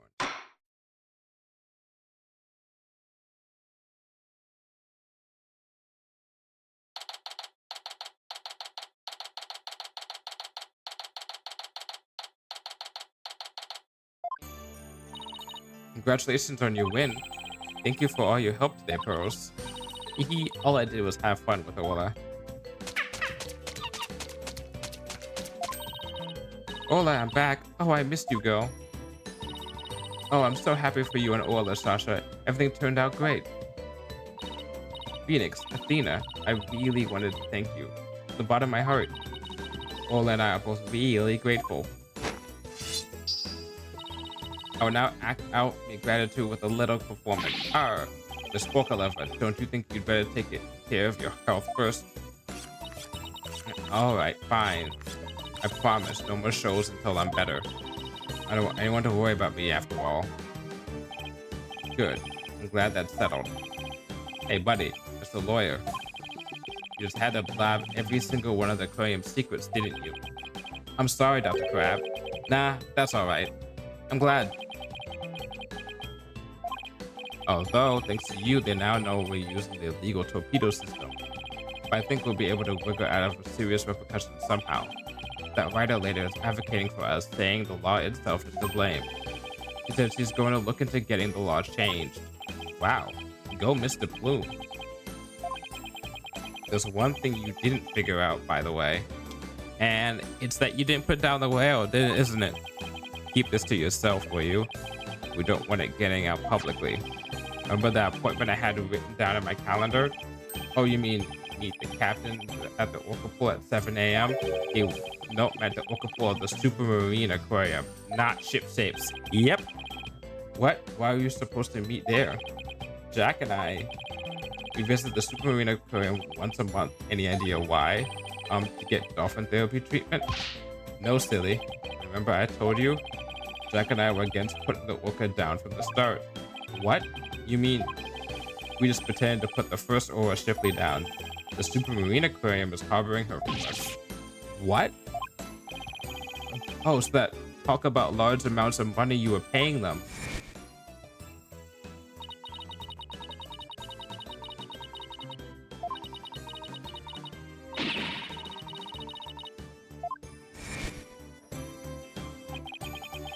You were paying for Aura's care.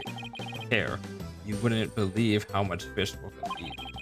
Now that it's been proven she was innocent all along, I think we can bring her back soon. Until then, keep it under your hat, okay? Huh? What was he telling you about? Oh, nothing much. By the way, Ola wants you to give her a little celebratory prize. Ola specifically requested that you give it to her, Phoenix. All right, fine. Take that! Paula, it's coming a day late, but congratulations on your verdict.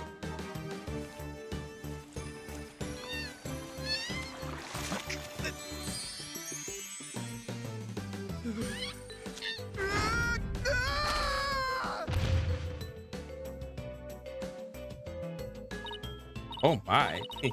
Oh, it's you, Lucky. Haha, that's Ola's best trick, the thank you kiss trick. Oh, Ola, I want to be next. Of course, Wright says a hit with the ladies. And so the curtain fell on my first trial in years.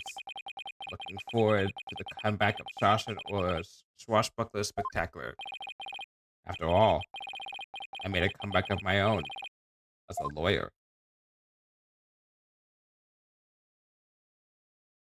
few months later.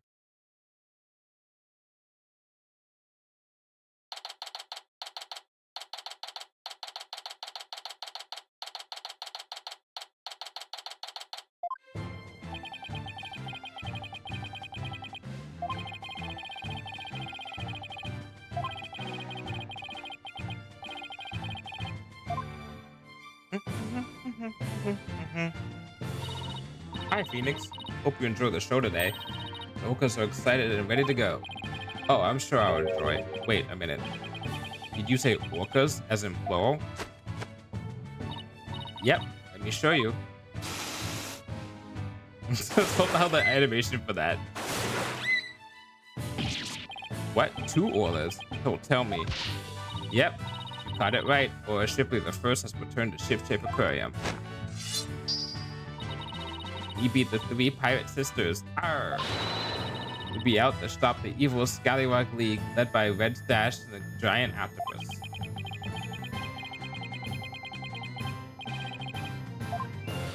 Wait, but who's Red Stash then? Well, if it isn't Blue Boy, did you come for my book signing? Oh, Mr. Bloom, there's a book signing? Yes, my new book is just out. It's called Ship-Shape Aquarium. Don't pull the plug.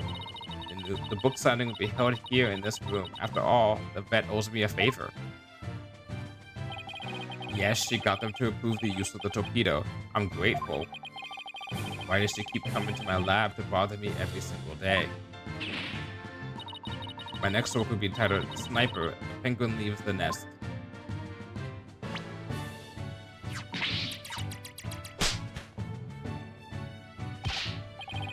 Stop this cacophony. Why am I surrounded by cupping females?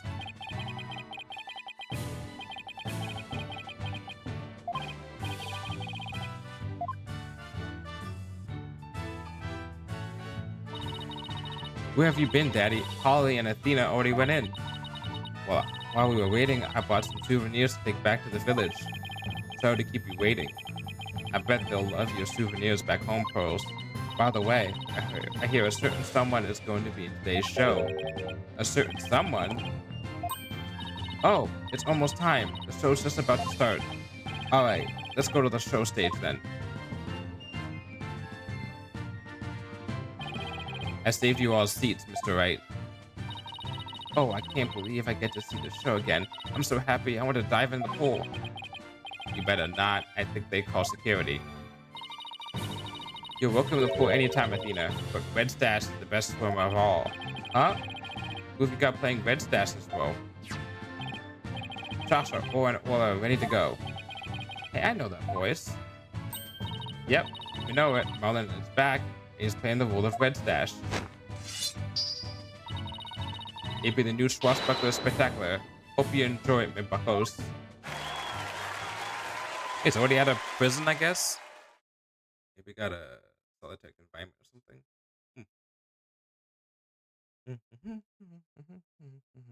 And so, our pirates set sail for bluer seas under a sunnier sky. As for me, I set foot into the world of law once more as a full-time lawyer.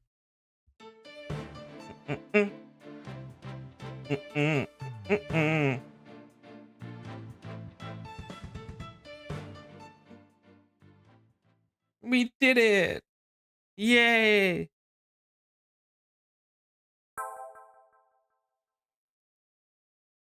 A lot of special bonus in the music and background settings. DD commemorative.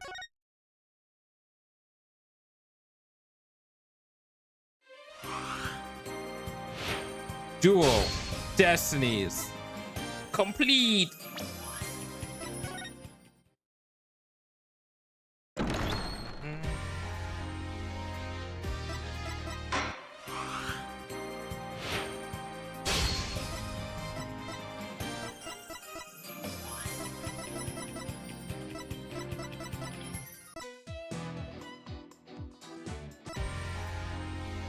Mm. Let's check this before we stop today. What do we get?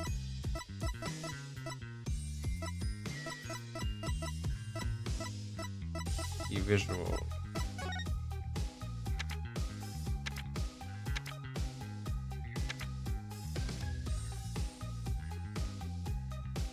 That's a good picture.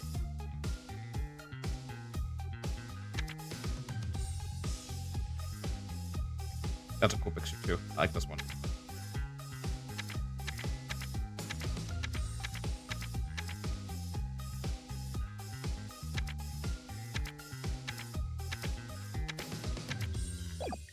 What's that one that I just got though?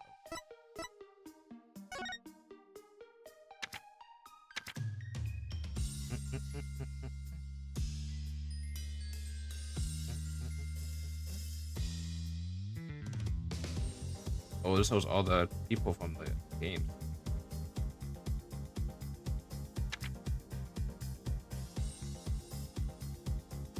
Apologize, this one. Oh, this is the one we just got. This is from Apollo Justice, and then this one's from Dual Destinies. Oh, that's cool. And like the grayed out ones, the people who aren't in the game. Oh, that's mean. Just teasing Godot, and Francisca and Maya. Once again, Punish Apollo looks so much cooler than like regular Apollo.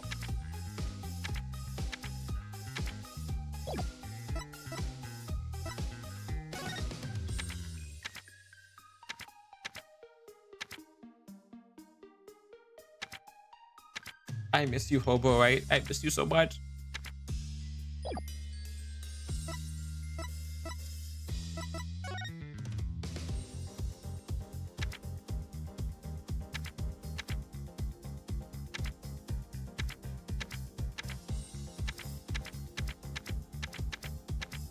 Let's look at him. Like, got a little like the facial hair, just like looks so just like scruffled. He's just like, yeah, I'm gonna fucking be like have secrets, be like I'm so cool. Those are different styles for him. Holy shit, there are different styles for him. Yo, the one in the middle, the top middle, that would have been a cool design.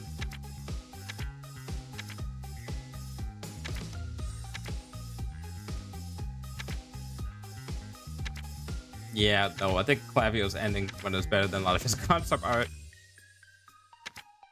Some of this looks way too anime. There's not much spam, huh?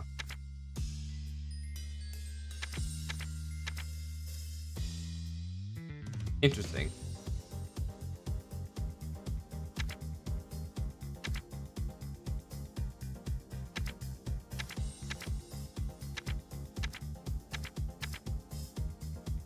That's cool. Like very similar. J pleasure.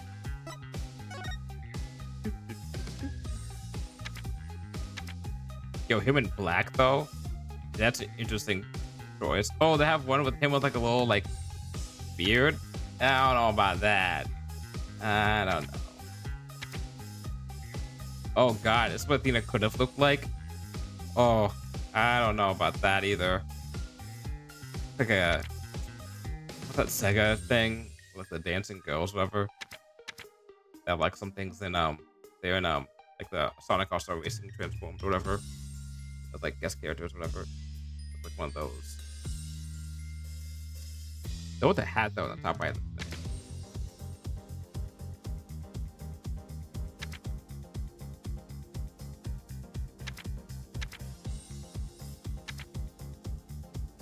Punish, yo, top left. Punish is just Punish Apollo.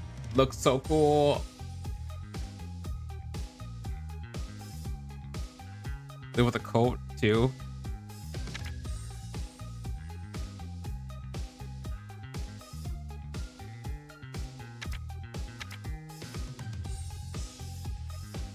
I bet you they're just like, let's just keep how she looks like. Because her hairstyle is the same as when she was a kid, basically. So,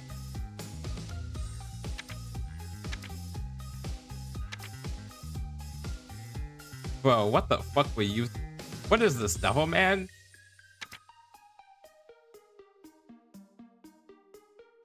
Some of them ones on the bottom right look okay though.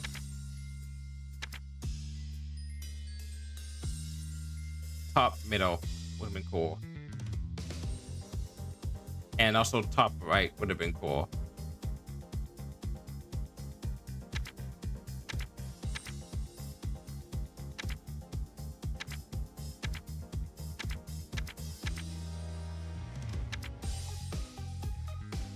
These are different designs.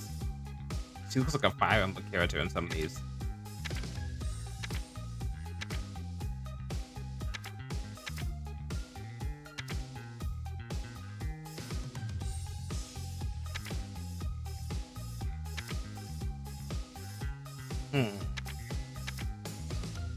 That's interesting to see character designs.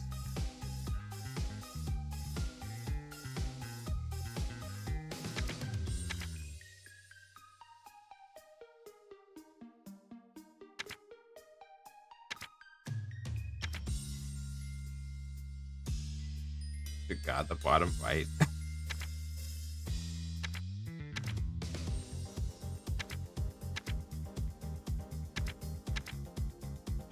My wife.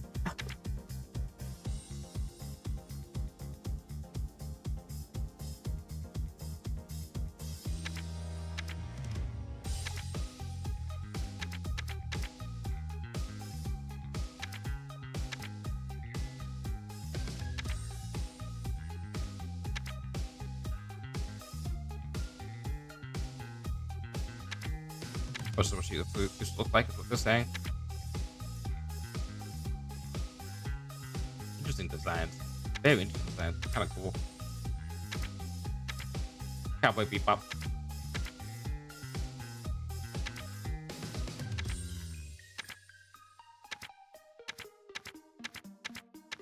All right. That was cool to see some art.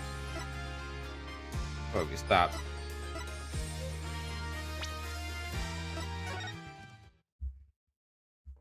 But now, we're gonna find some space because it is almost 10 o'clock. Francis food. We have 8. No fucking way. So there's a streamer that I follow named Etha. Guess what game she is playing right now? That's right. Taste the Golden Idol. Oh, I can't rate her. Okay, never mind. But, check out the Golden Idol right now. What a coincidence.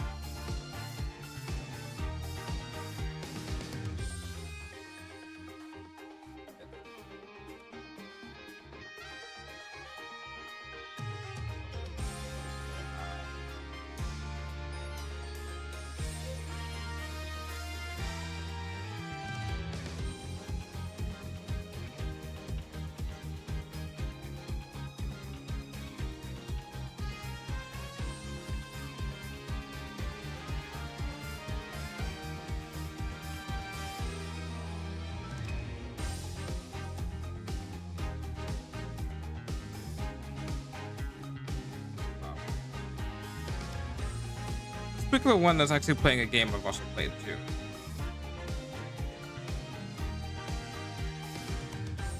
Okay, and we need to keep it. All right.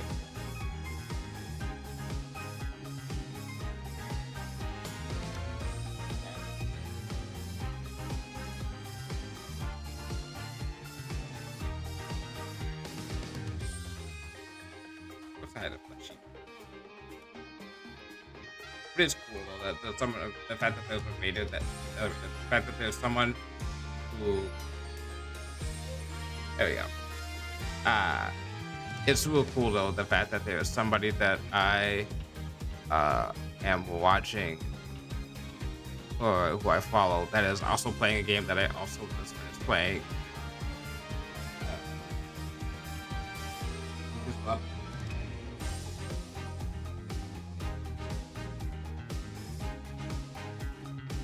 Oh wait.